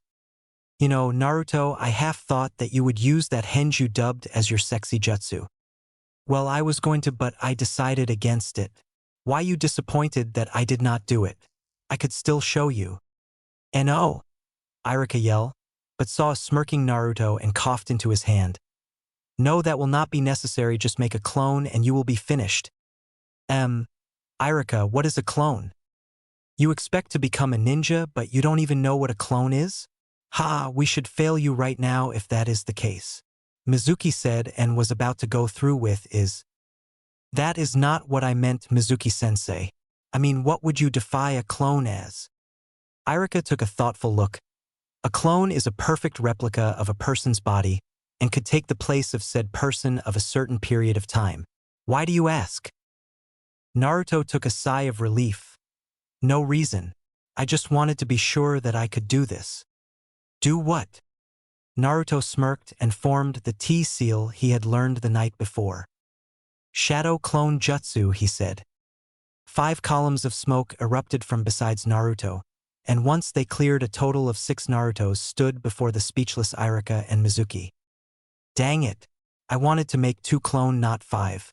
Oh well, looks like I need more practice, he thought. And Naruto, where did you learn that? Iruka stuttered. He and Mizuki walked towards the clone and felt them confirming their suspicion that they were real clones and not the normal illusion ones. Can't tell you, Iruka-sensei. A ninja must keep his secrets a secret, he said, thankful that Iruka was too distracted to care about his answer. Well, did I pass? No, you fail, Mizuki said, making Naruto frown. What? Well, you see, Naruto, you were told to make a clone, but you have make a shadow clone, so you fail, he said with a sick smile. If that is reason, then I'm afraid that I pass. What? Well, you see, Mizuki-sensei, as stated by Iruka-sensei earlier, a clone is a perfect replica of a person's body and could take the place of said person of a certain period of time. Naruto had a grin on his face as he saw Mizuki's face go red. So by that definition, he looks at one of his clone before looking back. My shadow clones are in fact clones. He looked at Mizuki to find him shaking with rage, and Iruka looked to be thinking about something. Damn it, Kami, damn the little demon. I was going to have him steal the forbidden scroll for Orochimaru-sama as a way to prove my loyalty to him, but the brat needed to fail. Damn you, Iruka. Sigh. Okay, I can still do this. I just need to get my hands dirty. That is what I said, isn't it? Mizuki stopped thinking when he heard his fellow teacher say that, and turned to idiot smiling at the demon. And as you said, there is no reason you fail, so congratulations, Naruto, Yurka said as he handed a black headband to his former student. Naruto kept calm as he could feel his excitement rise, but his smile grew as he accepted the headband and tied it to his forehead. Shaking the 2 teachers' hand, he thanked Iruka while he and Mizuki gave each other very fake smiles, and exited the room to enter the room with the rest of the ones who had passed. All noise stopped in the graduates' room when Naruto walked in. They all saw him stare back at them before shrugging his shoulders and walk to a seat next to Hinata. As soon as he sat down, conversation started again. Can you believe it? The dobe passed. Do you really believe that? I bet he just took a headband because his could not earn one. But Iruka and Mizuki-sensei are in there. They would not let him just take one. Would they? I think that he failed and they gave him a headband out of pity. Yeah, you're probably right. So who do you think is going to win the bet? Is there really any doubt who will win? Yeah, there is no way Sasuke-kun could lose. I don't know, Naruto did give him trouble during the spar. Sasuke-kun will not like you for doubting him. What? I believe in Sasuke-kun. I'm just saying that maybe Naruto passed because he really passed and not out of pity. There was silence as everyone thought about what the girl said. Naruto, though, was thinking that maybe not everyone in the class was a jerk, until almost everyone stated laughing. Jerks? Oh well, let's see if they can still say that when I beat Sasuke. Hey, Hinata-chan? Why, yes.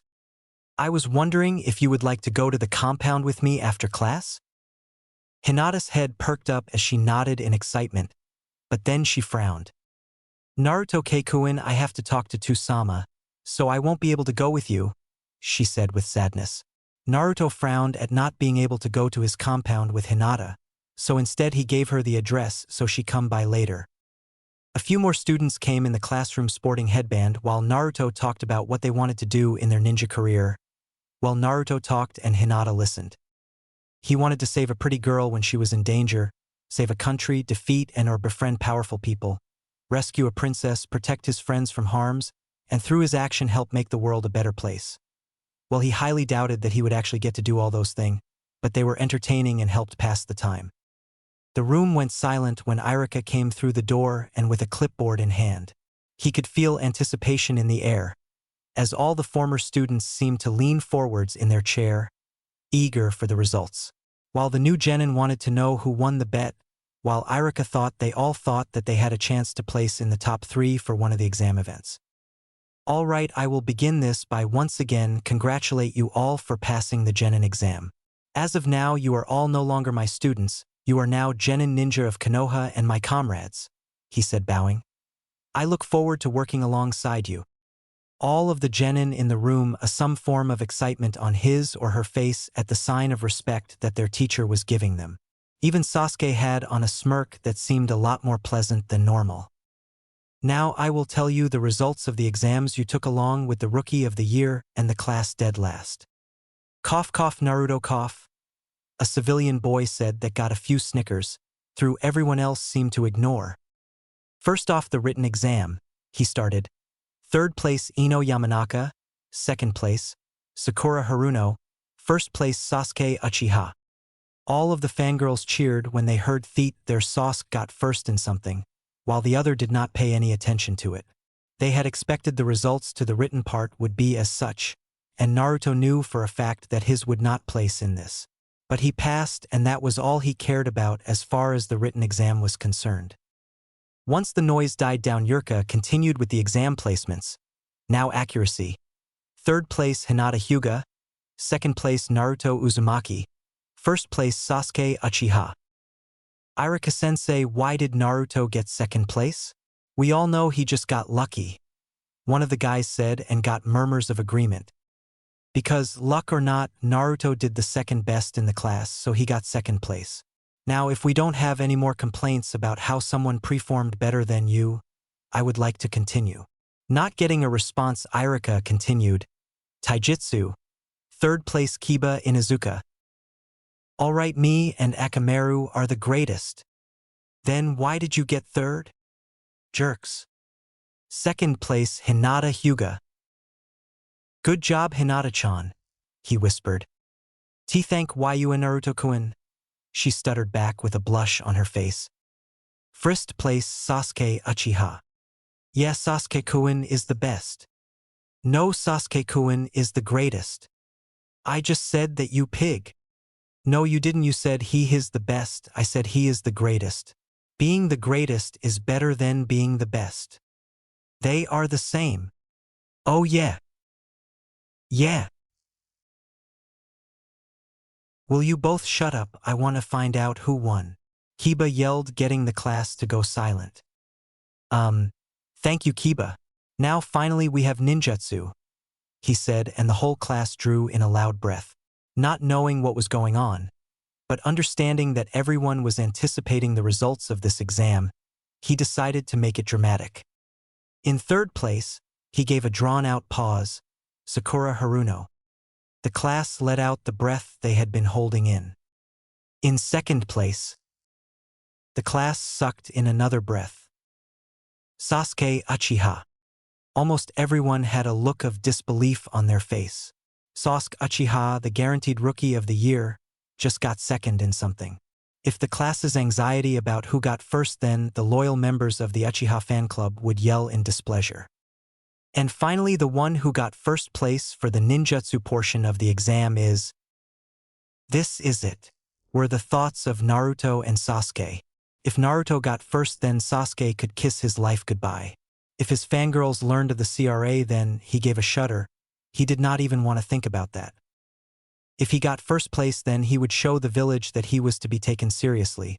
Also that the new Naruto had taken the place of the old and it was up to the village to notice or not. The silence was tense as everyone waited for Irika to give out the name that could decide the fate to the two boys. Naruto Uzumaki. A pen dropped and the noise could be classified as deafening as everyone tried to work out how the Naruto Uzumaki could outplace the Sasuke Uchiha. Naruto wanted to shout out and rub it in the prick's face how he was not as good as he and everyone else thought he was. But he remembered his promise to Hinata and settled for leaning in his seat with his feet on his desk and a smirk on his face like he had seen Sasuke do so many times over the years. Now that he thought about it, he had been smirking so much that day that his mouth was starting to hurt. Oh well, he could afford one day to feel arrogant. Irika laughed silently at the broken looks on the faces of his former students. I guess that Sasuke losing to Naruto broke their mind. I wonder if I should be concerned? Nah, I'm not their teacher anymore, so they are no longer my concern. Well, since they don't seem to be doing anything, I better give them the rest of the information before their minds rebut. Irika thought. Now that is out of the way, he said with a cheery smile on his face. This year's Rookie of the Year is Sasuke Uchiha and the dead last is Naruto Uzumaki. As he expected, no reaction whatsoever. Congratulations once again on passing, and I hope you all go far in your career as ninja of Konoha. Now I will see you all again in 2 days for your team placements. With his speaking over, Irika grabbed his things at a pace faster than normal and left the room. Seeing as he had no reason farther to stay, Naruto took Hinata's hand, much to her surprise, embarrassment, and pleasure, and they proceeded to leave the room.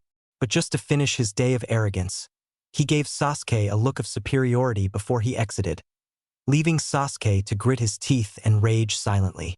He had to admit it that the feeling he got that day when his was being an arrogant jerk to Sasuke had felt really good, and he could see why Sasuke acted like he did all the time now. Not that he was going to behave like he did for the rest of his life, but one day was not so bad. Realizing that the object of his anger was no longer in the room and that his teacher had already dismissed them, Sasuke left, slamming the door on his way out. The noise of the door woke everyone up from their stupor as their mind finally processed the shocking information. "Yho!" Kiba suddenly yelled, causing everyone to look at him. "All right, the underdog win again, right, Akamaru?" he said, getting a bark in response. "What are you yelling for?" shouted Sakura. Giving her a fanged grin, Kiba spoke. "I just won my bet by rooting for the underdog." "What, you bet on Naruto Baka?" "Well, yeah, but I did not think he was going to win." He then got a sheepish look on his face. "The only reason I bet on him was because his was the underdog, though the look on Sasuke's face when he lose was priceless." "Sasuke Kun," Sakura gasped. He must be devastated that the loser cheated and stopped him from taking his place as the best in everything. "I must go help him," she said, getting up from her seat. "Not so fast, Billboard Brow. Where do you think you're going?" came Ino's voice. Stopping her exit of the classroom, Sakura turned to look at her rival. "Where do you think I'm going?" "I'm going to go comfort Sasuke-kun." "Nah, you lost the bet, remember. That means you cannot talk to Sasuke-kun or any other boys for a whole week," she joyfully reminded Sakura, much to her dismay. But. "No buts, Billboard. That was the agreement and you lost." You could hear the joy in her voice. After so long now, it was her time to get ahead of her rival for Sasuke-kun's love. "Sasuke-kun, wait. You can cry on my shoulder if you need to," Ino shouted as she ran out the room in search for Sasuke, leaving behind a depressed Sakura. "I will see you later, Hinata-chan," Naruto called as the two went in opposite direction. Hinata had to go report her exam results to her father, while Naruto was headed to Ichiraka's for some victory ramen. I wonder if ramen is in that health book back in the compound? I hope so. A world where I am not allowed to have ramen is not a world I want live in, he thought as the ramen stand came into view. His thoughts were interrupted when he felt a presence appear behind him, but he kept on walking forwards. "Naruto Uzumaki-san," came a voice form behind him. Turning around, he saw an Umbu in some bird mask staring at him. "Hi!" Hokage-sama would like to speak with you at once. If you would follow me, he said as he started to walk to the Hokage tower. Naruto stood where he was as he thought about his options. On one hand, he could go to his lying former Jiji of a Hokage and see what he wanted with him. Or he could ignore the Umbu and get some ramen. That was not a hard choice if he had it his way. "Come, Uzumaki-san," spoke the Umbu with irritation in his voice. But it seemed that he would not have his way now. Sighing, he started to follow the Umbu away from his precious ramen and towards the Hokage tower, wondering what he wanted with him. Previously, Naruto stood where he was as he thought about his options. On one hand, he could go to his lying former Jiji of a Hokage and see what he wanted with him. Or he could ignore the Umbu and get some ramen. That was not a hard choice if he had it his way. "Come, Uzumaki-san," spoke the Umbu with irritation in his voice. But it seemed that he would not have his way now. Sighing, he started to follow the Umbu away from his precious ramen and towards the Hokage tower, wondering what he wanted with him. "Hey Jiji, why did you have that masked man come get me? I was just on my way to get some victory ramen," Naruto said as he walked into the Hokage's office. Hiruzen smiled as he looked at the pouting face of his surrogate grandson. He had been a little concerned when Irika handed him the exam results and said that Naruto did not act like Naruto that much. But he was relieved that his concerns held no ground. Naruto, however, was trying his hardest to keep up his mask in front of his important people. That is right, important people, not precious people. After what he found out 2 nights ago, plus the truth of Kurama, the god of shinobi no longer deserved to be on his precious people list. At the time he found out about Kurama, he had been confused and hurt about why his beloved Jiji would kept that secret from him. Now, since he is older, he could understand his reason and he forgave him. Telling a 4-year or anyone for that matter that she had a demon of mass destruction whom had killed thousands along with their hero at the time, inside their body could cause major trust and or mental issues for said person. The Hokage must have figured that if he had found out that he was hosting the Kyuubi within his body, then his mind would break and he would lose trust in him. Which was nearly the case. He must have also thought that if his mind was damaged, then the Kyuubi could take control and cause a massacre.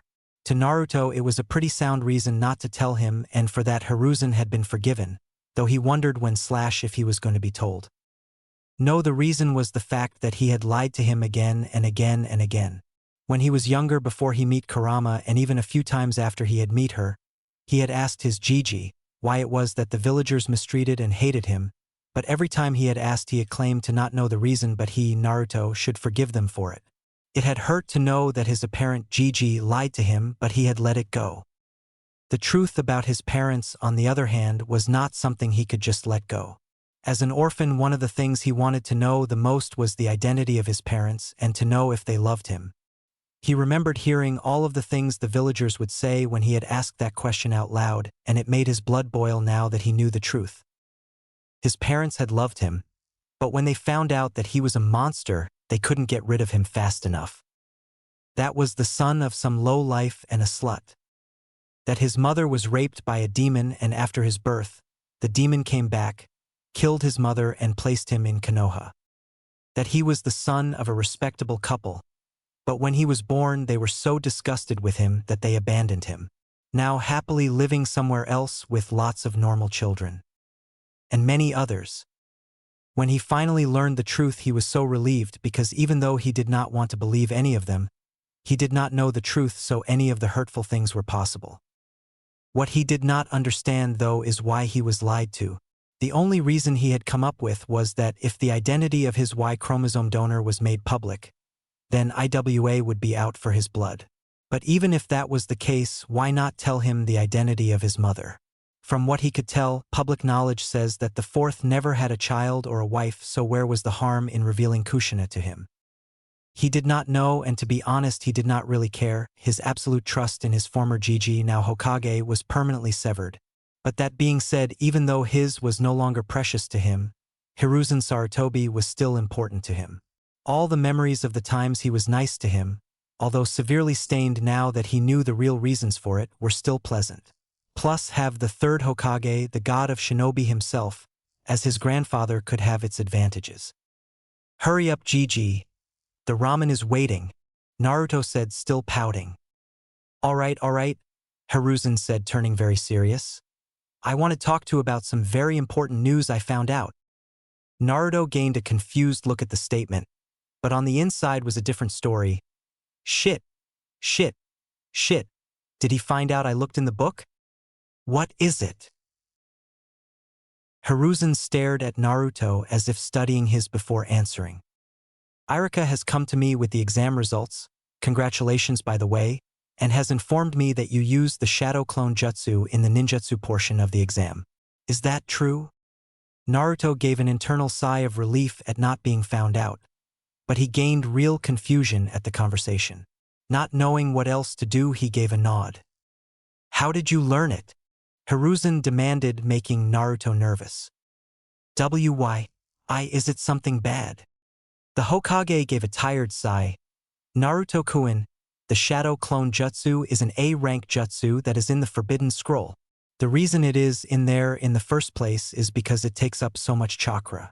In order even look at the scroll, one would need my permission to learn it. He returned his eyes to Naruto. So I will ask again, how did you learn that jutsu? Naruto almost let out a cry of joy at the fact that he knew an A-rank jutsu and that his secret was safe. But the severity of the situation made him focus on trying to find an appropriate answer. He could not say that he found the jutsu in a book, because that would lead to question he did not want to answer. Like how a jutsu like that could be in a book if it was forbidden. How did he find the book, or where is the book located? So since he could not tell the truth, he would have to lie. He felt a little bad at lying to his Hokage since it in a way was a crime, but he had been lied to by said Hokage his whole life, so it only seemed fair to him. Besides, it is not like not telling about his secret life would put the village or anyone else in danger, so it will be fine. From what he had gotten so far was that the jutsu was dangerous because it took so much chakra, but he already know that. Thank you, Uzumaki ninjutsu book. Also he got that, in order to learn the jutsu the normal way, you needed the Hokage's permission. So you needed to have enough chakra in order to use the jutsu without repercussions, and the Hokage needed to trust you enough to look in the Forbidden Scroll. With that information in mind, Naruto formed a story that he hoped was believable. Well, I guess I was taught, Naruto said, rubbing the back of his head in a nervous fashion. You guess? Hiruzen questioned suspiciously. Hi, Naruto said nervously. It was very easy to act a certain way if you actually felt that way. Explain. Well, about a week ago, I was going through the forest to find a new hiding place for my prank supplies when I found one of those masked guys in the middle of a clearing. He paused, taking a deep, calming breath before continuing. He looked like he was preoccupied trying to do something because I don't think he noticed me. I was a little curious about what he was doing, so I decided to watch him. When I was watching, I heard him talk to himself every time he seemed to mess up. Then he finally made a clone. Naruto paused in his story to see if Hiruzen was buying it, but he gave him nothing as he motioned Naruto to continue.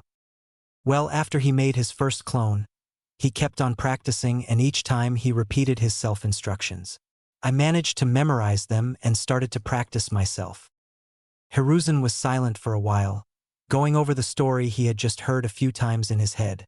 Not that he considered the boy in front of him a liar or anything, but he was the Hokage and it was his job to make sure his village and its secrets were safe. After a bit of thought, the man concluded that the story was more than likely true. He had a new Umbu member who was having trouble with the Shadow Clone Jutsu. Plus, it was very possible that young Naruto happened to find him practicing. The silence was almost unbearable for Naruto as his former grandfather went over his story. It was good, but would it be enough to fool the Hokage? Am I in trouble, Gigi? Naruto said in a sad voice, trying to play his good little grandchild card. Thinking about it a moment longer, Hiruzen gave a sigh. It was not like Naruto did anything wrong by learning the jutsu, and it seemed that he did not have any negative affects from it either. Though he still wondered one thing. Sighing a bit, he said, No, Naruto-kun, you are not in any trouble. But why did you learn shadow clones instead of the normal clones? Naruto gave a sigh of relief and gave himself a mental pat on the back for tricking the god of shinobi. No, tricking sounded too wicked a word. How about Telling a convincing lie? Yeah, that would work. I tried, but I can't seem to make a clone. Hinata-chan kept on saying that I used too much chakra for it to work, but no matter how hard I tried, I kept using too much. So when I saw the masked man doing a different type of clone, I decided to try it. Last night was the only time I was able to do it right besides this morning though. He explained. Very well then. I would have preferred you learn the clone jutsu, but the shadow clone will do. Hiruzen said. Naruto smiled this. He had learned an A-rank jutsu, beat the duck but in ninjutsu, and told a convincing enough lie to the Hokage twice. Yes sir, he was on fire today. But since it is a jutsu in the Forbidden Scroll, you must not teach it to anyone. Understand? Hi Gigi, Naruto said, causing the old Hokage to smile. Good, he said. Then he reached under his desk. Now that the serious stuff is out of the way, I would like to congratulate you properly for passing the Genin exam and placing first for ninjutsu. He said, bring out something covered in a long cloth from under his desk and handing it to Naruto. Taking the gift and removing the cloth, Naruto gasped at what he held. In his hands was a sword roughly the same length and his mother's, though it was lighter. The main difference, though, was that both the sheath and handle were nearly as white as Hinata's claws, and the sword's guard was a golden 8-point star. /N. Like Toshiro Hitsugaya's Zanpakuto in Bankai from Bleach. Slowly drawing the sword halfway from its sheath, he saw the blade itself was a shiny silver color. In all, it was a very pretty weapon, not nearly as beautiful as his black blade in his compound, but it was much better than the current one on his back. If he called his mother's Black Beauty a 10 and the one on his back a 1, then the one in his hands was an impressive 7.9. Jig Hokage-sama, I don't know what to say, Naruto said. Hiruzen gave a chuckle at what he heard. After so many years of trying to get the blonde to be respectful, he now does so when he is handed a sword. You don't have to say anything, my boy. I heard you were seen with a sword this morning and thought, since you were taking an interest in Kenjutsu, that I would give you it as a gift if you passed, he said with a smile. Great, now Naruto was starting to feel bad for lying before. Oh well, I'll get over it in a bit as long as nothing else happens. Shit. I also realized that I was behind on a few of your birthday presents, so I hope this makes up for it. Damn you, Murphy, and fuck your stupid laws, Naruto thought. Yep, it was gonna take longer than a bit to get over the guilt now. This more than make up for it, Jig Hokage-sama, Naruto said, returning his attention to the man in front of him. Thank you. No thanks are needed, my boy, he said, clapping his hands together before continuing. Now, since I doubt you know how to properly use a blade, I have arranged a Kenjutsu expert to teach you. She will be expecting you in Training Ground 42 at 7 tonight. /N. Bet no one can guess who it is. Understood? He asked. Naruto could only nod dumbly. Not only did he get a new sword, but he also got an expert to teach him. Even though he felt a little guilty now, having the god of shinobi think of you as a grandchild had its advantages. Good. Since that is all I needed you for, you are dismissed to enjoy your victory ramen, he said, and started to work on the large stack of papers that had appeared on the desk. As he walked out the office, Naruto heard his Hokage beg Kami for the answer to paperwork, and it made him question the man's IQ since they had had an entire conversation about it. After a wonderfully large lunch of Victor Ramen, which the Ichiraku said was half off as a graduation present, Naruto made his way to his clan compound, being careful not to be followed. His clan compound, he still could not believe he could say that. Once he was inside, he quickly found his mother's sword and laid it and his new one on the table in the living room. He compared the two blades in front of him, giving each experimental swings, and tried to move them like he had seen other people do. He quickly found that his Black Beauty was the blade he preferred, and it was not just because he was biased, though it did make his choice easier. Even though he was no sword expert, he was confident that his black blade was better for him than the white one. His mother's sword felt like it was more of a balanced blade like his future taijutsu style, while the white one was lighter, leading him to think that it was more for offense than defense. But hey, what did he know? Since he figured out his preferred sword, he now had to deal with the other one. He had thought of just not using it and put it in the room with all the other swords, but that did not seem right to him. The Hokage had given it to him, and it seemed like he put a bit of effort in getting it to him, though he wondered where he got the sword from since his public sword interest was less than 8 hours old. He even gave him a private instructor, plus this was by far the best present his former Gigi had given him. It was certainly better than the coupons to restaurant that refused him, or that rundown apartment. Shit, he was still going to have to live there, wouldn't he? Yeah, he would if he wanted to keep the knowledge of his heritage a secret. Sighing, Naruto came to a decision. He would learn 2 different kenjutsu styles. His black sword style would be based on the Uzumaki style. The white one, however, he would be using to learn whatever his instructor taught him and be the one that saw the public's eye. Man, he had a lot of work ahead of him. He was so thankful for shadow clones. Without them, he was not even sure his goal would be even possible. Standing up, he formed a T-hand seal. Shadow clone jutsu, he said, and 8 puffs of smoke later stood 8 Naruto clones. Damn, I wanted to make 6. Oh well, I can practice later, he thought. After dividing the clones up, 3 to practice basic kenjutsu things, 2 to work on his new taijutsu, and the rest were to work on fuinjutsu, Naruto went up to his bedroom to check up on a few things he skimmed over the night before. Spotting a rather large pile of the handwritten letters from his mother, he shuffled through them until he found the ones he wanted. He then got comfortable on the bed before he started to read them. The letters he was reading were about the compound that his mother called home before she moved in with the blonde idiot. On that line of thought, he removed the fake image on his person, revealing his red hair and whiskerless face. He smiled since he was no longer a blonde idiot. With that done, he then focused on the letters and was very impressed. Since the Uzumaki were seal masters, he figured that the compound had some kind of seal on it, like the blood on the gate, but the number of seals and their purpose got him thinking.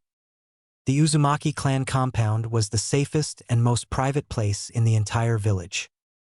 All around the compound's perimeter were seals that prevented any unauthorized person from entering. If they tried to enter anyway, then they would be shocked with enough electricity to be rendered unconscious. The same would also happen if anyone but an Uzumaki applied blood to the blood seal on the gate. But there was a way around it. If one was to find a way to negate the electrical seal, then they would have nothing to worry about, except for the 25 backup trap seals that would activate if the first one was disabled, and the 40 or so backup trap seal after the first 25. Anyway, the second way to get in, if one was not an Uzumaki, was a seal that was basically an Uzumaki friendship seal. Once an Uzumaki, like Naruto, applies it to a person they deem trustworthy, like Hinata, said person could come and go from the compound as they please. The seal could also be removed if the Uzumaki wished. Though friendly or not, any attempted entry will notify everyone inside. Yeah, no one was breaking in anytime soon. The level of protection that went in the simple compound that only one person lived in make him wonder how protected was the entire country. I'm going to have to learn more about my clan. Everything I know about them is from Mother's letters. I'm sure she must have left some things out. What was that building called again? The one that has all of the book on everything? I think it starts with AL. I'll find out later, he thought as he went over the rest of the information. The compound had an advanced silencing seal on the entire compound that was so good, his mom said, nothing short of a boss summons yell could get through, whatever that was. Also, there was apparently a seal that prevented anyone from the outside from seeing in. This made Naruto smile. Basically, the letters said that he could train as long and as loud as he wanted without being found out. The rest told about little things like the indoor traps he needed to avoid and whatnot. That did not seem like big deal, though he placed them in a neat pile in case he needed them in the future. Once the letters were put away, he turned to the last letter on his bed and sighed. Out of all the others, this one letter was one of the most emotionally conflicting he has found. Everything else was so simple. His mother he loved. The blonde idiot he hated. The compound he loved. His apartment he hated. The Ichirakus he loved. Jiraiya he hated for being his failed godfather. Thank you, blonde idiot, for your amazing judgment. Hinata he trusted with his entire being. The Hokage, not so much. but one name he could not place with an emotion easily. Tsunade. Looking at the letter and reading it over again did not help his confusion. This letter, like a few others about her, told about how excited my mother was for him, Naruto, to meet her, Tsunade. How her, Kushina, choice of a godparent was so much better than Minato Baka's. And the priceless look that was going to appear on her, Tsunade, face when she was told she was Naruto's godmother. When she was told, that meant that his mother never told Tsunade about the role she was supposed to play in Naruto's life. But even if she was never told, where was she? By the level of excitement that he got from Kushina's writing, he figured that his would-be godmother would be told as soon as possible. He also knew, even though she would be shocked, she would gladly take the position and do a better job than Minato's choice, though that wouldn't be that hard. Did she just find him and abandon him? Or since she was never informed of her position, she just did not feel responsible for him? Did she even know he exists? Now that he thought about it, he has never seen or heard of anyone by the name Jiraiya or Tsunade in the village before. But he was sure he had heard about it before. Weird. Maybe they are famous and or powerful. I wondered if they are in the big book building. Sighing, he placed the letter with all the others. He did not know the reason the woman was not there for him, but he will believe that she wanted to be but couldn't for some reason. He will put faith in his mother's choice. She has not done him any wrong so far, unlike someone. Knock, knock. The noise of knocking could be heard from anywhere in the compound. It was not over loud, but it was loud enough to get the attention of anyone inside. So that's what the letter meant, Naruto thought as he went to see who was at his gate. His gate, it felt good to say. Hinata stood patiently at the gate of her best friendly home with a smile on her face. The reason she was smiling was because she will get to see Naruto's beautiful home again, and she will finally get to practice with the claws she had been dying to use all day. Plus, the events at the Hyuga compound helped. After she had explained in great detail what had happened during the exam, her father had only lightly reprimanded her, saying stuff like she was a failure for not getting the Rookie of the Year spot, or telling her that she shamed the clan because the dead last placed better than her in something, things that she was used to. It still hurt hearing that from her father, though. But that was another reason her to smile, though, because now she could spend time with her Naruto. Her Naruto. The thought made her blush. Hey Hinata-chan, I'm glad you could make it. Were you followed? Naruto asked as he opened the gate for her. The sight of him in his new clothes and red hair did not help her blush at all. Shaking her head no, she walked in through the gate, taking in the tranquil atmosphere of the area. Hey Hinata-chan, are you okay? Your face is all red. Naruto asked as he led her to the house. I am fine and Naruto-kun, she said, forcing her blush back a bit. They walked in a comfortable silence to the training ground, when Hinata felt like one of her fantasies came true. Upon entering the training ground, Hinata was greeted to the sight of 8 other Narutos, 2 of which were sweaty and shirtless. Oh Kami, she thought before fainting, her kind and peaceful nature and her not-so-innocent thoughts colliding, causing her body to shut down. Hinata-chan, Hinata-chan, Naruto said as he turned around to find his friend unconscious with a smile and a blush on her face. Hinata-chan, can you hear me? Wake up. Hinata heard as she woke up. She had had an amazing dream where there had been lots of Narutos. Opening her eyes, she was greeted to multiple Naruto faces hovering above hers. Oh Kami, she thought before passing out again. After passing out a few more times, Hinata finally became stable enough for Naruto to explain how there were multiple forms of him. After Naruto had explained the technique to her and told her that this was the reason he placed highest in ninjutsu, she was a little envious of him. Knowing a technique that could reduce training time would make learning to use her claw would be a great help, but when Naruto listed all the different things he needed to learn and improve on, she agreed that he needed technique more than she did. With her curiosity over the clones put to rest, she moved her attention to the new sword in one of the clones' grip. That led Naruto to explain his meeting with the Hokage and his new gift in the form of the sword. As Hinata listened to his story, she frowned when she heard that he had lied to the third. It saddened her to know that her friend no longer trusted the one he once saw as a grandfather. It also did not settle well with her that her friend lied to her leader. She understood his reason, though. If he had told the truth, then it would lead to many complications that would end in Naruto getting hurt. And as much as it conflicted with her morals, she would rather Naruto lie to prevent pain than tell the truth and cause it. Naruto was very grateful that Hinata seemed to understand his reason. It made telling the rest of his story much easier. When he finished telling about his kenjutsu lesson later on that day, he had loudly exclaimed that he would beat Hinata in a weapon spar, even though she had a large head start, just for the heck of it. At first Hinata was shocked at his outburst and worried that he would start to use his mask all the time again. But the look of his challenging smirk calmed her worries. It actually brought a smile to her face at the thought of challenging Naruto. Even though all she had to do was adapt the use of the claws, the gentle fists movements, and Naruto was starting from scratch. He had the shadow clones, a teacher, and determination to spare. With all of this, it made the idea of competition very real. Hinata felt a feeling in her gut start to form as her motivation to master the claws rose to new heights. So, without any further conversation, she went to an unoccupied spot in the yard and begun to practice. Naruto, not to be outdone, also went to work and begun to practice the basic kenjutsu stances with his clone to get ready for his lesson. Naruto made his way through village towards training ground 42 with his white sword across his back, ready to begin his first lesson with a private teacher. Before he had left, he had challenged Hinata to a quick weapon spar.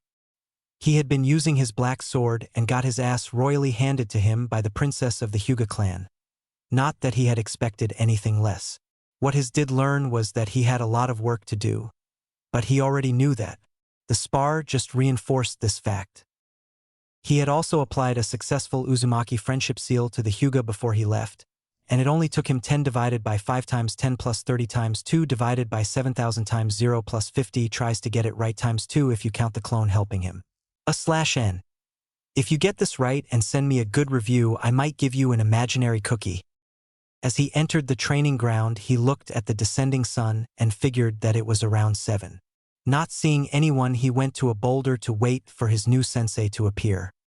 He did not have to wait long though, for as soon as he got comfortable against the stone, his body grabbed a kunai hidden on his person to deflect a projectile flying towards his body. He tensed when a figure appeared in front of him, but he soon relaxed when he felt no malice from the figure and realized that the projectile was a dud. In front of his was a woman who appeared to be in her early 20s. She had long purple hair and some kind of tattoo on her arm. He also saw that she had a sword across her back like he did, and that she was looking him over with an expressionless face and cold, calculative eyes, though they seemed to have an impressed look. "You are Naruto Uzumaki?" It was not a question, and the tone of her voice made him stand a little straighter. "Hi. You're late," she stated, much to Naruto's confusion. Seeing his confusion, she explained, "I requested you to come at 7. It is 7 now. If you are early, you're on time. If you are on time, you're late. If you are late, don't show up. Got it?" Hi. The woman walked around him, inspecting him. Your sword. Why did you not use it to defend yourself? Why use a kunai?" she asked/demanded. "I do not yet know how to properly use my sword, I am more comfortable with a kunai than a sword at the moment, and I am more likely to injure myself if I had used it, he said. He did not know why he was being so respectful, but something about this woman said that her no-nonsense attitude was not to be tested. The woman nodded her head, accepting his answer, before she focused was fully on Naruto. "My name is Yugao Yuzuki," the now named Yugao said. "Hokage-sama has asked me to teach you how to properly use a sword. He has also stated that I could ignore his request if I wanted, but I decided to accept." She narrowed her eyes at him, causing him to gulp. "While we are together, you are to show me respect. You are to do everything I tell you to when I say it without question or complaint. If you violate any of what I just said, or if I find you a waste of time, these lessons will not continue. Do I make myself clear?" Hi sensei. Man, she was scary. Good. She looked over his shoulder at his sword. I see you brought your own sword? Hi sensei. Take it off. You will not need it, she demanded. Naruto was confused. How can you have a sword lesson without a sword? But he saw Yugao narrow her eyes even more, just daring him to question her order. Hi sensei, Naruto said as he took off his sword and placed against the stone. He made a mental note that when he followed the order, she seemed to take several calming breaths. /n. Yugao will mellow out as time goes by, but right now she does not really want to teach anyone. Once he returned to his position, Yugao started to walk away. Looking at him from over her shoulder, she said one word. Come. He followed. He followed her to the entrance to the training and looked at her expectantly when she stopped. You see the training ground boundaries? She said. Hi, sensei. Run, she said. Sensei, how far? He asked. Did I say how far? She asked, narrowing her eyes. And no, sensei. Run, she simply said. Hi, sensei, he said as took off. Stupid slave driving sensei. Naruto thought as he limped to his apartment. He figured that it was around 9, but he wouldn't be surprised if it was later. After Yugao had told him to run, she had not told him to stop until he literally passed out from fatigue. He had ran around the training ground 10 times, 1 is equal to 1.5 miles, for the better part of the first hour at full speed. He had never been so thankful for that annual demon fox hunts. Anyway, after he got a rude awakening of ice water, his sensei forced him to do push-ups and sit-ups until he could not do them anymore. Then he was to do the different stances until he had them acceptable. He knew they were acceptable when Yugao stops giving him love taps with her shurnai, which was one of the reasons he was limping. But not once did he complain. The most defiance he showed was a questioning look, and that was it. His performance must have been decent because he was to come back, same place, same time before being dismissed. Why, Cammy, why did you make all those with purple hair sadists? He thought before a movement in the corner of his eyes caught his attention. Turning his head, he saw a figure dart across the street into an alley before pausing and repeating the process. Curious, he moved into a dark shadow and turned his hair red to better hide himself. It was not long before the figure ran across his vision and his curiosity spiked. The figure revealed itself to be his bastard of a teacher, Mizuki. Mizuki was in an all-black outfit without his leaf headband on. On his back was a large scroll, and he seemed to be making a mad dash in the direction of the village exit. What are you up to, you bastard? He thought. He wanted to follow him, but his tired and aching body forced him otherwise, so he did the next best thing. Changing his hair color again, he picked up a rock and threw it at an umbu he saw sleeping on a nearby roof. What the? Who the fuck did that? The umbu said, looking around. Oh, it's you, he snarled out, spotting Naruto. Jumping off the room and landing in front of him, he spoke again. You have a lot of never doing that to me, boy, the umbu said. Oh great, another hater. Naruto thought. I saw Mizuki head that way. He points in Mizuki's direction, with a giant scroll. He seemed to be sneaking around towards the village exit. Naruto said. The umbu just looked at him, like he was trying to decide if he was going to see what he was talking about, or just go back to sleep. Naruto just limped away, leaving the umbu to his thinking. He had done his civilian duty by reporting suspicious activity. Looking back behind him, it seems that the umbu decided to follow Mizuki because he was not there anymore. He would have shrugged if he could, but at the moment he was focusing on trying to get to bed before his legs gave out. You are our arch. Naruto thought as he finally got into bed. Now that he no longer had to move, he could feel all the aches and pain that were going through his body. But after a few minutes of painful shifting, he finally got comfortable enough to think about something other than his pain. He humiliated Sasuke in a spar. He saved mankind the torture of Sakura's learned A-rank jutsu. He got a new sword, and he got a new teacher. So all in all, it was a pretty good day. Thinking about his spar, he wondered what his mother's taijutsu style looked like. Fuck, Naruto said in sudden realization. How could he have been so stupid? Even though the Uzumaki Taijutsu style was made to fit each individual, it was still considered the Uzumaki style. Each person has to learn the basics before they can start to be more creative, so each person form would look similar in some shape or form.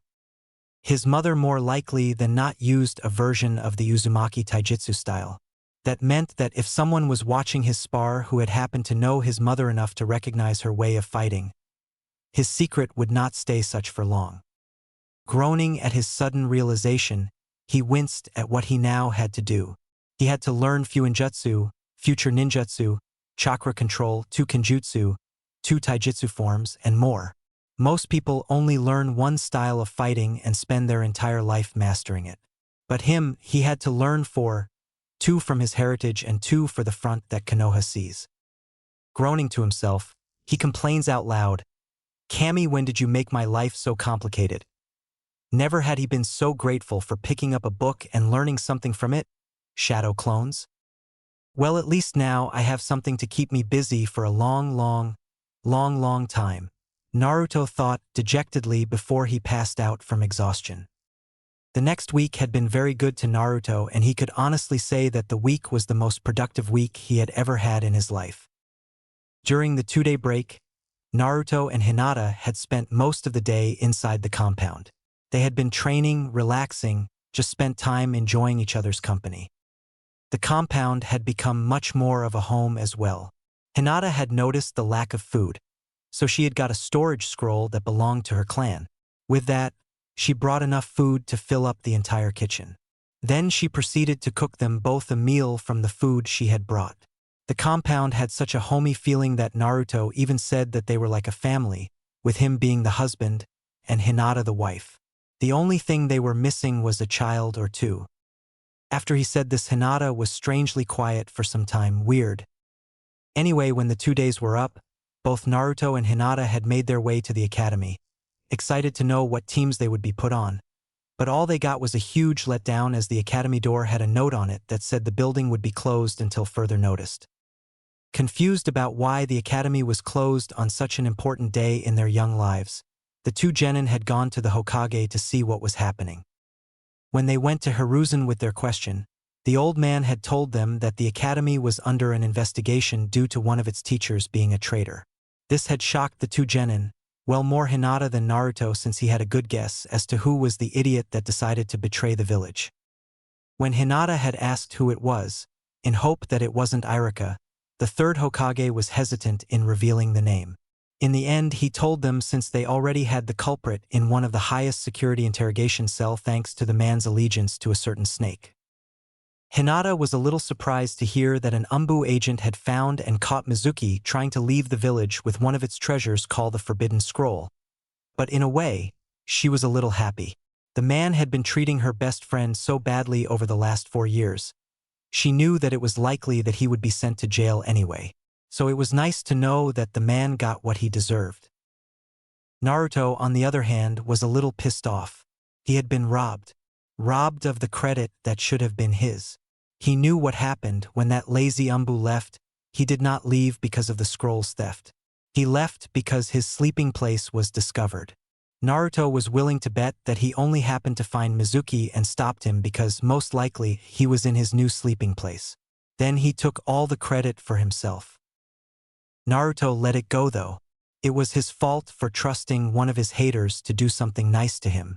He made a mental note to throw a brick instead of a small stone next time as payback though. Naruto then asked when the academy was going to open. At this, Hiruzen gave a small laugh. Only when school was officially over did his surrogate grandson want to go to class. He replied say that he did not know, but that all the graduates would be notified when it was. Getting an answer that they accepted, the 2 exited their leader's office sharing a laugh when they heard him cursing the papers on his desk. It was the next day when the notification went out, and if Naruto was not friends with Hinata, then he might have missed it. It just so happened that the notification was in the form of a paper that was delivered to all of the graduates' home, and with Naruto planning one living at the compound until the academy opened. He had missed his. Hinata had informed him though, and for that he was thankful. Thanks to the notice, Naruto figured that he spent his last 4 days of his downtime doing as much as he could. That included training, studying, and going to the L building, which he found was called a library. He had sent a disguised clone instead of himself, since he wanted to practice his Konoha taijutsu and his was not allowed inside the building, and it had found some interesting information. He had found new information about the Uzumaki clan, but not as much as he had hoped. He learned that the Uzumaki was Konoha's closest allies until their destruction. He also learned that when it was attacked in the Second Great Ninja War, it took the combined armies of Iwa, Kumo, Mizu, and many smaller villages, Iwa contributing the most, a total of 2 months to destroy his ancestors' home. Their losses were in the tens of thousands. Naruto felt the pride from his clan rise to new heights. From what he learned from his mother, his clan's numbers were in the 800s, with around 400 being non-clan members, which was close to 1 to 40 odds, probably even more than that, and his clan lasted 2 months. But the attack itself did not make much sense to Naruto. Based on what the book said, Uzumaki was attacked because the enemy did not want to deal with them if they joined the war. You do send so many men to fight by just going off ifs. He would have to find more information later. The last thing he found out about his clan, which he already figured out, was that his clan symbol was on the back of every standard Chunin and Jounin vest. The book said that it was to honor their fallen ally, but Naruto called bullshit. He bet that if he asked 80% of the population what the red swirl on their back was, they would say it was decorations. The younger generation would probably just call it a target. And with all the beatings, neglect, and hatred the Uzumaki heir, received from people wearing the Uzumaki symbol, there was no way in hell that his clan was being honored. He would have to fix that little mistake, and if he couldn't, he might just create a new crest for his clan since the current one has been stained so badly. But the Uzumaki was not the only thing the Naruto clone researched. He had also found out who Jiraiya and Tsunade were. War heroes, Sannin, some of the strongest in Konoha history. These were just some of the things that he found related to their names. He had found some interesting facts that were unique to Jiraiya though. Like how he is the strongest of the Sannin, or how he was some kind of toad sage, but the three that stuck up the most was that he had the world's best spy network, he was Konoha's spy master, and the sensei of the fourth. It certainly explained why Minato gave him the position of godfather, and why he, Jiraiya, screwed it up. But finding out that he was a spy master farther justified Naruto's dislike for the man. Since he was a spy master, he most likely had people in many of the villages to keep tabs on what is going on. That includes Konoha. So most likely he has heard of his name, appearance, or some mention of the Kyuubi Jinchuriki before. Also, since he was a spy, he must have received information within the last decade that was too important to send by mail. So that meant that his godfather was in the same village as him, with knowledge about how he was treated, and still did not do anything. Yet Jiraiya of the Sannin was defiantly on his not-so-favorite person list. Then there was Tsunade, and even with his new knowledge he still did not know where to place her. He had found out that she was the best medic in the world and was the granddaughter of the first Hokage. He also read that she had not set foot in the village since the Second Great Ninja War after her little brother, Nawaki Senju, and her fiancé, Dan Kato, died. When Naruto got the clone's memories, he had a feeling that he recognized those names, but he just could not remember. He also wondered that if Tsunade never was in the village, how did his mother know her so well? If anything, his new information on the woman was leaving him thinking on a few things, but it did seem to support his theory that she was never told that she was his godmother. That night Naruto had slept a little better. His nightly lessons with Yugao had improved as well. In the first few lessons, there was always a tense atmosphere where Yugao would order him to do some insane task and Naruto would do it to the best of ability without complaint. It was after the fourth night, when Yugao told him to run around the village wall 10 times, that things began to change between them. After mentally wondering if his sensei was related to Enko, Naruto started to run at the village's main entrance without any compliance. All of the insane drills, all of the pain he was put through, even her attitude seemed to him like a test to see if he was worth training, if he was worth the time and effort. And Naruto was determined to pass this test, so if running his body to exhaustion was what it took to prove that he was worth it, then so be it. Starting at 7, Naruto followed his order and ran around the village. At each of the village's 4 entrances, he received a seal that weighed 1 pound from a clone of Yugao each time he passed. The sun already up by the time a 40-pound heavier Naruto passed out with his finger barely passing the finish line and a smile on his face. Yugao looked at the boy's unconscious form for a few moments before a small smile appeared on her face. To tell the truth, she did not want to have a student. Actually, the only reason she had accepted the Hokage's request was because he was the Hokage. She had heard of Naruto before they had met, who hasn't, and she was prepared for a little whining brat to completely waste her time. So when she set her rules, she had expected him to break them instantly. So when he completed them each and every time with such determination frustrated her. The training they had been doing was a form of umbu training, that even grown men and women complained about how hard it was, but Naruto did not. This was her final test. Running around the village with weights was crazy, like Mike Guy crazy. With all the determination he showed, she did not expect him to do it. But like the other time she had written him off to fail, she was proven wrong, and this time with a smile. This boy was something else, and whatever path he went on, he would be great, she would make sure of it. Picking up her official student, she carried him to his apartment. When she arrived, she saw the Hyuga heiress, and when she saw the condition the blonde was in, she nearly freaked. After reassuring her that he was fine, she had put him in his bed for a long-deserved rest. After that, things progressed smoothly between the two, and with how fast Naruto progressed, Yugao figured that they might start using practice swords soon, much to Naruto's joy. Hinata confused Naruto near the end of the week. She would have the same look on her face that he did when he was deep in thought.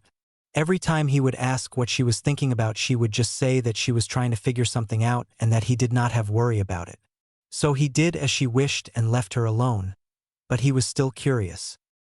So in all, the week had been very good to him, and he felt confident going into the team placement. He was determined not to be the weak link of his team. He had improved in all his skill level in each of his subjects. His Konoha Taijutsu was at mid-genin level, with his Uzumaki 1 being the same as an academy student entering his 3rd year and steadily improving. His ninjutsu was high genin level, and he could finally make the exact number of clones he wished to make. He genjutsu sucked, but he figured that he could dispel them if need be. His Uzumaki kenjutsu was improving, but he was not confident enough to really use it yet. Until he started to learn his Konoha kenjutsu, he would not know if what he was doing was right or not. So in all, he was at genin level since he had skills at different levels. And for now, that was okay with him. Naruto and Hinata were sitting in their old classroom in their usual spots with all the other graduates. Naruto was reading the 2nd Fuinjutsu book, and Hinata seemed to be writing in a journal of some kind. All was quiet until Sakura and Ino entered the class in their normal way, screaming and shouting. Once again, they fought over who got to sit next to Sasuke, and did not stop until they heard Naruto give a tired sigh. But this time, before Sakura could say a word to Naruto, he spoke first. "Hey Sakura, how was your male free week?" he asked, not looking up from his book. Sakura wanted to retort, but she could not. The last week had been absolutely torturous to the girl. Being so close to Sasuke-kun when she was following, stalking him, and not being able to talk to him. To make it worse, she had to endure the pain of watching the other girls making their moves on him. There was only so much she could stand before she nearly broke. Naruto looked up from his book to see Sakura sit in a seat, shivering. He did not know if he should feel bad for the girl or to laugh at how just one weak boy less reduced her to such a state. He went with one in the middle, laughing silently, and paid no attention to the girl. "And Naruto-kun?" "Yeah, Hinata-chan?" he said, marking his place in the book before closing it, giving his full attention to the girl. Do you know what Team YU will be on?" she asked. He had snuck into the Hokage's office before, so there was a chance he saw the team placement list. She was disappointed, though, when he shook his head. "No, I don't. I hope whichever team I'm on, you're on it too," he said, causing the girl to blush. If they were on the same team, then they would be able to spend more time together. Also, if they were together, she would be able to show Naruto how much she improves. Naruto would also be able to protect her if she was ever in trouble, and maybe, in time, she would be able to protect him. Yes, she also hoped that they were placed on the same team. I wonder who our senseis will be. Naruto said, getting the two to think of different possibilities. Naruto did not know that many jounins, the only ones that he considered taking a genin team were Yugao, Anko, and maybe Kurenai, since he had heard that she was taking the jounin test but did not know if she passed or not. He marked Yugao off the list of a potential sensei first. Based on the way she acted when they first meet, he figured that she did not want a student. So the possibility of her taking 1, 2, or more was not that high. So she was out. Then there was Anko. He gave a shiver. He hoped that she did not become a sensei. If she did, then he would pray for the unlucky souls. Anko's teaching usually consists of dangos, snakes, and rope, and that was just her teaching him math. He couldn't even rephrasing. He didn't want to even imagine the methods the woman would use to teach ninja-related things. He gave another shiver. The last jounin he considered was Kurenai. He had not seen the Chunin in a long time since she was no longer Hinata's guard. He would not really call her a friend but more of an acquaintance. When they had met, Naruto could tell that she did not really like him. She did not hate or glare at him like the other villagers, but he could tell she did not want to be in his presence. It was Hinata's friendship with him that she gave him a chance. They were now on talking terms with each other now. She seemed like she would make a good teacher if she made jounin, that is. I hope that whoever it is nice, Hinata said, to which Naruto nodded. They then fell into a comfortable silence as they waited for Irika to arrive. Naruto, who decided to stop reading for the time being, began to listen in on the different conversations that were happening around the room. Most of the genin there were talking about whom they wanted as their sensei. Others wanted to be teamed up with their crush. Cough cough fangirl squirrel ska. One he heard wanted a sensei that was placed high in the looks department. Caw calf kibikoff. He hears one talk about how one of their parents slept with one of the higher-ups to ensure their child was placed on the team they had wanted. And one just said it was too troublesome to care. Guess who? Seeing that there was nothing to do at the moment since he put his book on hold, he leaned back in his chair and closed his eyes. He was able to get about 30 minutes of shut-eye before he heard the door open and heard Irika walk in. "Sorry I'm late, class," he said. "My alarm clock did not go off this morning and I overslept. Now I would like to start off by dash." Irika-sensei?" said a civilian genin, interrupting his speaking. "Yes." "Where is Mizuki-sensei?" she asked. Well, Mizuki will no longer be teaching at the academy." "What? Why not?" Irika gave a nervous shoulder shrug. "I don't know. I have not seen him." He decided to tell a half-truth. Instantly the genin started to whisper amongst each other, each telling the other what they thought happened to the academy teacher or why he decided to stop teaching. The clan children, minus Ino, did not speak or listen to the different rumors. They all know what happened to their teacher, how he was caught trying to steal from the village and join the enemy. None of them wanted to discuss the topic. "Now that's enough, class," Irika said, trying to stop the spread of rumors since he heard one not far from the truth, but he was ignored. "Class." The room was still noisy. "Class?" No change in the room. As he took a deep breath, everyone who was paying attention covered their ears and braced themselves for what was sure to come. "Shut the hell up already," he said with his big head jutsu, scaring the class into silence. "Thank you. Now, today is the day that you begin your career as ninja of the Hidden Leaf. In a few moments I will give you, your teammates, and your new sensei that will help you all become great ninja. I look forward to fight alongside you all," he said with a bow. Straightening himself, he pulled out a clipboard. "Now, before we begin, I will say this. You are not allowed to switch teams. If you are teamed up with someone you do not like, you better get over it." "But Irika-sensei, what if I'm not paired with Sasuke-kun? Surely there is something I could do if I am not teamed up with my love," one of Sasuke's fangirls said. Irika gained a thoughtful look and thought about it before he answered, Well, I guess there is one way you could change teams. All the fangirls gained a hopeful look. Even if they did not speak like the one, they all feared the horrible thought of not being placed with their Sasuke-kun. Are really? What is it? Well, all you'd have to do is go to the Hokage and convince him why you, a new genin, have better judgment than the leader of our village, since every team is handpicked by the Hokage personally. The fangirls' faces lost their hopeful looks from before. None of them wanted to challenge the Hokage's decision, even if it was possible wrong. Now, if there are not any more questions, I would like to begin, he said, ignoring several people who had raised their hands. Team 1 will consist of...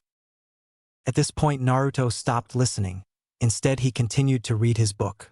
But he did keep his ears open to listen for his name or the name of someone he knew to be called. As the teams and names continued to be called, Naruto let his mind wander from his book a bit. He had just finished the section on basic storage seals and the concept got him thinks.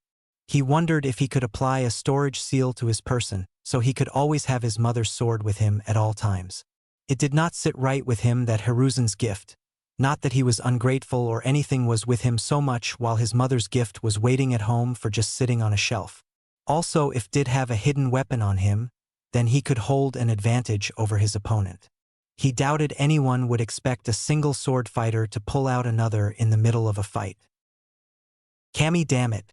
Now he was going to have to learn a two-sword kenjutsu style, as if he did not have enough on his plate. It was like Kami wanted him to never stop learning. While that is not a bad thing, he figured that it would be very tiring in the future. In fact, Naruto Uzumaki, your sensei will be Kakashi Hatake. Naruto blinked when his internal rant was interrupted by his name being called. Looking around, he saw Hinata with a sad look on her face, Ino with an anger at Sakura, and it looked like Sakura was squealing to herself. Team 8 will be Dash. Irika-sensei. Irika gave an annoyed sigh at being interrupted yet again before answering, "What is it, Naruto?" Naruto began to sheepishly rub the back of his head while mentally berating himself for not paying attention to important information. "Could you repeat what you said? I'm not quite sure I understood you." A scowl appeared on Irika's face as he spoke. "I said you will be a part of Team 7 along with Sasuke Uchiha and Sakura Haruno. Your sensei will be Kakashi Hatake. Would you like me to repeat it again for you?" The room snickered at the jab at Naruto's intelligence, while he gained a horrified look on his face. No, Irika-sensei, you don't have to say it again. I understand now," he said, resting his head on his desk. Out of everyone in the class, he had to get those two. Konoha's own fangirl queen, the pink banshee, and the duck-ass brooding king himself. Why those two? He would have been okay with anyone else like Hinata, Kiba, Shino, Shikamaru, Choji, any of the other fangirls, or Hinata. Did he say Hinata twice? He did, didn't he? Good, because he definitely would have preferred Hinata be on his team, but no, he was stuck with the two people he liked the least in the whole academy. He felt hand pat his back in a hesitant/comforting manner and turned his head to find the appendage belonging to Hinata, who was offering him a small smile. A smile he returned even though his mind was in turmoil. Irika sighed as he saw the boy go into a small depression. He felt for his former student, he really did. He had heard what it was like to have a fangirl as your teammate. He gave a mental shiver as he remembered all the accounts he has heard. It was even worse for Naruto since he had the fangirl, and said fangirl's love interest. Not to mention said fangirl's love interest did not have a good relationship with the boy. Yep, Naruto defiantly had gotten dealt a bad hand. But that was not his problem anymore. As I was saying, Team 8 will be Dash. It is no fair, Irika-sensei. How come Forehead gets to be with Sasuke-kun? Well, USC Dash. Shut it, Ino pig. You're just jealous that the Hokage realizes that me and Sasuke-kun are destined to be together. Well, there is a goo dash. Irika tried and failed again. Destined. Billboard, I think a bird flew into your head because something must be wrong with it. There is no way you're destined to be with Sasuke-kun. I'm sure the Hokage made a mistake. No way, this is a mistake, Ino pig. Love conquers all, and clearly the Hokage sees that. Girls, maybe you should call Dash. What was that? You heard me. Say it again. I dare you. Love conquers. L dash. Will you two shut up already? Irika and Naruto yelled / thought respectively. And one of them is my teammate. Naruto thought, completely annoyed by the pink-haired banshee. Once he was sure that he was not going to be interrupted again, Irika began speaking. While I don't know all the team matchups, I figured the members of Team 7 would be what they are. He glared at a girl who was about to start to talk, before continuing. Konoha has a history of producing strong genin teams. Usually the Rookie of the Year and Kunoichi of the Year is paired together with their final member being the year's dead last so that the team will not be too powerful. At this, Sasuke glared at Naruto since Irika reinforced his belief that the blonde would hold him back, while Sakura was grinning at a glaring Ino. But surely they're Dash. No buts Ino, if you want to change teams then you know what to do. If not then you should have had gotten better scores in the academy. Irika said, shooting down the girl's argument, causing her to lower her head. Now as I was saying before I was interrupted, he said, staring at Ino and Sakura before continuing. Team 8 will be Hinata Hyuga, Kiba Inuzuka, and Shino Aburame. Your sensei is Kurenai Yuhi. Hinata let a smile spread across her lips as she heard her sensei's name. She had missed her old handler / friend, and she looked forward to learning from her.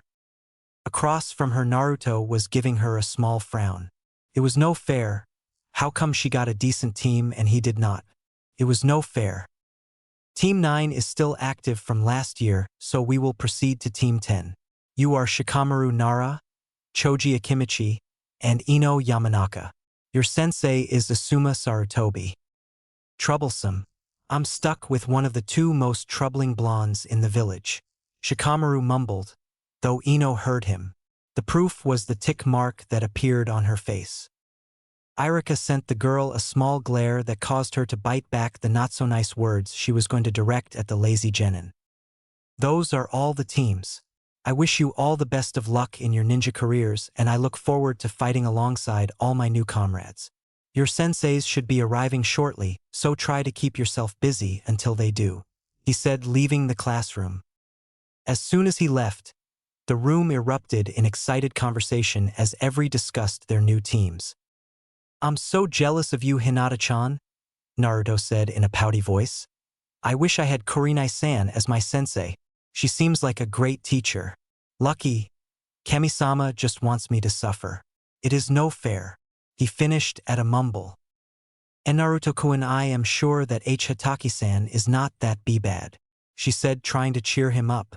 It was an odd experience for her. Usually it was Naruto doing the comforting and her being jealous of him, but now it seemed to be the opposite. It was a very odd experience indeed. Naruto gained a thoughtful look as he tried to recall what he knew on the man that was to be his sensei. I don't that much about him, just that he was the 4th student, and he was Kushina-sama's secret bodyguard while she was pregnant. The fact that she knew he was her bodyguard when it was supposed to be a secret tells that he did not do a good job. But I guess Kushina-sama was too good to be fooled, he said with a bit of pride in his voice. Though since he was trained by the 4th, he should be interesting, he added as an afterthought. Hinata frowned when she heard this. While the statement seemed innocent to everyone else, she could detect a bit of bitterness in his voice.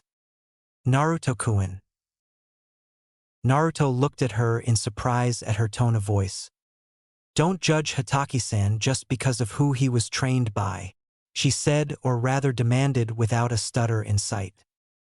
Naruto could only nod dumbly. Even though the confidence in Hinata was a surprise, it was not an unpleasant one. He just wished that she would have it at times other than when she was unhappy with him. But hey, it is progress. Hinata continued her disapproving glare for a while longer before her mind realized what she was doing. Her confidence was gone in an instant, and in its wake was the usual blushing Hinata who was poking her fingers together, trying to make herself small in her oversized jacket. She managed a small arigato that he barely hear. But he did, and it made him smile. Yep, it was progress, and any progress is good progress. Kami-sama, why do you hate me? Did I offend you in some way?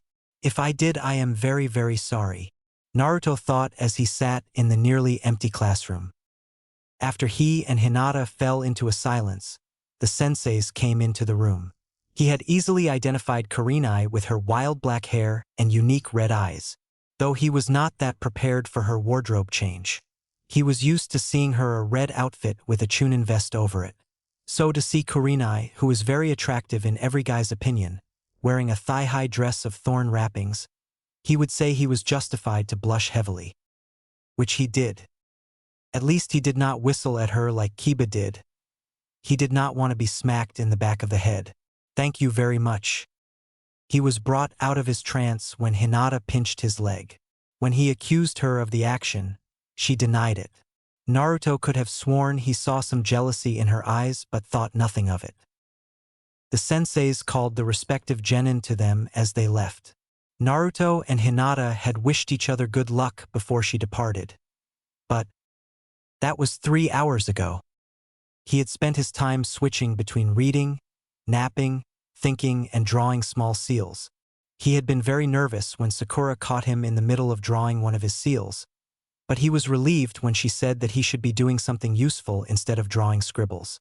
Then she went to ask Sasuke for a date.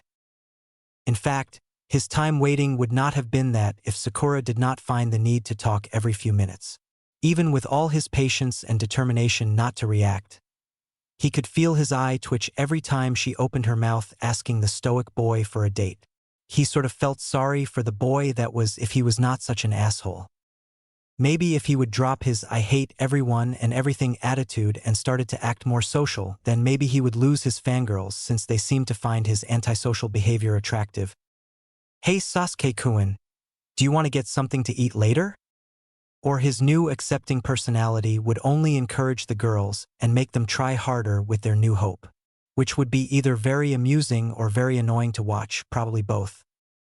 Turning his attention away from his two teammates, he now focused on the rig he had set up in the front of the room. At the 2-hour mark, Naruto had gotten tired of waiting, so he created a trap for his sensei as payback for making them wait so long. The rig was made out of the many rubber bands he had found in Irika's desk, which he cut in half. He then tied the ends together and then tied the much larger rubber band to the door handle and a chair on the other side of the room. He did this twice. He then took 2 board erasers and stuck one above the slightly open door and put the other in a hold he made out of leftover paper that he attracted to the first rubber band. Once he was satisfied with his work, he went back to his seat, propped up his feet and continued to read his book. He completely ignored the strange looks he was getting from Sasuke and the annoyed one Sakura. If they had a problem with his rig, then they were more than welcome to try and dismantle it, which they did not bother on doing. He would bet that they wanted it to work just as much as he did. Anyway, that was what he did then. Now he was thinking, since that was the next thing on his things to do when bored list. He was thinking about if he should name his swords or not. He slightly remembered the lectures that Irika gave about the 7 swords men of the mist and how each of the blades had a name, and he had to admit that they sounded pretty cool. Now the problem was what he should name them. Maybe something along the lines of bonk, smack, snap. Turning his attention from his thoughts to the door leading into the classroom, he had to scuffle a laugh when he saw the results of his efforts. Standing in the doorway was the man that was more than likely his new sensei, Kakashi. He was not 100% sure, but who else could he be? The Konoha headband over his eye and jounin jacket was also a big indicator on the man identity. Anyway, the reason why he was almost laughing was because the jounin's hair was whiter due to the chalk eraser falling on his head. There was a rectangle of white on his face from the eraser that was launched, and there was a bright red mark under his exposed eye from where the rubber bands hit him, which he was now rubbing. It is all his fault, Kakashi-sensei, Sakura yelled, pointing at Naruto. She must have made the same conclusion about the man identity. I tried to stop him, I really did, but he would not listen. Naruto watched as the man gave him a glare of annoyance as he rubbed his face and gave a shrug. Did he feel bad about what he did or regret it? No. If anything, it was Kakashi's fault for being so late, which caused him to make the setup in the first place, and for not paying attention to his surroundings. I mean, come on, the guy is a jounin for crying out loud, he should have easily dodged it. Turning his attention away from the blonde, Kakashi looked at his other students as if assessing them. All right, how can I put this so that you can understand? My first thoughts on you all is…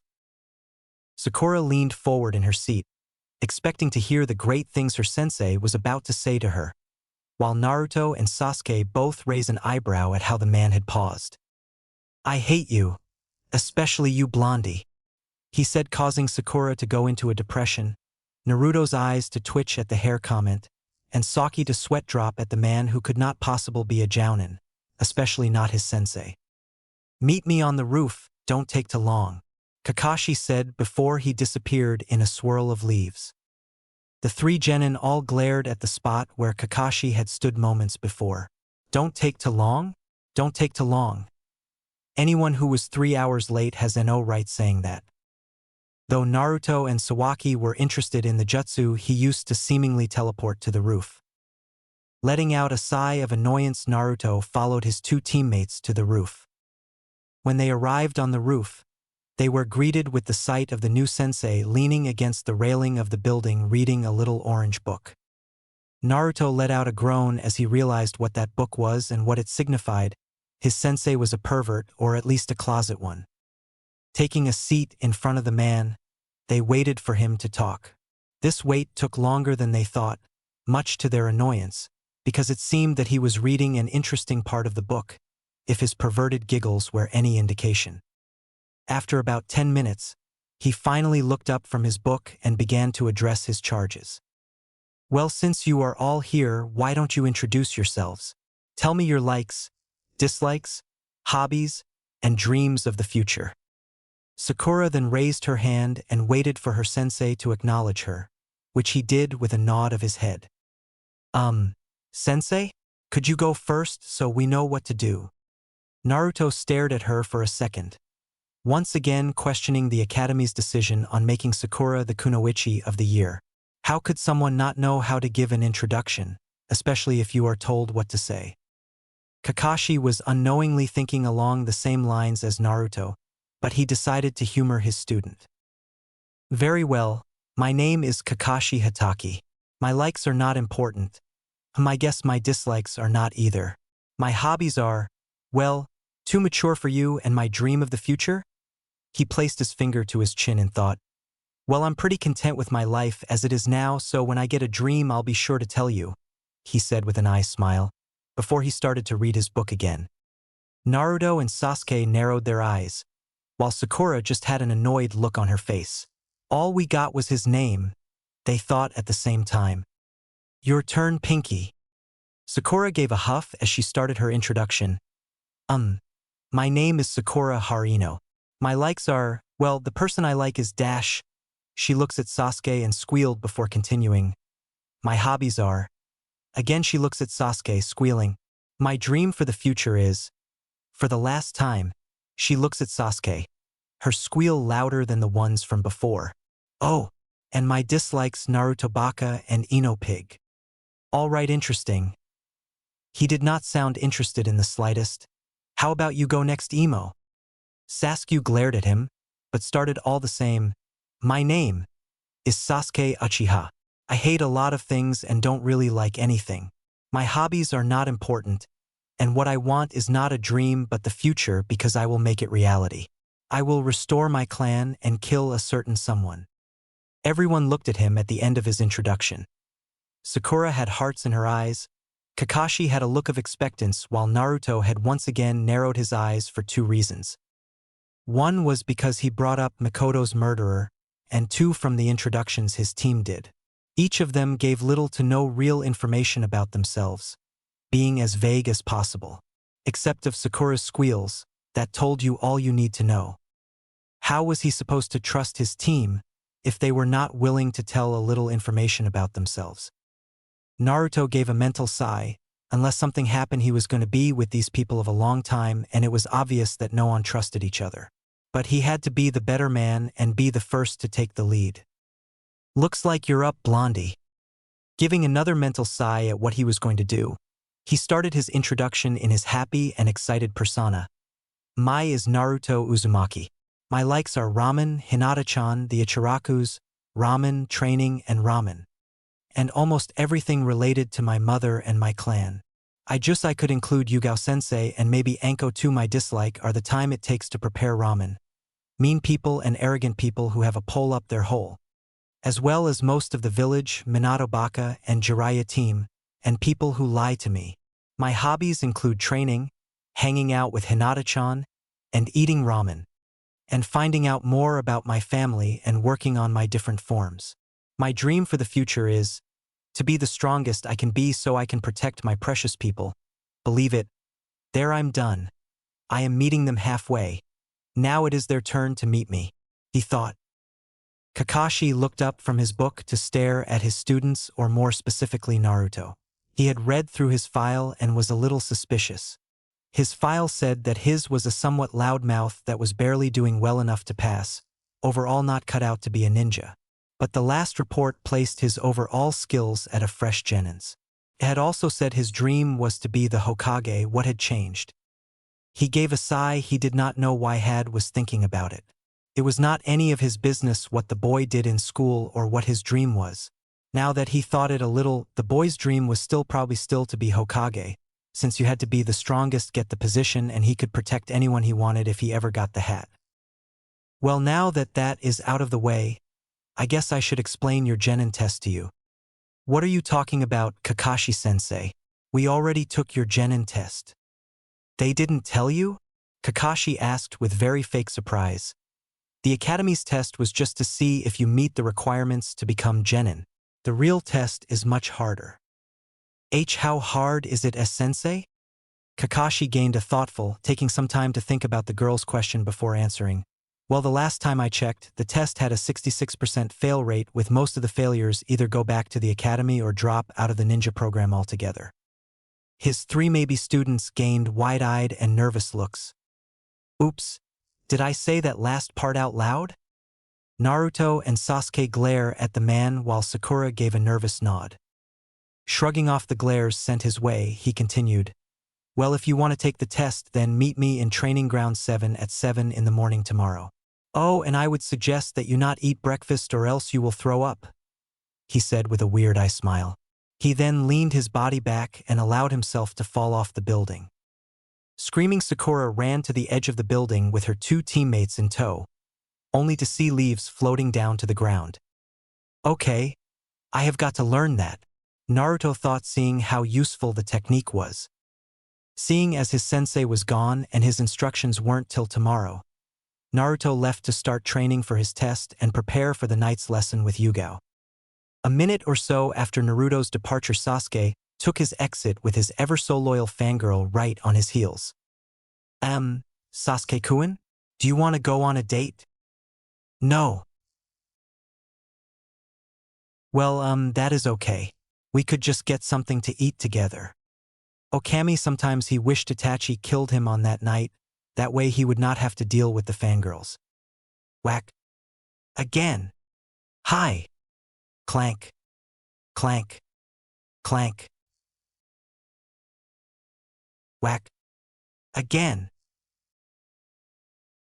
Hi. Clank. Clank. Clank. Whack. Again. Hi. Clank. Clank. Clank. Whack. Again. Again. Naruto. Pulling off her blindfold, Yugao saw her student on his back panting. For today's lesson, after the warm-up, Yugao started to teach Naruto the basic strikes of swordplay with shunai swords, like the head and shoulder strikes. For the last hour, she had herself blindfolded while Naruto attacked her with either of the two strikes 3 times. After the third strike, she would get to retaliate with one strike of her own and he would try and block.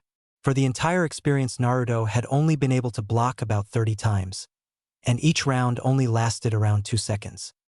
Yugao looked at the moon and signed. It was near 11. All right, Naruto, we're done for today. You can go home. Naruto did not even respond, he just raised a shake thumbs up before he let it fall to the ground with a painful groan. Those, Shernai, hurt. Shrugging, Yugao went to pick up all the equipment that was thrown around the training field while Naruto recovered. When she returned, she found Naruto sitting up breathing more even, but he was still leaning on his hands for support. Naruto. Hi Yugao-sensei? You have your genin test Tomero, correct? He nodded. Who is your sensei? Naruto moved his body so that his elbows were resting on his knees before answering. Some weird Cyclops guy called Kakashi Hitaki. Yugao attention perked at this. Kakashi-senpai. You know Kakashi? Hi, he was my captain in Umbu. What can you tell me about him? He asked, finding this a good opportunity to get information. Yugao gave him a look. Why should I tell you? Everything I could tell you, you will find out on your own eventually. Well, if you tell me a little about him now, I would have a better chance of passing his test Tomero, Naruto countered. She thought about it for a second. She really did not have a problem with tell a little about the man, general knowledge, not his more personal stuff. She just wanted to prove her suspicions right again, that Naruto was smarter than his files said. She did not know why he faked ignorance or why he did not around her, but since he was not hurting anyone then she would not mind. Maybe he only acted like that with strangers? Okay, how about this, Kakashi Hitaki? He is one of the strongest jounin in the village. His smut is his most important possession. He has never passed a genin team, and with the exception of missions, he is always 2 to 3 hours late for anything under A rank importance. Naruto nodded his head in acceptance. Thank you, Yugao-sensei. You're welcome, Naruto. Good luck on you test tomorrow, she said before disappearing in a swirl of leaves. Naruto stared at the spot his sensei had been standing for a moment.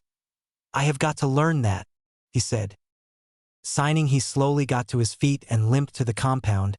He needed a good bed if he wanted to be able to move in the morning, and the mattress in his apartment would not cut it. Ring. Ring. Ring.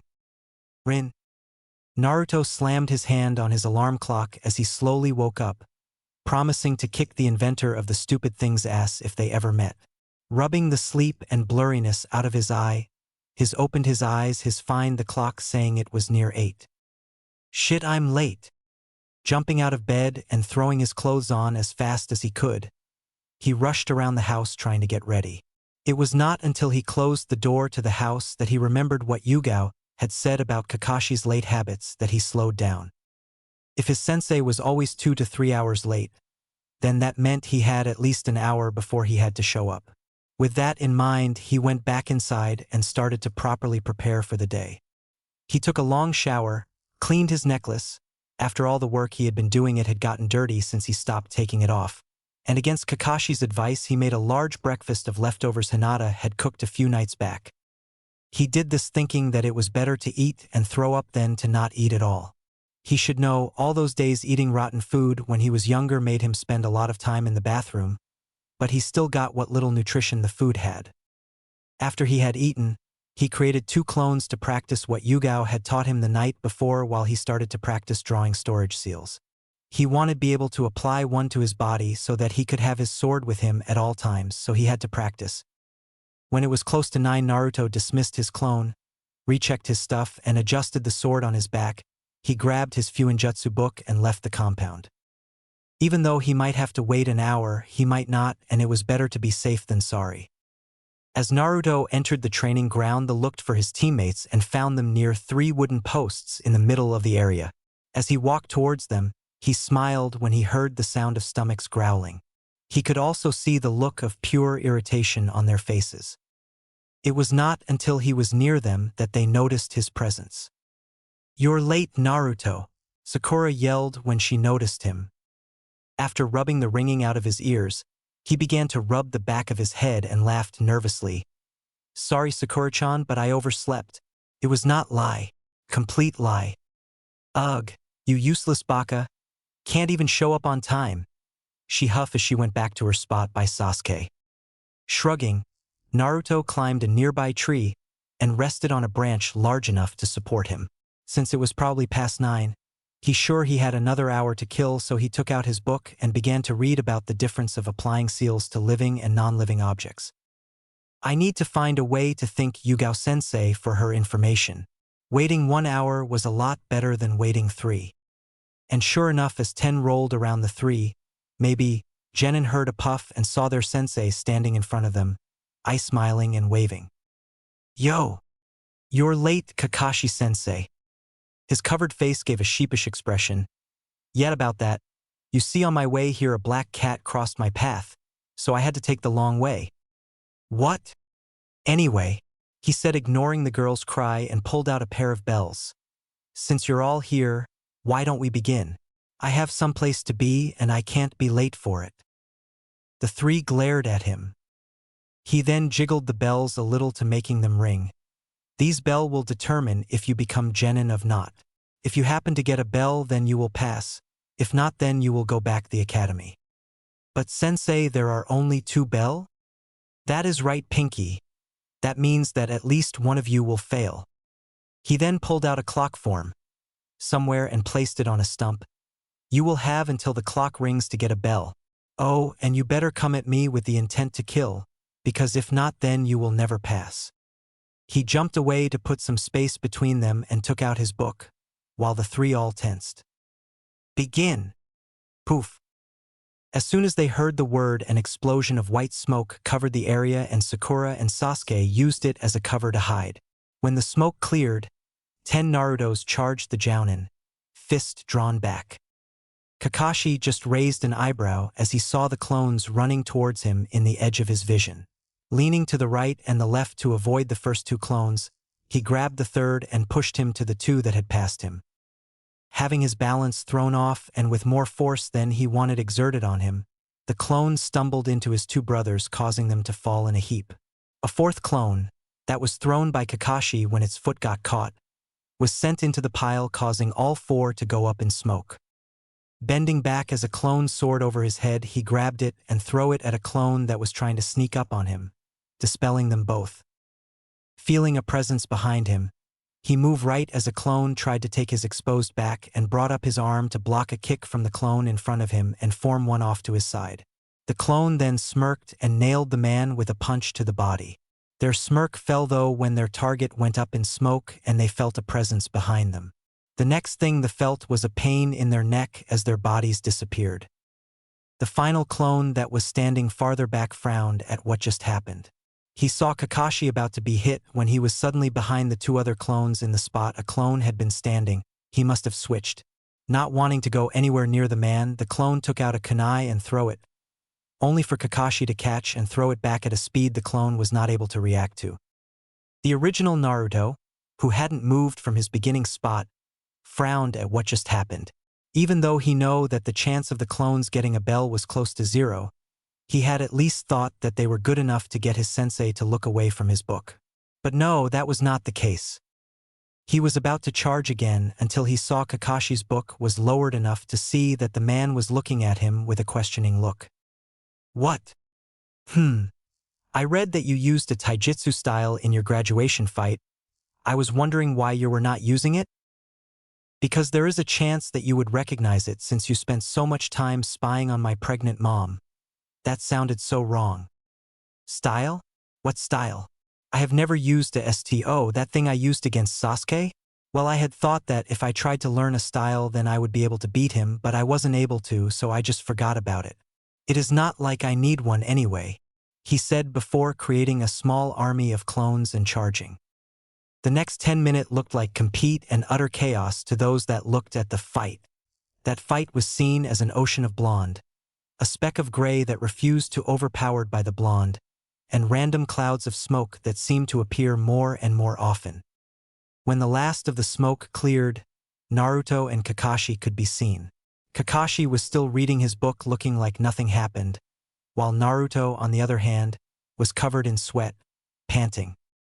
Throughout that entire scuffle, he had not been able to only gotten close to the bells 2 times, and each time that they were just within his reach the clone would somehow disperse. What made him even more irritated was that Kakashi never dispersed a clone. He had only blocked and or deflected and used the clones to take themselves out. If this taught him anything, it was that he needed more work on his K style. Come now, is that all? Kakashi said in a bored voice, turning a page in his book. You will have to do better than that if you was to get a bell. Team, Naruto shouted. Drawing his sword from his back, he ran forwards and tried to hack the man to pieces, but each time his strike was dodged by a simple sidestep. Seeing that his latest tactic was not working, he started a new plan, but just as he was going to activate it, his target disappeared. He tensed when he felt a presence behind him. He turned his head to see the Jounin crouching behind him with his hand in a seal. 1,000 years of death. Shit. The next thing he knew was a literal major pain in his ass as he went flying screaming through the air and landed in a nearby stream. Kakashi waited for Naruto to resurface but was confused when he waited for a full 3 minutes. Finally getting tired of waiting, Kakashi left to go look for the other genin. Figuring that Naruto was either holding his breath a long time or had swum and got out farther downstream. Well, that was amusing. I wonder what the others have in store for me? Begin. Poof. As soon as heard the word, Naruto created a single shadow and then created 10 more right after. When his clones were finished, he took off into the trees, using the smoke as a cover, to get as far away from Kakashi as possible.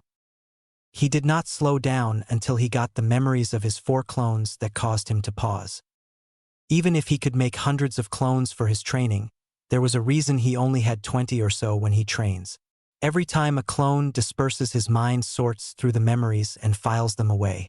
So when he is training on many different things at once, it takes his brain longer to process and file the different categories of memories. If the clones were focusing on one thing, like fighting Kakashi, then their memories would be easier to process. But since this was the first time he had used his Taijutsu style, he still had to pause a little when a few disperse at the same time. He figured that this would become less of an issue the more he used it. Anyway, ever since the test had been explained, he knew it was rigged. It did not take a genius to figure out that it was near impossible for 3 fresh genin to take something from a Jounin, much less one of the strongest. He did not know how he was going to get a bell, but he did know that he could not do it on his own. 2 genin versus a Jounin was better than 1 genin versus a Jounin, if only slightly. That was why he was carefully making his was back to his teammates. Maybe together they could figure out a plan to get the bells. They could figure out who got them after they had them secure. When he got near the edge of the tree line, was happy to know that his clone were keeping Kakashi distracted. At least he hoped he was distracted. Anyway, since he knew that his teammates were somewhere close enough to observe the fight, he started to look around to see if he could spot anything out of place. That thing came in the form of something that was a bright shine pink. It did not take him long for him to get to Sakura's position. Quickly covering her mouth with his hand, he effectively muffled her screams of surprise. Calm down. It's me, he whispered. Feeling her relax in his grip, Naruto slowly removed his hand. He saw Sakura turn around with fury in her eyes. She was about to start screaming at him, but he gave her a shush. Naruto, what are you doing here? I thought you were fighting Kakashi-sensei? Never mind that now. I need your help to find Sasuke so we can team up against Kakashi, he explained quickly. Sakura seemed to think about it for a second before she pointed an accusing finger at him. I know what you're trying to do. What? He really did not know what conclusion the girl came to, but the word had already left his mouth. You want used to team up with you since you know that there's no way an idiot like you could ever pass this test. And since you know that it is impossible for you to pass, you want to team up with me and Sasuke-kun so that you could hold us back and make us all fail with you. Naruto just stared at her as when she said this. Yes, he did not think his chances of getting a bell were high, but those chances increased if they worked together. Had she not heard of safety in numbers? And saying that he want their help so that they could fail together. He once again questioned her title of Kunoichi of the Year, and he said the only thing he was able to, what? Don't you what me baka? I figured out what your plan is, and it is not going to work. Sasuke-kun and I will not be dragged down by you, she said, storming off. She could not believe that he would try to do something like that. They were a team, they were supposed to help each other, not bring each other down. Naruto just watched her go in confusion. What? Shaking his head when he receives information that his clones were struggling, he left the area in a hurry to look for Sasuke. Since he was no obsessed fangirl, there was more of a chance that he would see that teaming up was a good thing. And if they got the bells without Sakura's help, then they would not have a fangirl on their team. A plus. He had to admit that Sasuke was a lot better at hiding than Sakura. He had spent the last 10 minutes looking for him. He suddenly stumbled when he felt his last clone dispel, also gaining the memories of everything it experienced. Like the memories of the other clone, the pain in his ass, and it seemed that the clone floated downstream into a hot spring since that is where it was dispelled. Falling into the bushes, he braced himself for impact when he fell on something far softer than the ground. Watch where you fall, dope. Sasuke? Who else? Good, I was looking for you. Sasuke emerged from the bush with a scowl in place.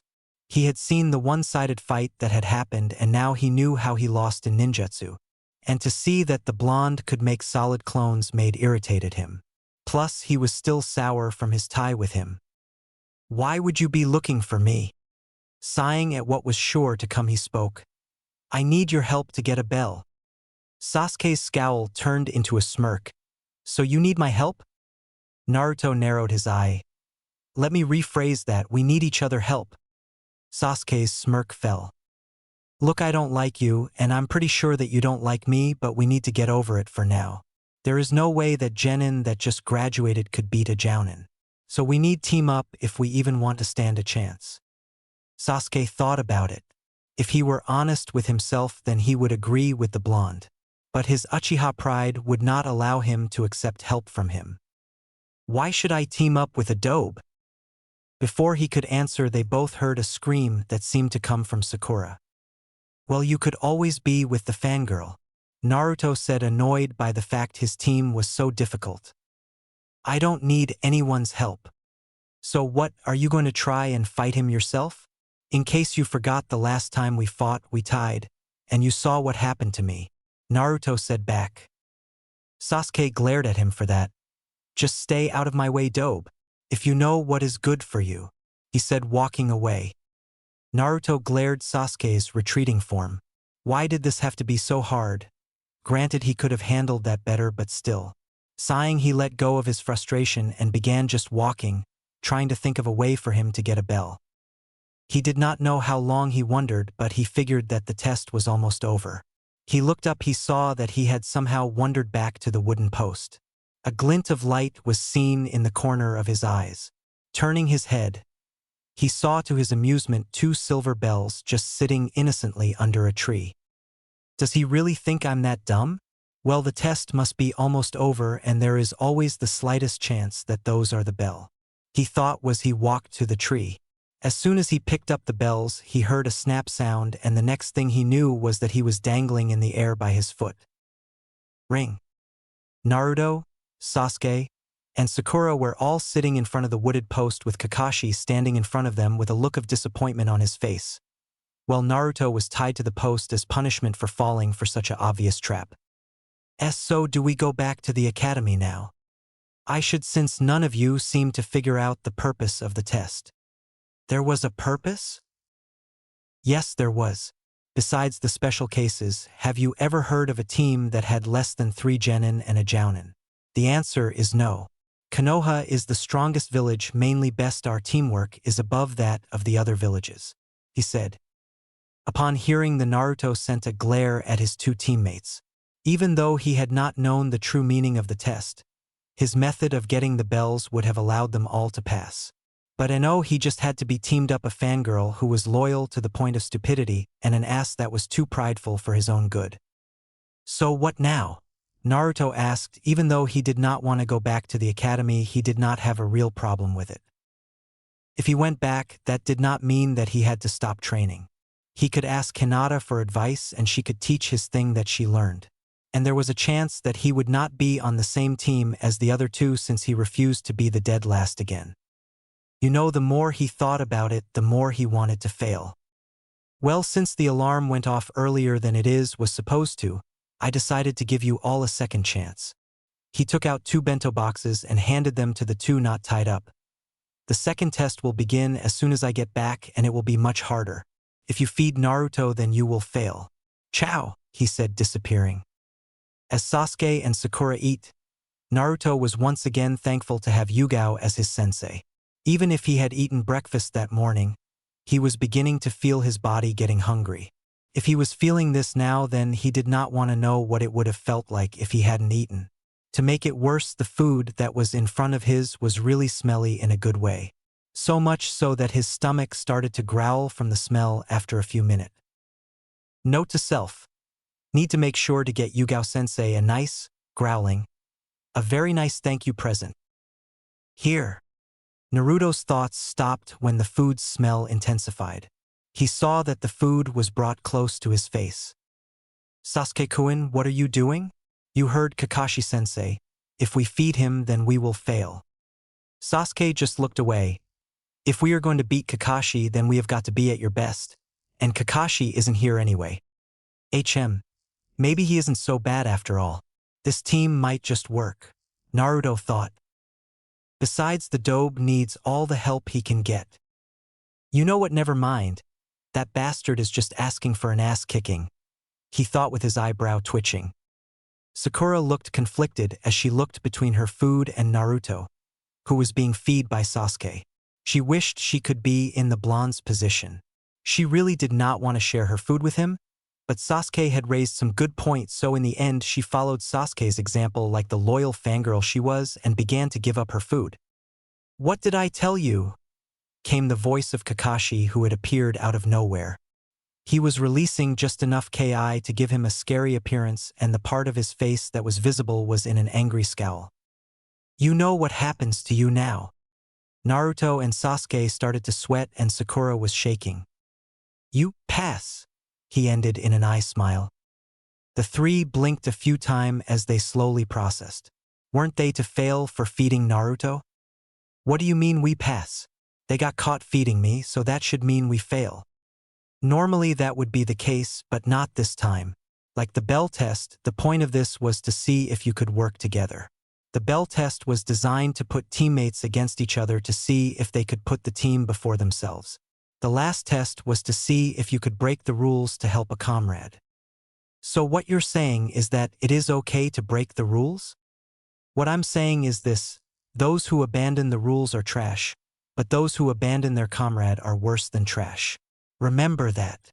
Now, my cute little genin, you can have the rest of the day off while I go report your results, he said and turned to leave. Following his lead, Sasuke left as well, with Sakura right on his heels, leaving Naruto alone, still tied to the post. They're not going to come back for me, are they? He said to himself. He waited a few minutes only for no one to come. Sighing, he began to wiggle in his binds until he was able to grab a kunai, which he used to cut himself to freedom.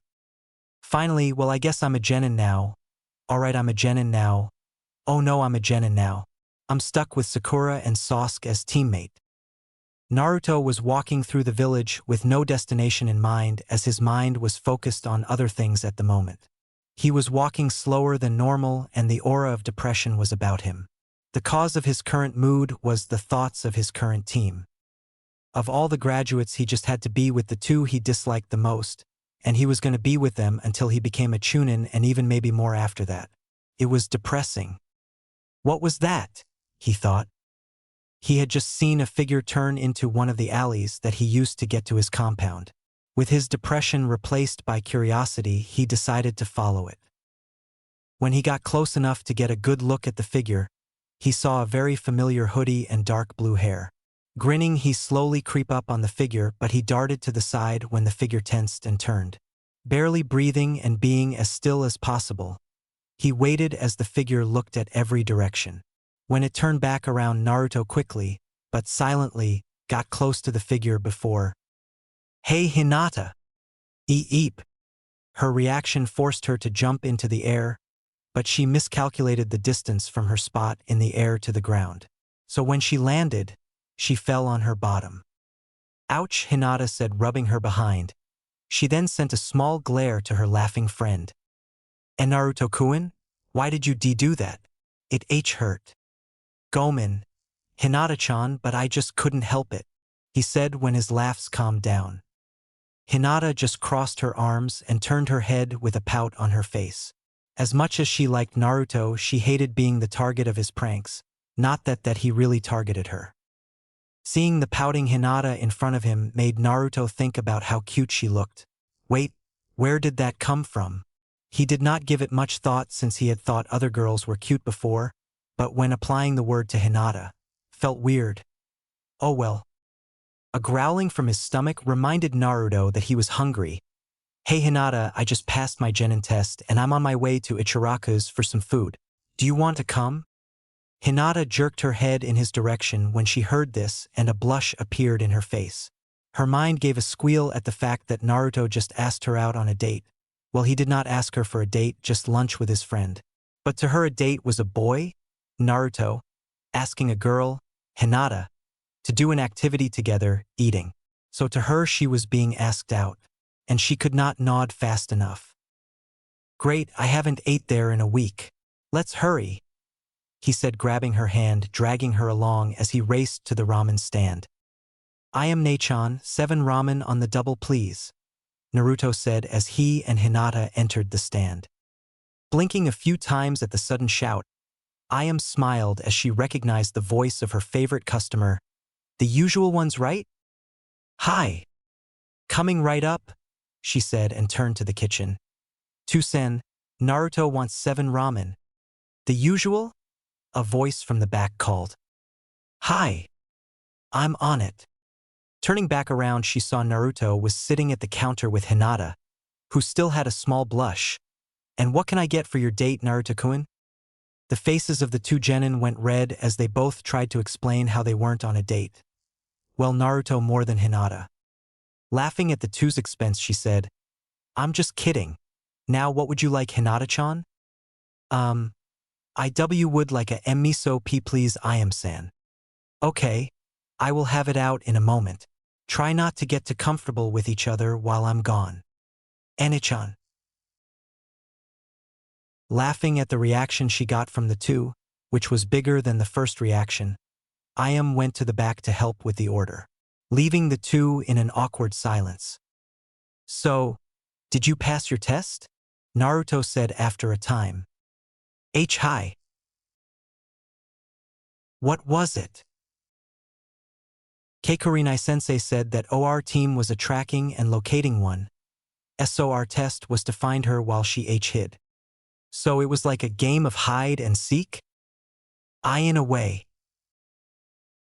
Hinata went on to explain how her team went about tracking their sensei.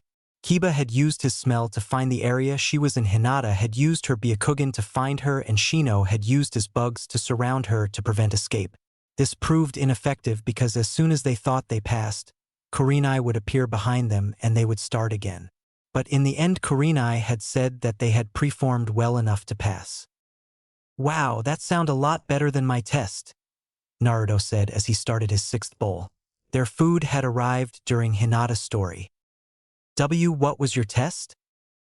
I had to take one of 2 bells from Kakashi-sensei in a fight, he said. That does not seem fair? That is what I thought, and Yugao-sensei said that he is the best jounin in the entire village. What did you do? Well, at first I had my shadow clones fight him while I tried to get help from Sakura and Sasuke. What happened? Well, all my clones got destroyed, and my teammates did not want my help, and after that Kakashi-sensei took us out one by one. He gave a chuckle. It is a little funny since the point of the test was to work together. Hinata gave Naruto a sorry look. With her team they had to work together. It also helped that one had a problem with each other. Finishing her ramen, she asked the next question on her mind. Naruto-kun, if you did not get a bell or work with team, how did you pass? Well, after we failed, Kakashi-sensei said that he would give use another chance if neither of my teammates feed me. Seeing Hinata's confused look, he explained, Kakashi-sensei advised us not to eat and to wake up early, only to show up 3 hours late. It seemed like Sasuke and Sakura were starving. It was a good thing I ate, or else I might have suffered with them. Anyway, Sasuke fed me and Sakura followed his lead. I guess this proved that we were willing to help each other, so we passed. Hinata smiled and nodded as he finished his story, happy that her friend had passed.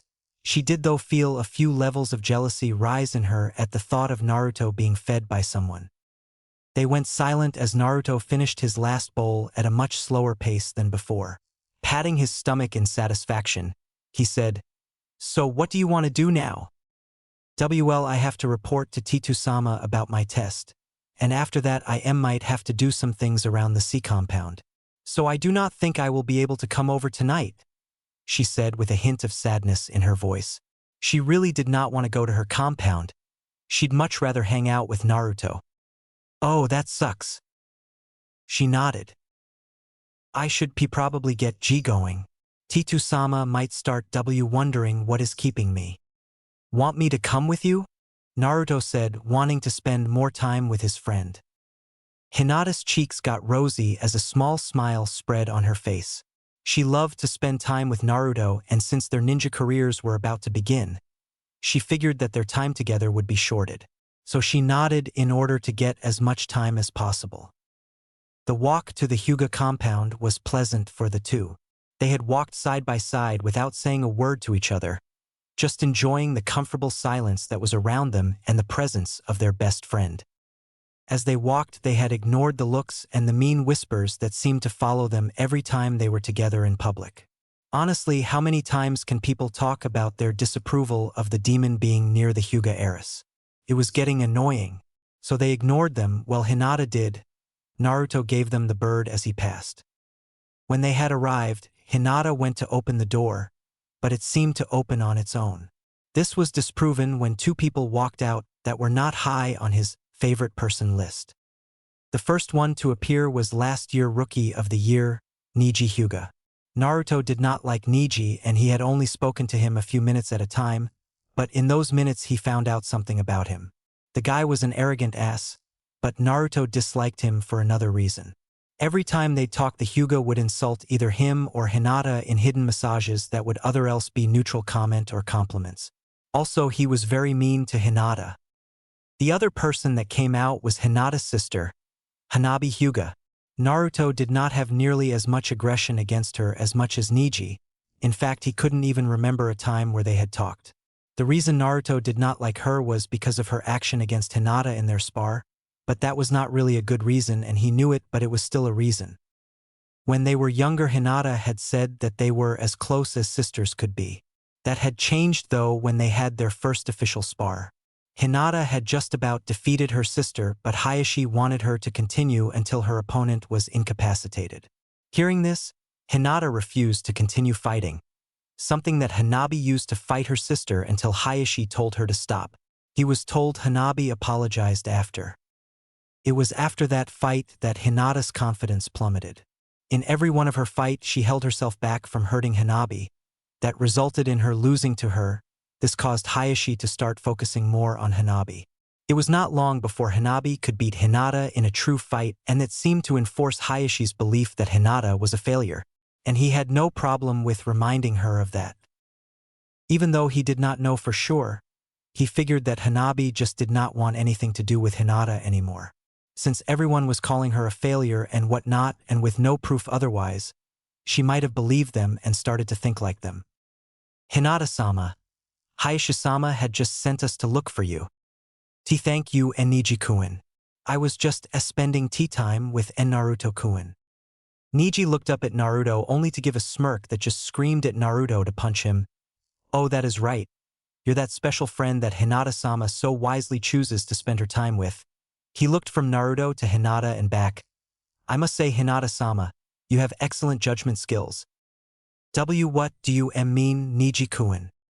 "I mean that your friend is talked about so much and the villagers have such a strong opinion of him. It is amazing that someone like that you want to be around someone like you.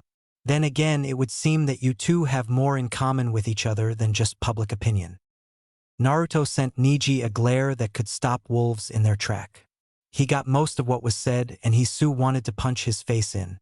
It is one thing to think and whisper those things, but to say them to his face, that just asking for an ass kicking from him. He would have done so too if not for one, If he tried anything, then around 50 Hyuga clan members would be on him in an instant. And 2, he knew Hinata did not want harm to come to her cousin, even though he was asking for it. Hinata was silent for a time before she spoke. I see. If you would excuse me, I must go see Titu-sama, she said with hurt in her voice. Niji frowned. He had wanted a bigger reaction than that. But he shrugged. He could tell from her voice that his words had an affect on the girl, and that was what he was after. Holding the door open, he let Hinata through before following her, leaving Hanabi and Naruto alone. Are you not going to defend your sister? Are you just going to stand there and do nothing? Naruto growled out. First he was pissed at Niji for saying such things, and now he was pissed at Hanabi because it looked like she could care less what was said to her sister. Hanabi looked at Naruto, glaring at her for a time as if analyzing him. Then she left with a humph sound before she turned around with her nose in the air. She had the air of superiority around her. Bitch! Naruto muttered under his breath, but it seemed that he was not quiet enough. What was that, boy? Turning around, Naruto saw a Hyuga glaring dagger at him, and judging from his clear foreheads, he was a main branch member. Great, just what I need. Well, my mood is not the greatest anymore, maybe I can change that a little. I said that girl seems to be a bit bitchy. Is it her time? What? How dare you say that about Hanabi-sama? You need to learn how to treat your betters, boy. And no, it is not her time. That is not for another 2 weeks. The Hyuga said before covering his mouth. Well, it's good to know that the Hanabi is popular, that the main branch knows so much about her. Though that raises the question, how do you know that? Do you focus your all-seeing eyes on her? Arrow Hyuga. Said Hyuga was fuming at what Brat said. He happened to have heard it from the clan's medic when he was passing by. Why, you little dash? Tell it to your perv buddies, since they will probably care about what you have to say, because I don't. Later, Naruto said, walking out of the compound, leaving behind the raging Hyuga. Looks like that did improve my mood, and now I know to avoid Hanabi in 2 weeks. Weird how the perv knew that though. Now that I think about it, since the Hyuga have all-seeing eye and they can see the churka points, do they see them above the clothes or below them? I hope it is above, since that would make the entire clan perverts. And not to mention Hinata-chan has looked at me with those eyes. I wonder if there is a way to block them out. I will have to look into that.